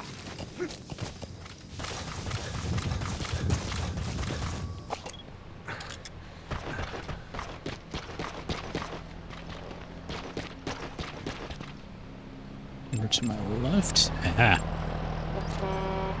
Enemy presence detected. The map has been updated. Analysis complete.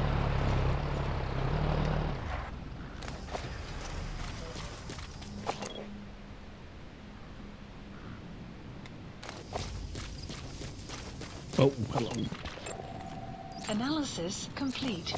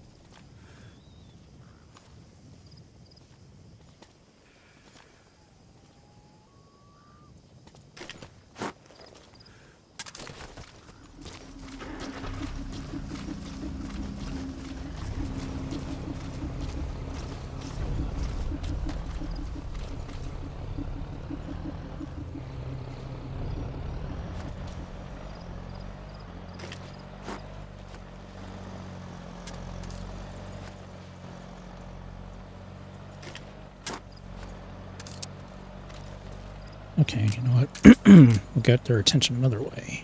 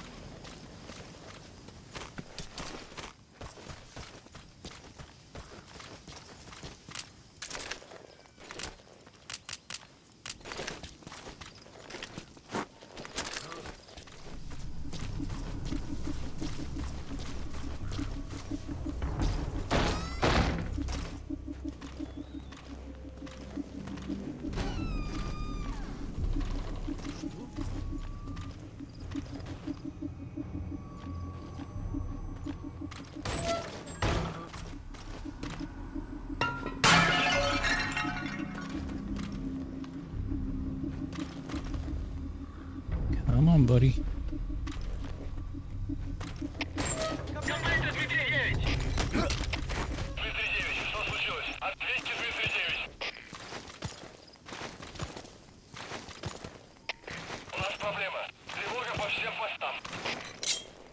Talk. Where are your friends? The map has Where are been the others? updated.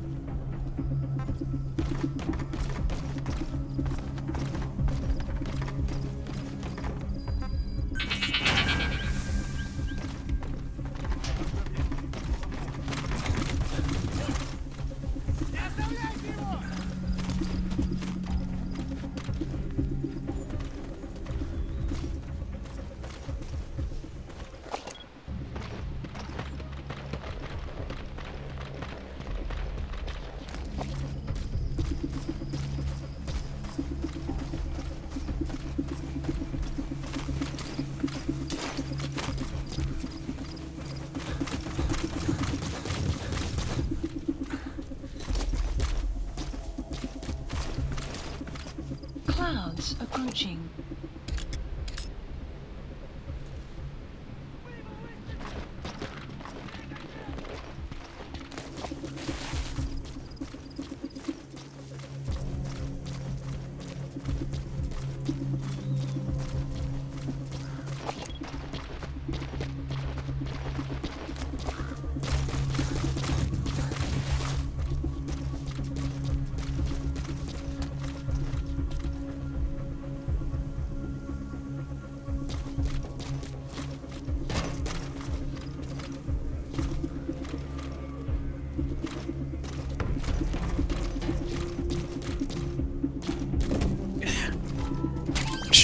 I'm finding diamonds all over the freaking place now.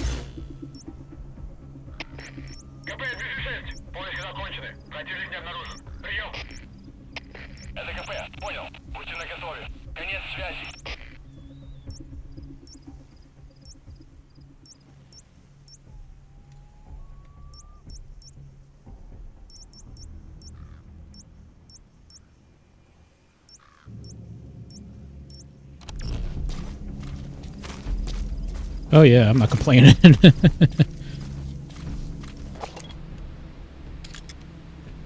Aha. We have a satellite there. I gotta knock that out.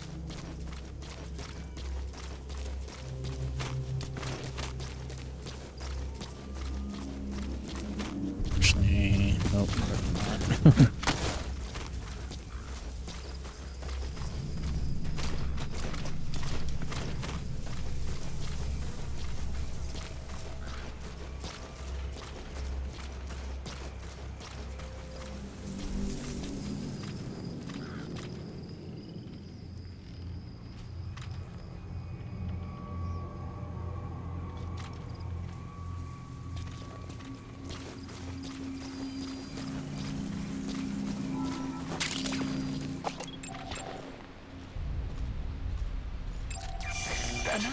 Got him. Complete.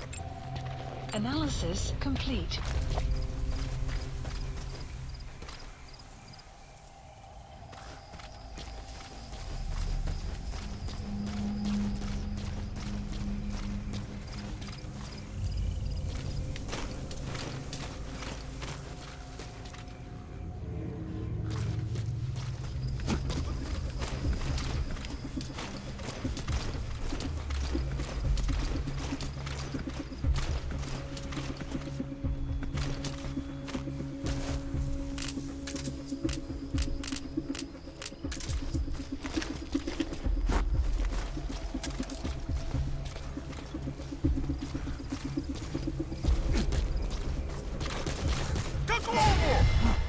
Oh, really? Jeez. That was a little close.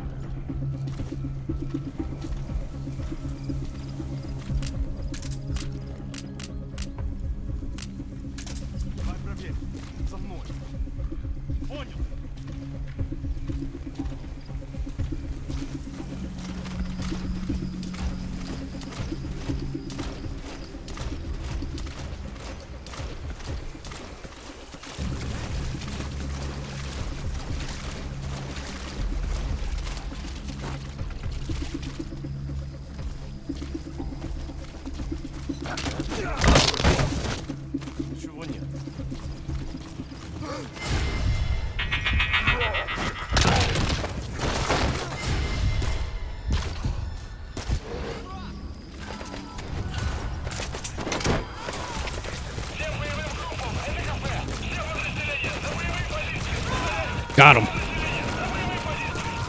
Side op completed. Extraction. To extract him. Base.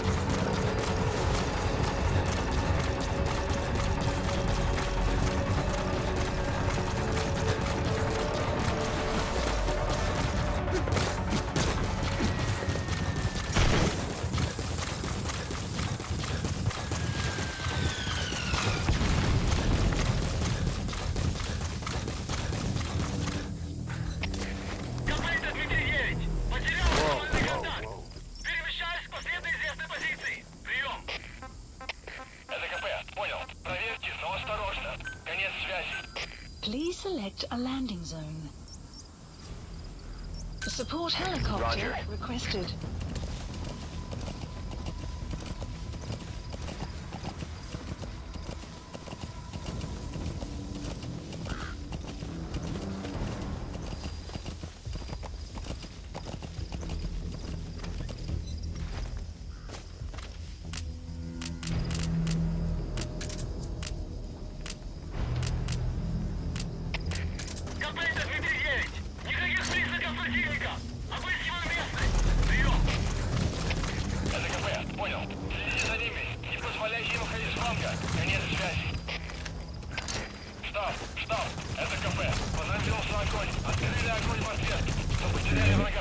Throwing down the capture cages, so hopefully that'll get some animals.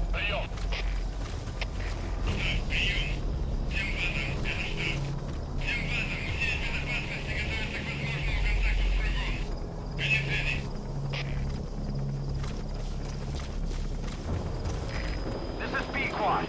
Arriving shortly at LZ.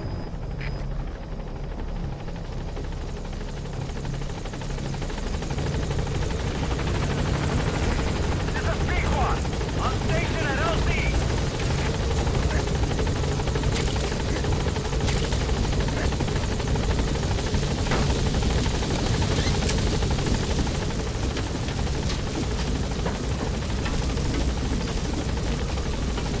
Gaining altitude.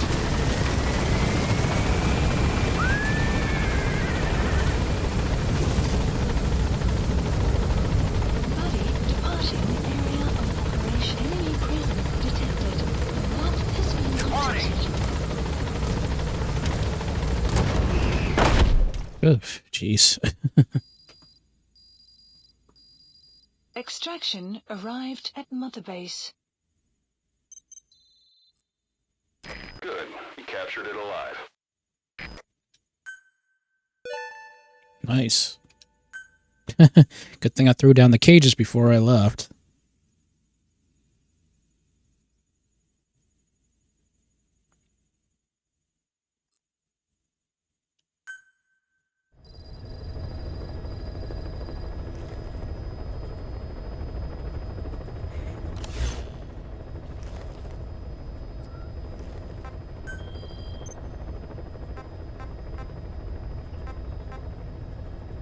It's still ridiculous how the I've got no other targets in the area. I'm like, that's a long walk.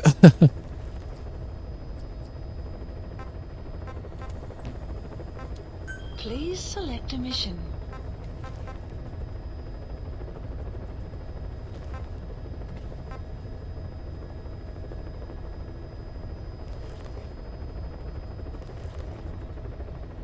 Ooh, okay, there's a transportation specialist. But still, ugh.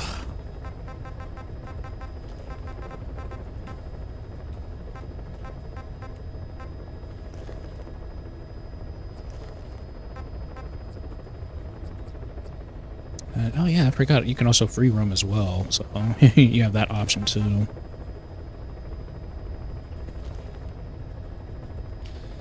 Well, Mission accepted.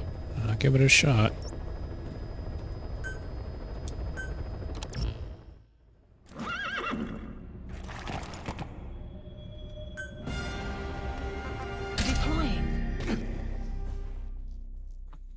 Since I didn't kill anybody, I don't have to go back and take a shower, so.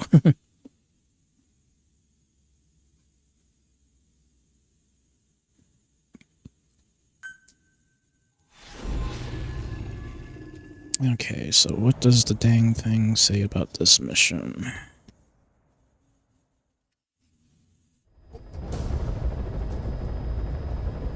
Your mission is to rescue a prisoner being held at Lamar Khatib Palace. He's known as Malak, angel to his fellow Mujahideen. Start by checking the target's VI on your iDroid. The Soviets captured him and took him to the ruins of the palace.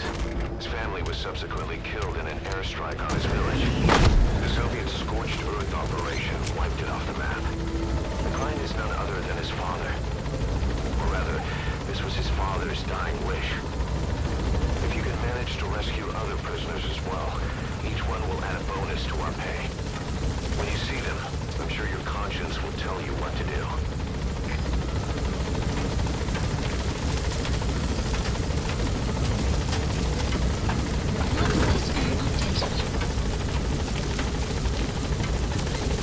Be careful down there, boss.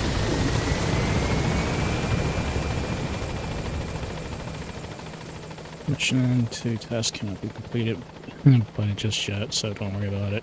Incapacitating and extracting all guards in the place at the start and rescuing the prisoners is beneficial in securing new crypts from our base. So you will hit a checkpoint on your way to the supply outpost. So there's no danger that your efforts will be wasted by an incident later on in the mission. Jeez, so I gotta hike ahead. Dang! Well. Okay, I've got to mark him before he gets taken away, so let's hit it. Yeah. Whoa, whoa, whoa. Marker placed.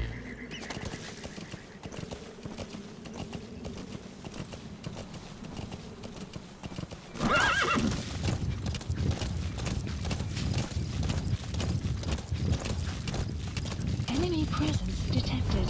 The map has been updated.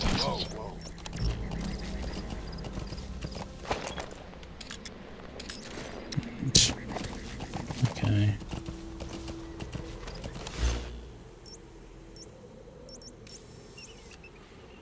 Yeah.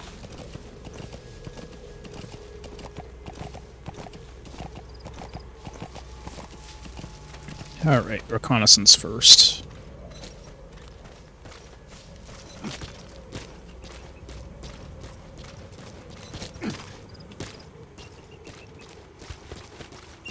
Enemy presence detected. The map has been updated.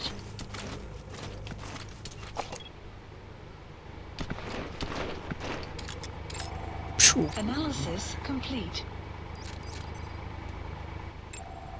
Analysis complete. Analysis Okay, complete. there's the target. Analysis complete.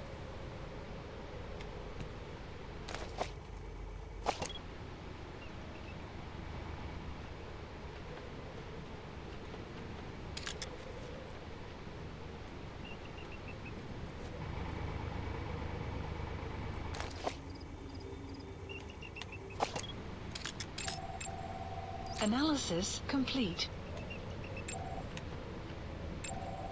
Analysis complete.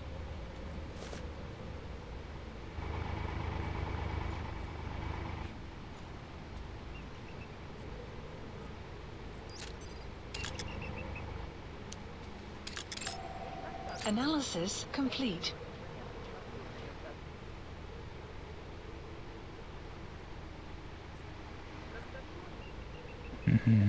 Don't see anything else.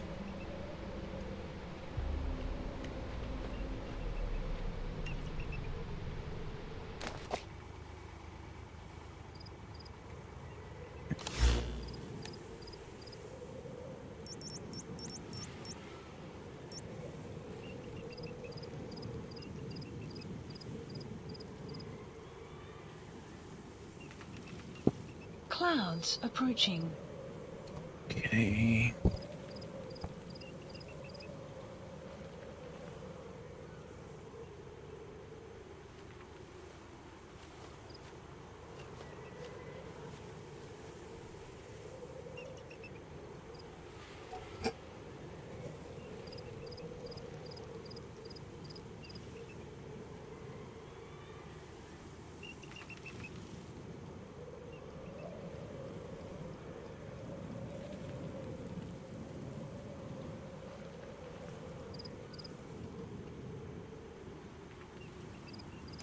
Okay.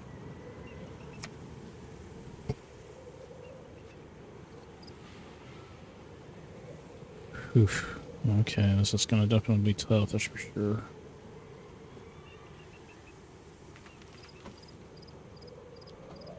So I'm gonna have to sneak around the backside. Okay, so that's the target. We're gonna sneak around the back.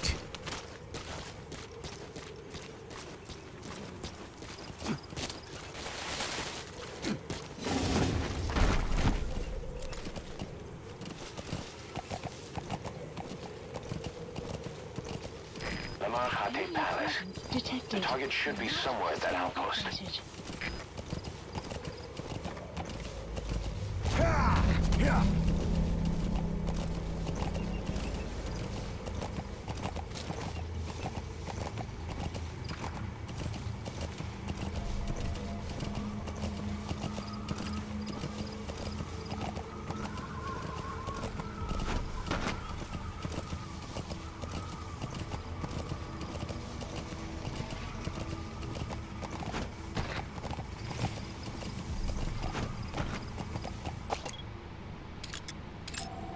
Analysis complete.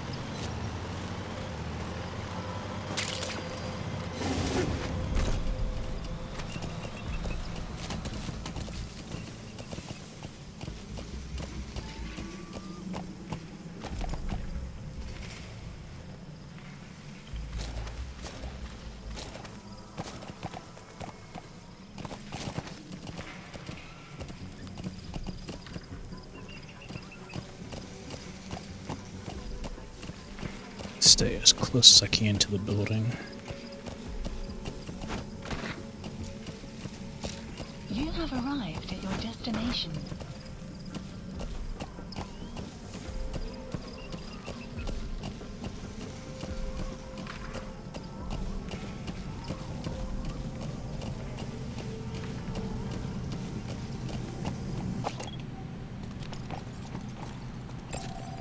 Analysis complete.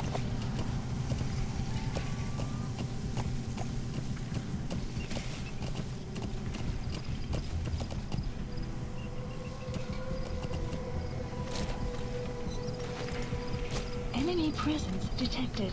The map has been updated.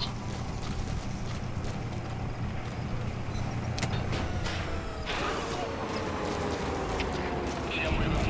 Это КП. Вышел из строя целый ряд ламп. Похоже на проблемы с электроэнергией. Ближайший патруль.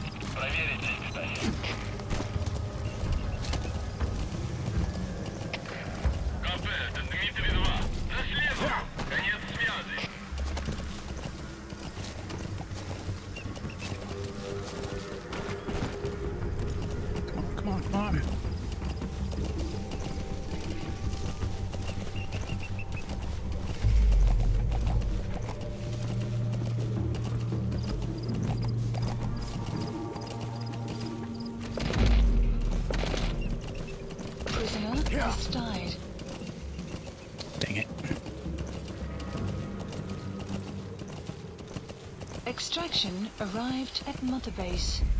I'll just have to redo the mission again.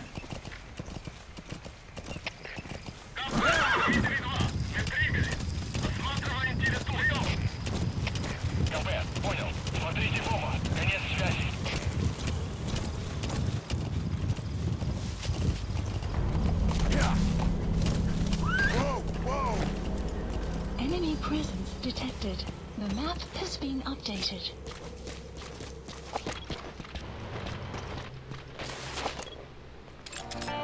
Analysis complete.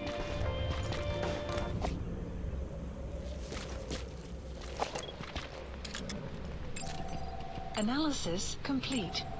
Analysis complete.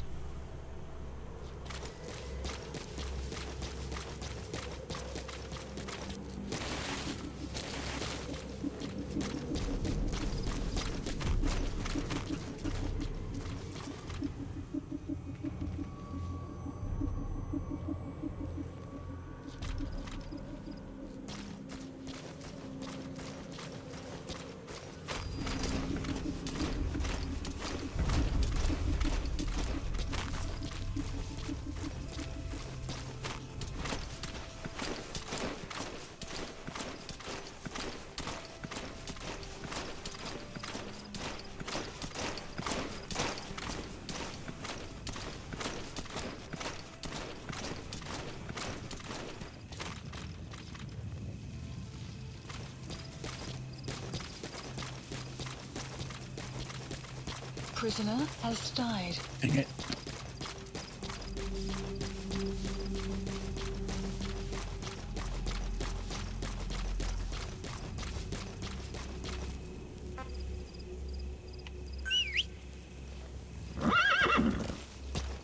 Yep. Phantom horse.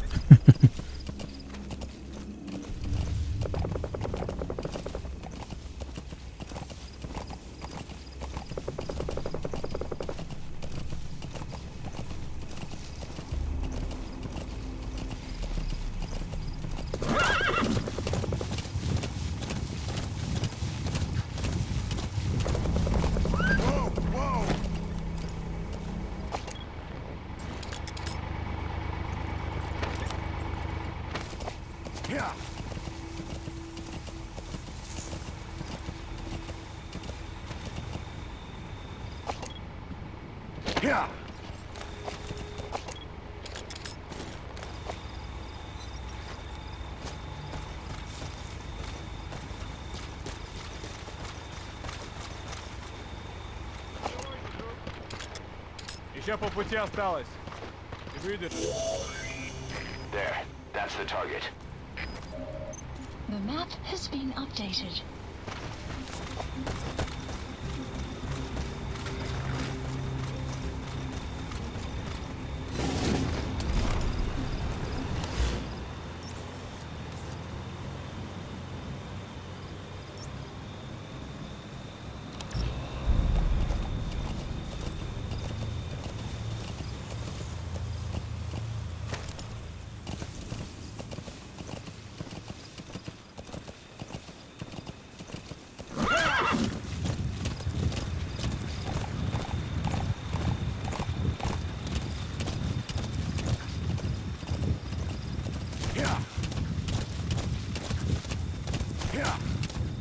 Is that thunder?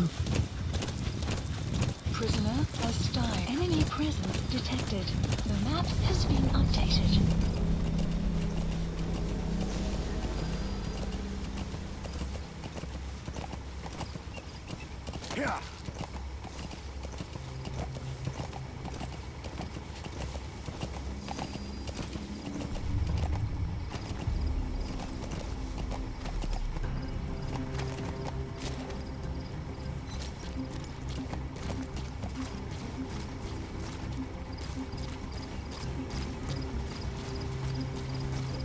Can't do much with that.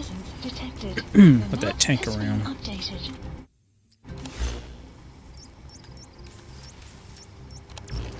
Weather will clear shortly.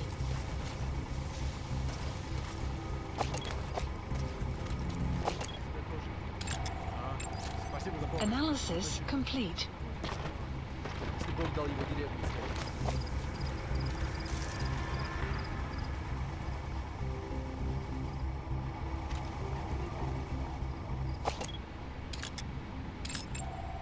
Analysis complete. The fact that this game is made way back nearly over 10 years ago. Okay. Apparently it's having problems trying to scan those two.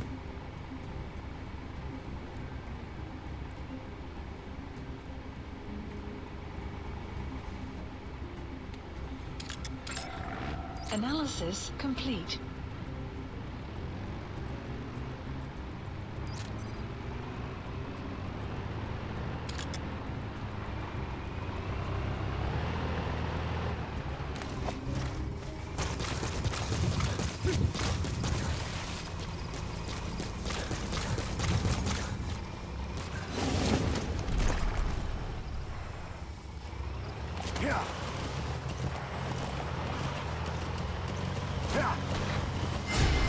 Dang it. Wait.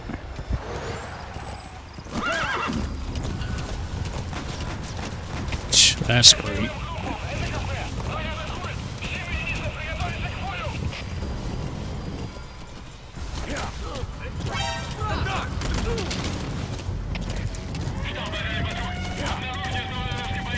Alright, we're just gonna go in guns blazing.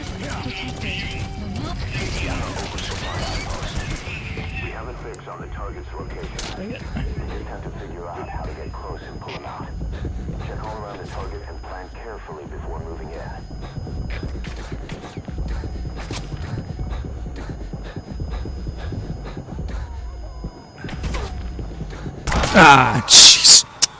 Dang it. Snake, talk to me! Snake! It's like, I shouldn't have moved. If I would have not moved, that dumb tank wouldn't have saw me. Your mission is to rescue a prisoner being held at Lamar Khati Palace.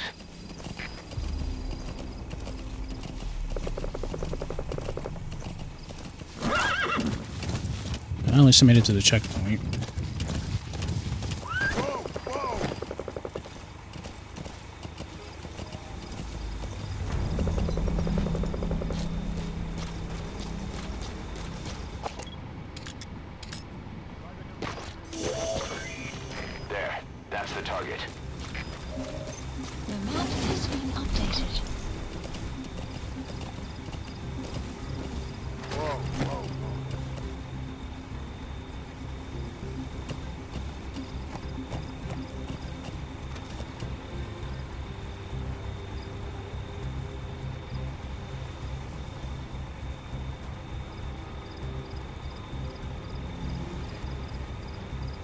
Are you gonna move or not?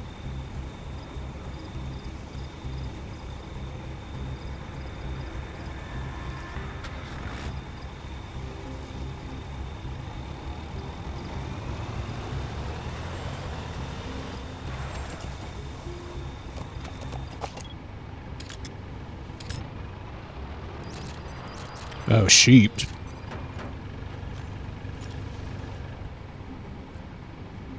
Oh, don't tell me he's gonna shoot the sheep.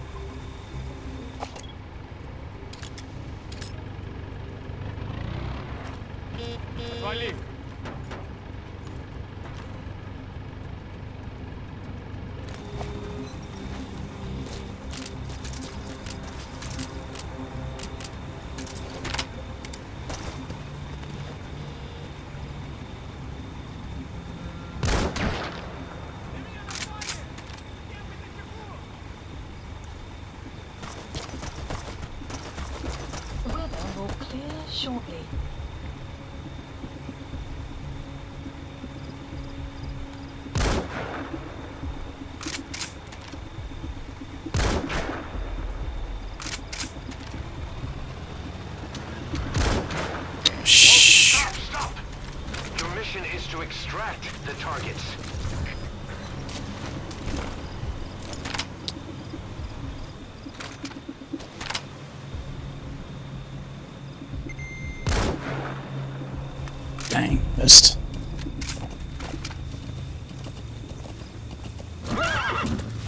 got one.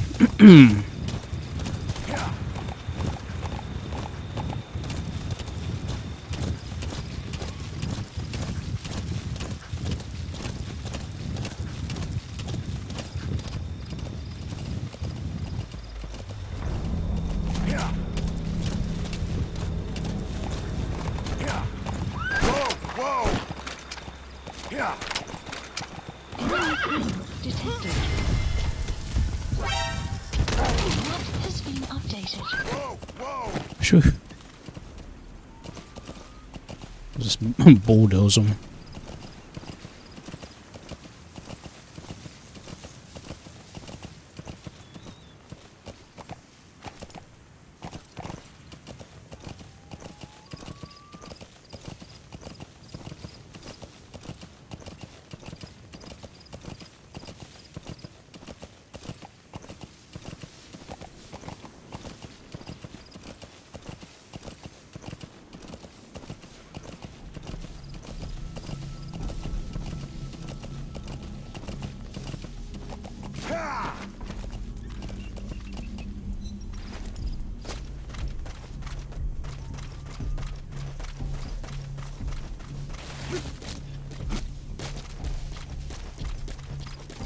Enemy presence detected.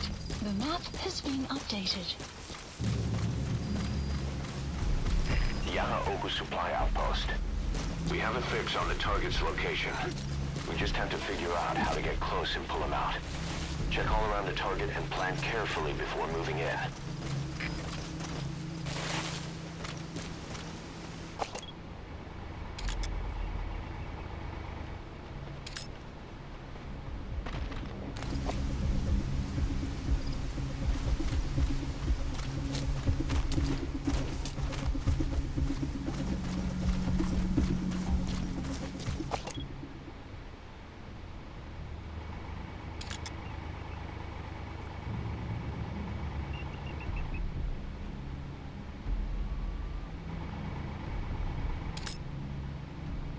If I did have a missile, that would be so nice. Complete.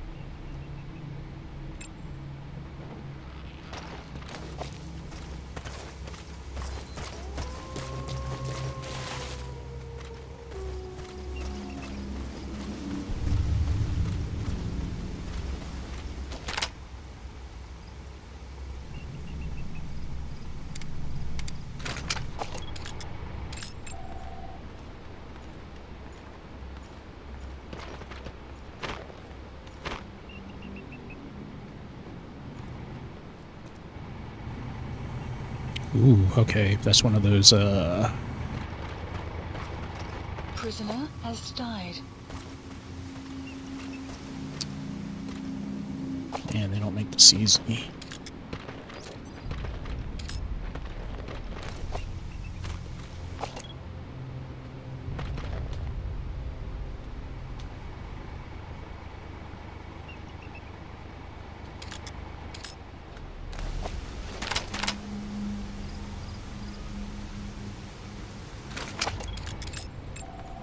Analysis complete.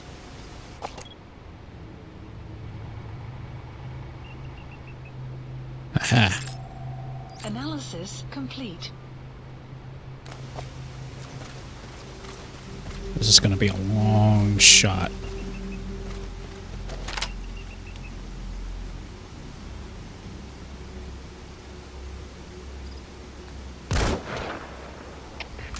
Nice hit.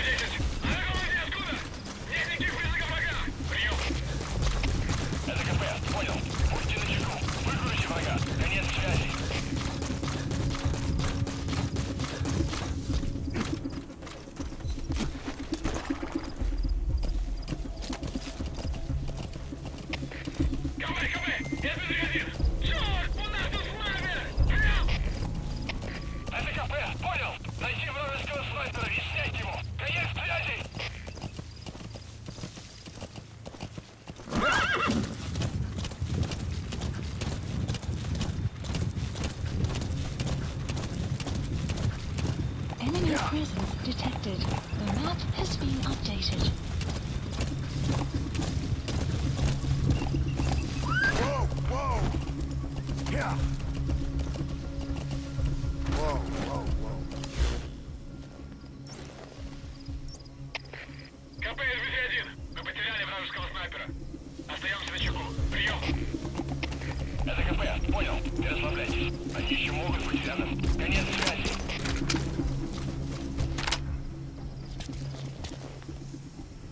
take out the searchlights. Enemy presence detected.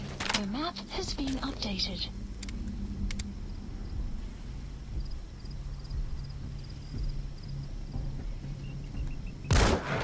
Good shot.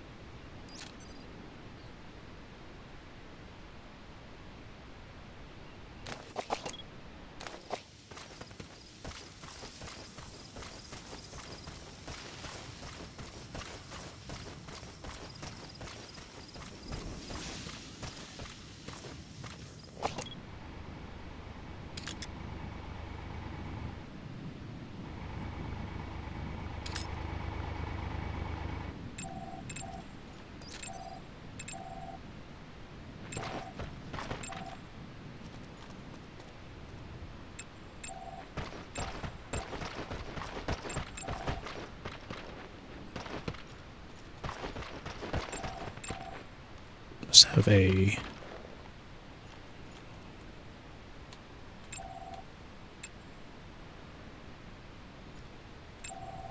Analysis complete.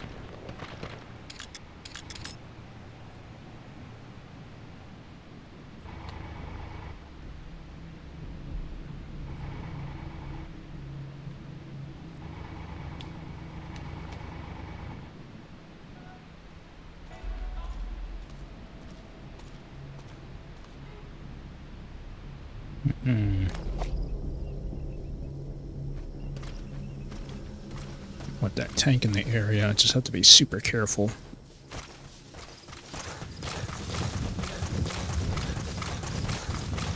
We'll give it a shot here.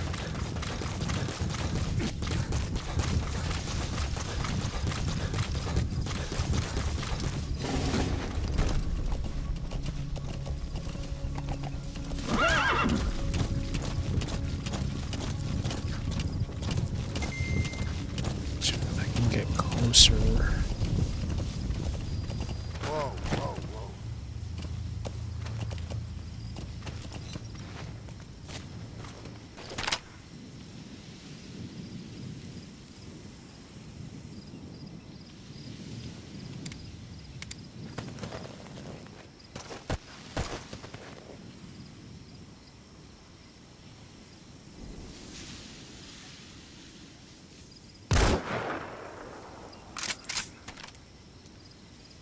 Caution. Sandstorm approaching. Ooh, baby like.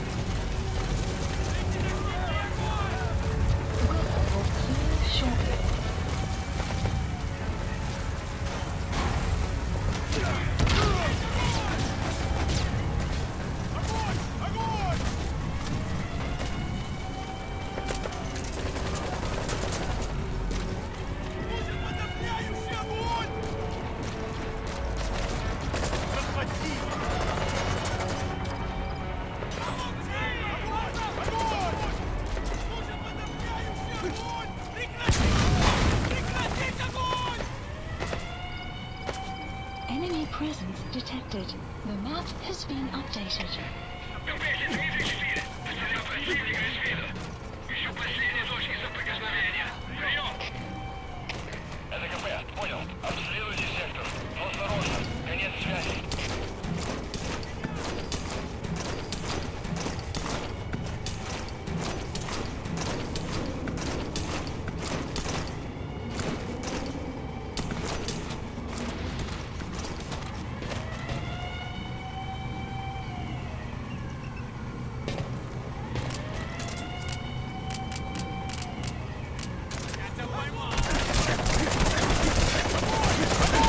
Ah, shoot, dang it. I did not mean to press Y. I meant to press down. Come in. Dang it. Boss? Boss!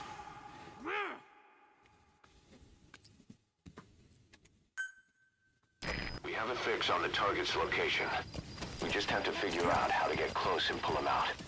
Check all around the target and plan carefully before moving in.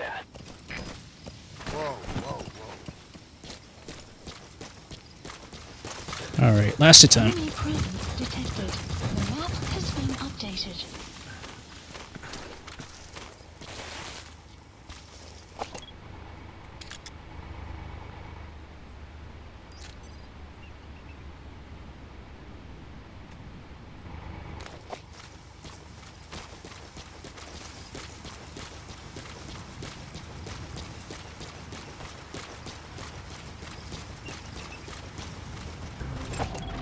Analysis complete.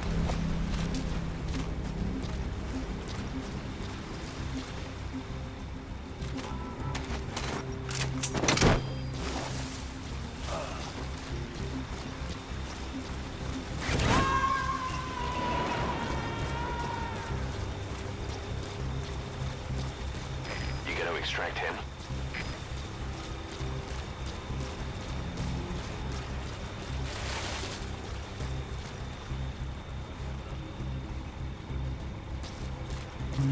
Don't know if I can cross that.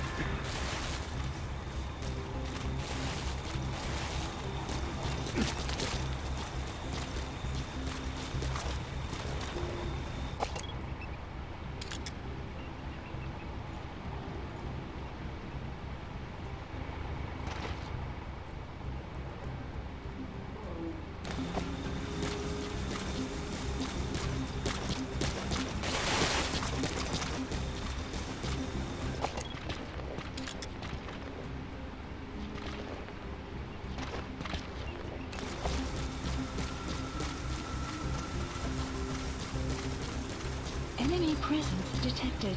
The map has been updated.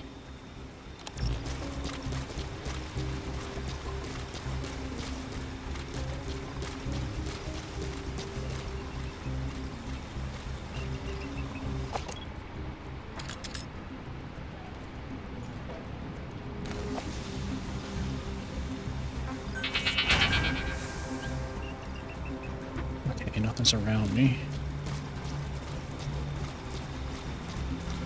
Okay, let's head up the tower, see if there's...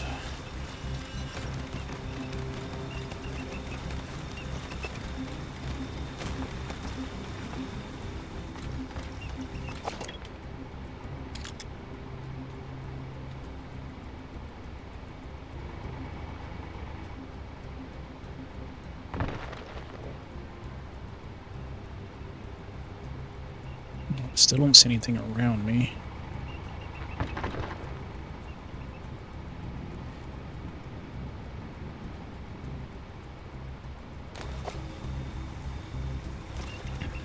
Okay, well, I can't snipe from there because if I do, I'll just be a sitting duck, so...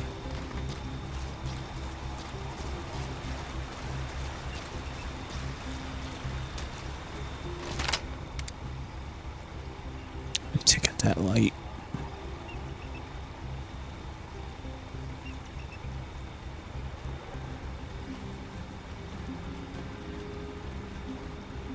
Should I just take that guy?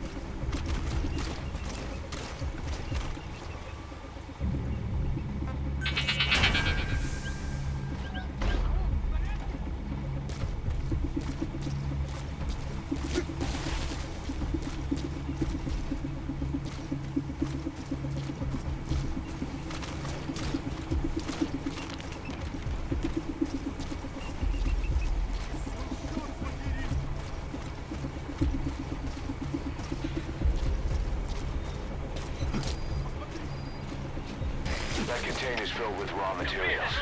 Looks like they're using those colored bands on the outside to tell the contents apart. Whatever's in them, they'll come in handy somehow for diamond dogs. Избавить от чужака. Конец связи. КП, это Зоя-7. Тут происходит что-то странное. Какие будут указания? Прием! Это КП, понял. Усилить безопасность. Повышенная боевая готовность. Конец связи.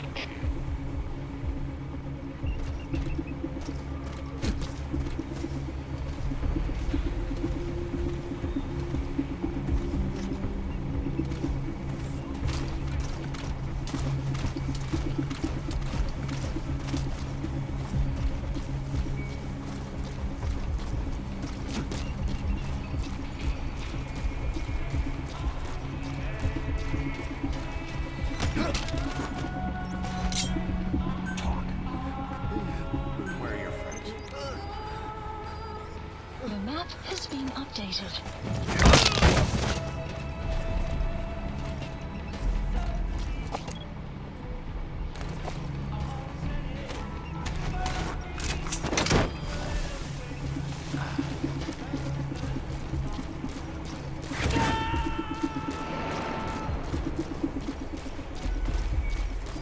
Subject on board. Leave the rest to us.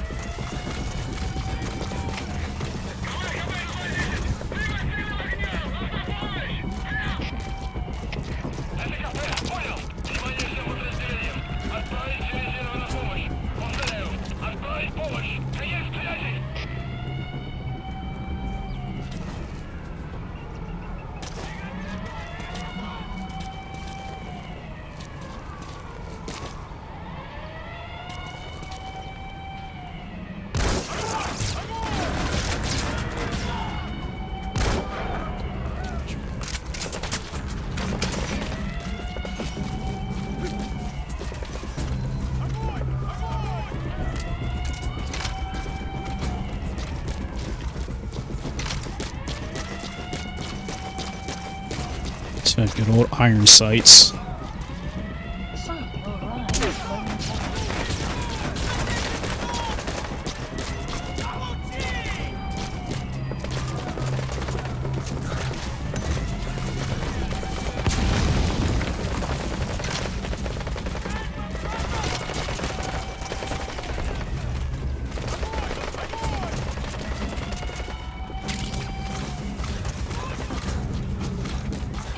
presence detected. The map has been updated.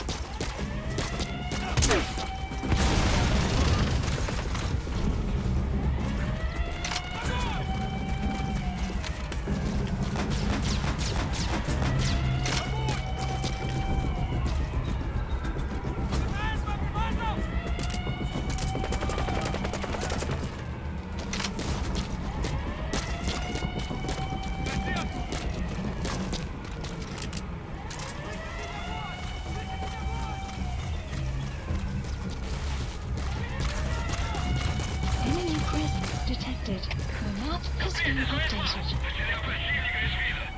Ищу последние точки соприкосновения. Прием! Это КП. Okay, it's smoking. It's smoking. Не найдите противника. Конец связи. The map has been updated.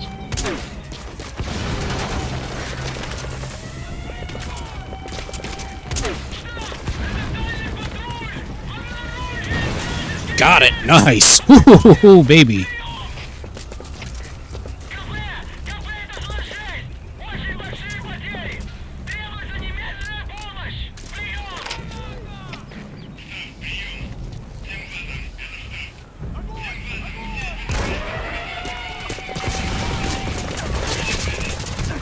Hang on.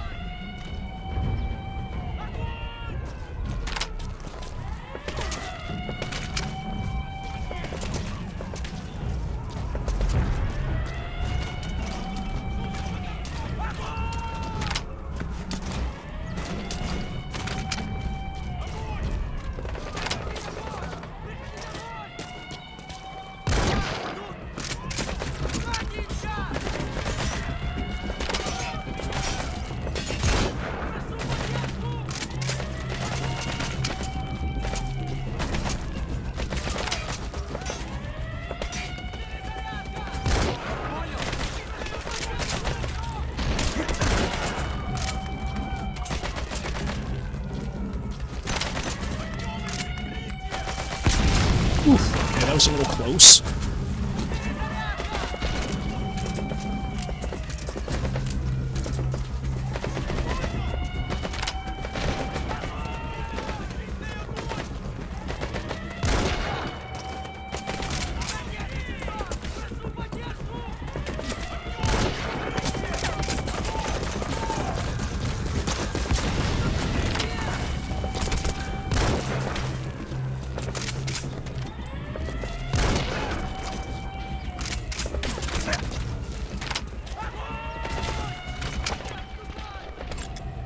Analysis complete.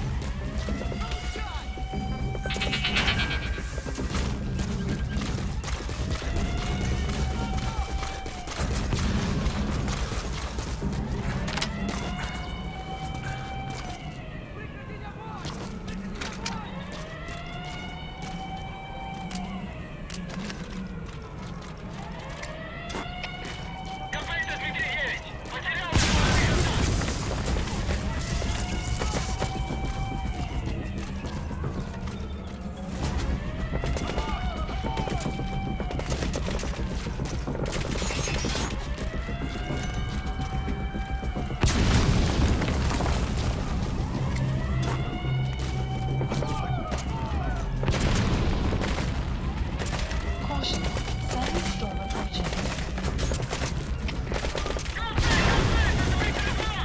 Yes.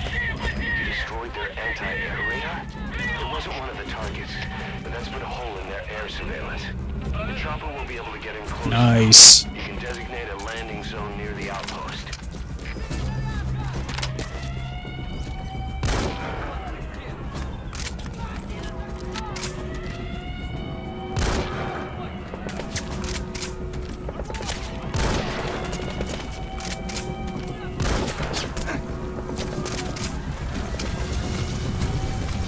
Yes, that's what I like to see.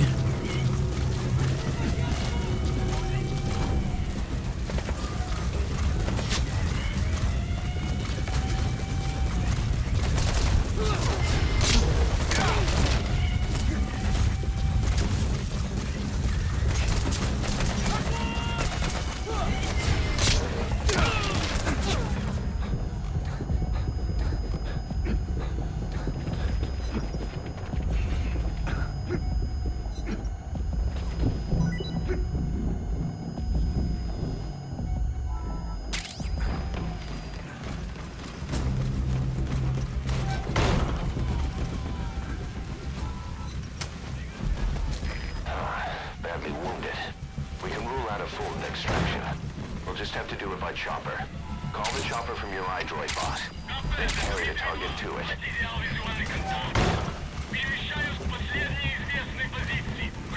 The weather will clear shortly.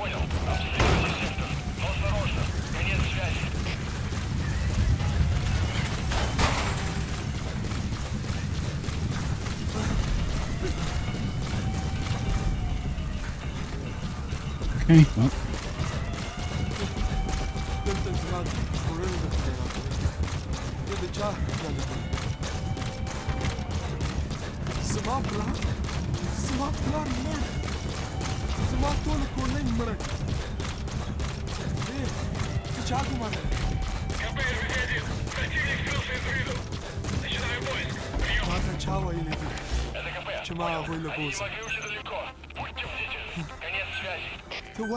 Please select a landing zone.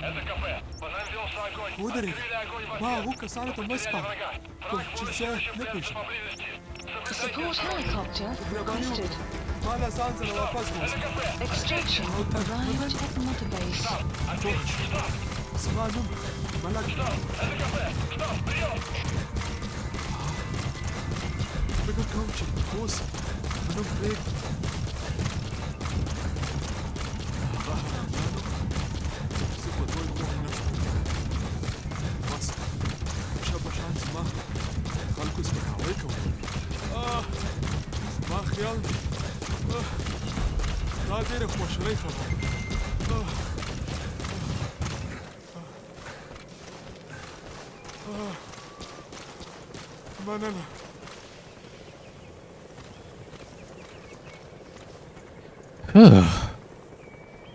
That was rough, but I managed to do it. This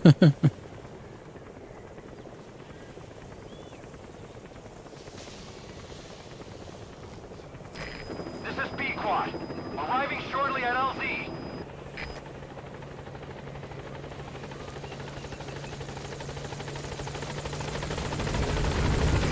This is B-Quad. On station at LZ.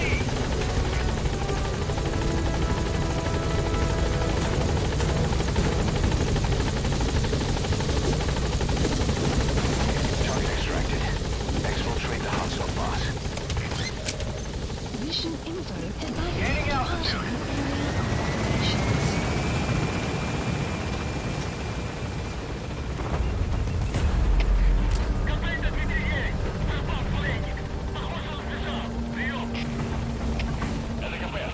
Departing area operations. Exfiltrated That's hot it. zone. You've made it out of the hot zone. No sign of the enemy. Mission complete, boss. Unit function added. Extraction arrived at Mother Base. Dang. Development project has been added. Holy crap, I unlocked a lot of stuff. Complete, boss. Whew.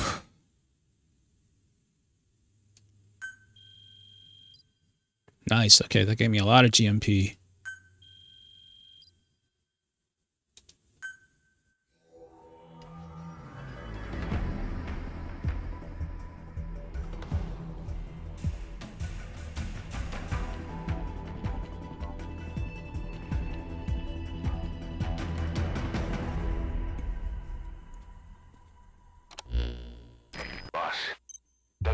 extracted, Malik is saying that he's never heard of our client.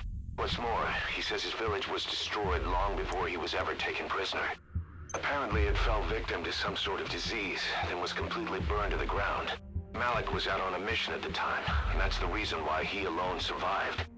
But the question is, who hired us to find him? According to Malik, he saw strange soldiers snooping around the village when he got back. Turns out they were members of Cypher's strike force XOF. My theory is they wanted to get their hands on Malik to question or silence him before the Soviets could get to him. Cypher was just using us to cover things up. All that crap about Malik's relative was a front to convince us to retrieve him. But an entire colony just wiped off the map. It sounds a lot like the Hamid during the honeybee incident.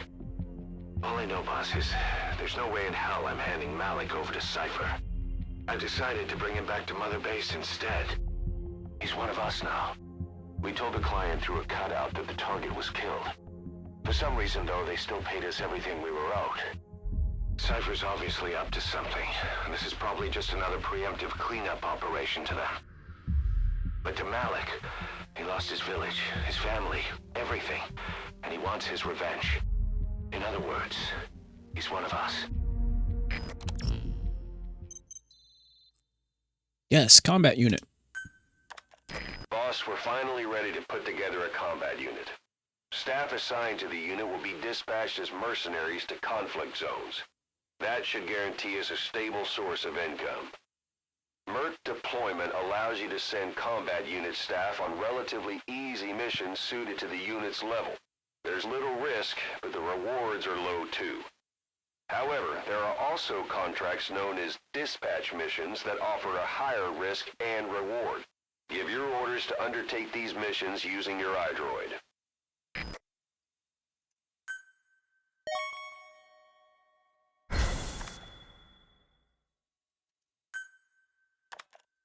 Nice.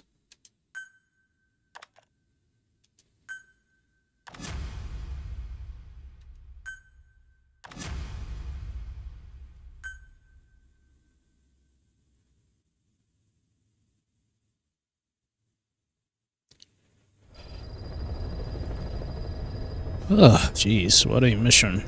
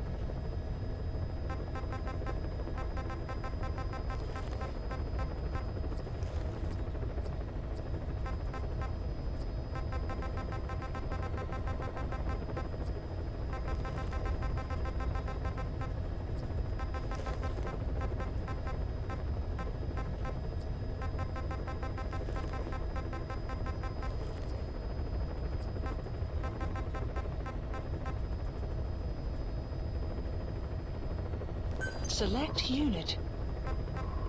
Staff assigned. Unit function added.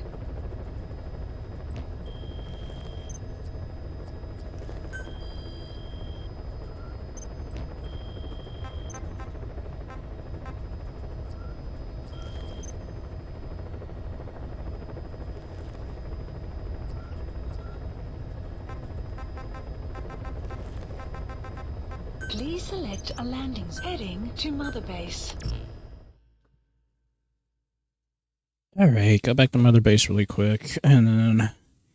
Shoot, it's almost 4 o'clock, I gotta go, guys. I was not expecting to use this mission this long, my gosh.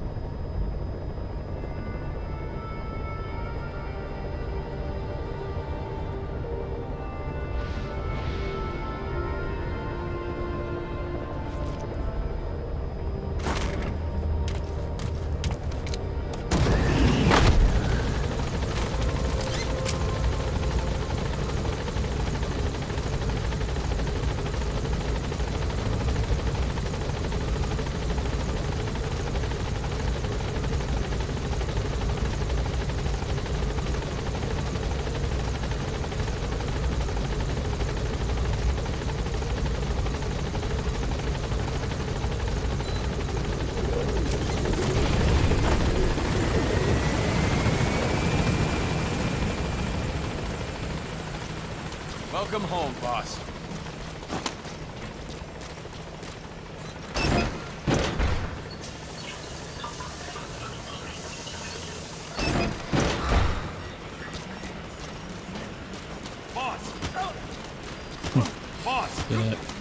Just doing that. It's like it's funny you gotta run into him.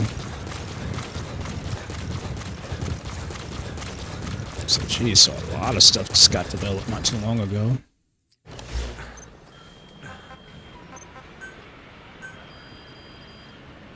Please specify a project.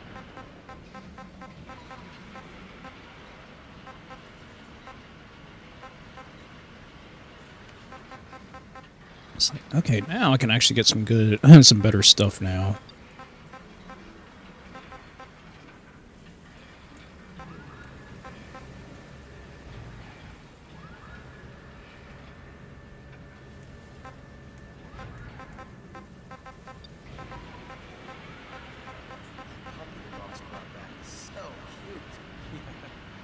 Too cute. Man, I want to pet him. Yeah, just once. I want to touch his butt. Yeah, just... Wait, Yep. no, that, never really occurred to me. You don't know the awesomeness of a puppy's paw? Oh, that suppresses hand tremors during firing. Okay. Well, all I can say is that was. I've made some nice progress at least. So, whew, that was kind of rough, but like I finally at least cleared at least some part of that, because that's actually one of the main missions I had to take care of.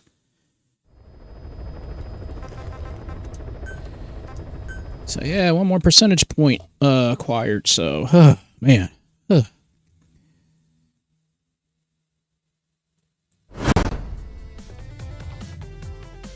Oh man. Well, all I can say is like that was slightly painful, but thankfully I managed to at least get something done there. I was like, okay, I want to be able to get something accomplished, and well, thankfully at least I accomplished one of those main missions and stuff. But my gosh, but the amount of patience you have to have in order to complete these missions and tasks and stuff, my gosh. But I'll be honest, that's why I actually like the game, because it really makes you think, you know? Like, I'm not there yet to where I can just go in guns blazing and all that stuff, but, whew. I am happy with myself that at least made some forward progress after all this time, you know? But thank you guys, I appreciate it, thank you. I mean, I hope you guys had fun with me failing / succeeding and all that other stuff. So I'm sure some of you guys are probably holding your breath during certain situations I was coming across. I'm like, okay, that's why I want to bring that grenade launcher, because at least I did not realize that grenade launcher would be strong enough to take out that tank. But that's pretty crazy, that thing was that strong. But, again, I'm not good at first-person shooters, but that's why I'm so glad that, you know, at least this game kind of gives me in that controlled environment where I'm like, okay, I can at least, you know, shoot, but it doesn't seem like, you know, I get ganged up on from, like, you know, other players and stuff like that. So that's why I don't play a lot of first-person shooters. But at least with Metal Gear Solid, I feel like I actually am in control. And, well, thankfully this big, gigantic... How big is this freaking book anyways? This strategy guide is like over... Gosh. This strategy guide is over 370 pages. My gosh, that just shows you how big this game is. I'm like, wow. And again, this game came out over 10 years ago, and it's still that... It's just that much fun. Again, I wasn't really big into Metal Gear at the time, because it felt like you were kind of in a closed space. It didn't feel like you had much freedom, but with Metal Gear Solid 5, I feel like I at least am in control of things, so yeah. Yeah. Like I said, guys, don't ever ask me to play Halo or anything like that, because I mean, I'll play offline, but online, I'm horrible. The only first-person shooter I could say I was ever good at was called Section 8 Prejudice, and that was back on PS3. And that was like the only game I was good at, because at least with the because I was a sniper, but the nice thing with the sniper is you had explosive rounds. So even if you were a bad shot, if you still hit the ground, you know, the ground would explode and it would still count as hits and stuff. So you could still damage the enemy even if you're a bad shot. And that was like the only reason I was so good at that game. So like if they were to include like an explosive sniper rifle in PvP games, then I might have a chance. But anything else, if I got to go in for a firefight, I'm kind of screwed because I panic a little bit. But is what it is. But yes, thank you guys yet again. Like I said, it's 4 o'clock. I got to get some sleep / nap / rest, whatever you want to call it, before I got to go to work at 5-ish. I might go in a little late because I don't feel like dealing with people today. But thank you guys so much. Once again, guys, I thank you so much for all the support. Thank you, WA, for the Unmetal game. Like I said, I might be playing that some more on some live streams and stuff like that. And as I stated, next week I will not be live streaming Tuesday. I'll be live streaming on Thursday, again, as a heads up, because we're going to be playing nothing but Marvel vs. Capcom games all stream long. So just prepare for that for next Thursday. And then, of course, hopefully I'll see you guys either tomorrow night during the live stream on the Art Stripes live stream on Picarto. And if not, hopefully I'll see you guys here again on this upcoming Sunday for the next live stream. So, again, thank you guys so much. I greatly appreciate you guys. You know, you guys are so amazing, so incredible, and I just thank you guys so much for the attention. Thank you so much for the, you know, the followings. Thank you guys so much. I really appreciate all of you. So, but until next live stream, I hope you guys have an amazing upcoming week if I don't catch you guys on Wednesday. And I will catch you all on fire later. Have a very good night and a very good afternoon and a very good week, everybody.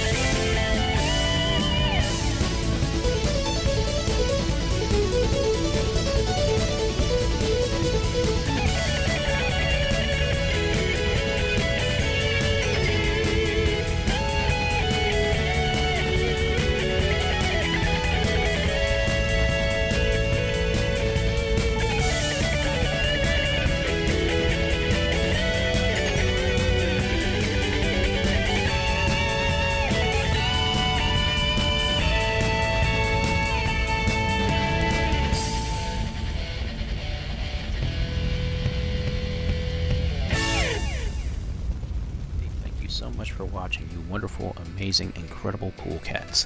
SHAKUNETSU Tiger here, but you can just call me Eric the Tiger if that's too much of a mouthful for you.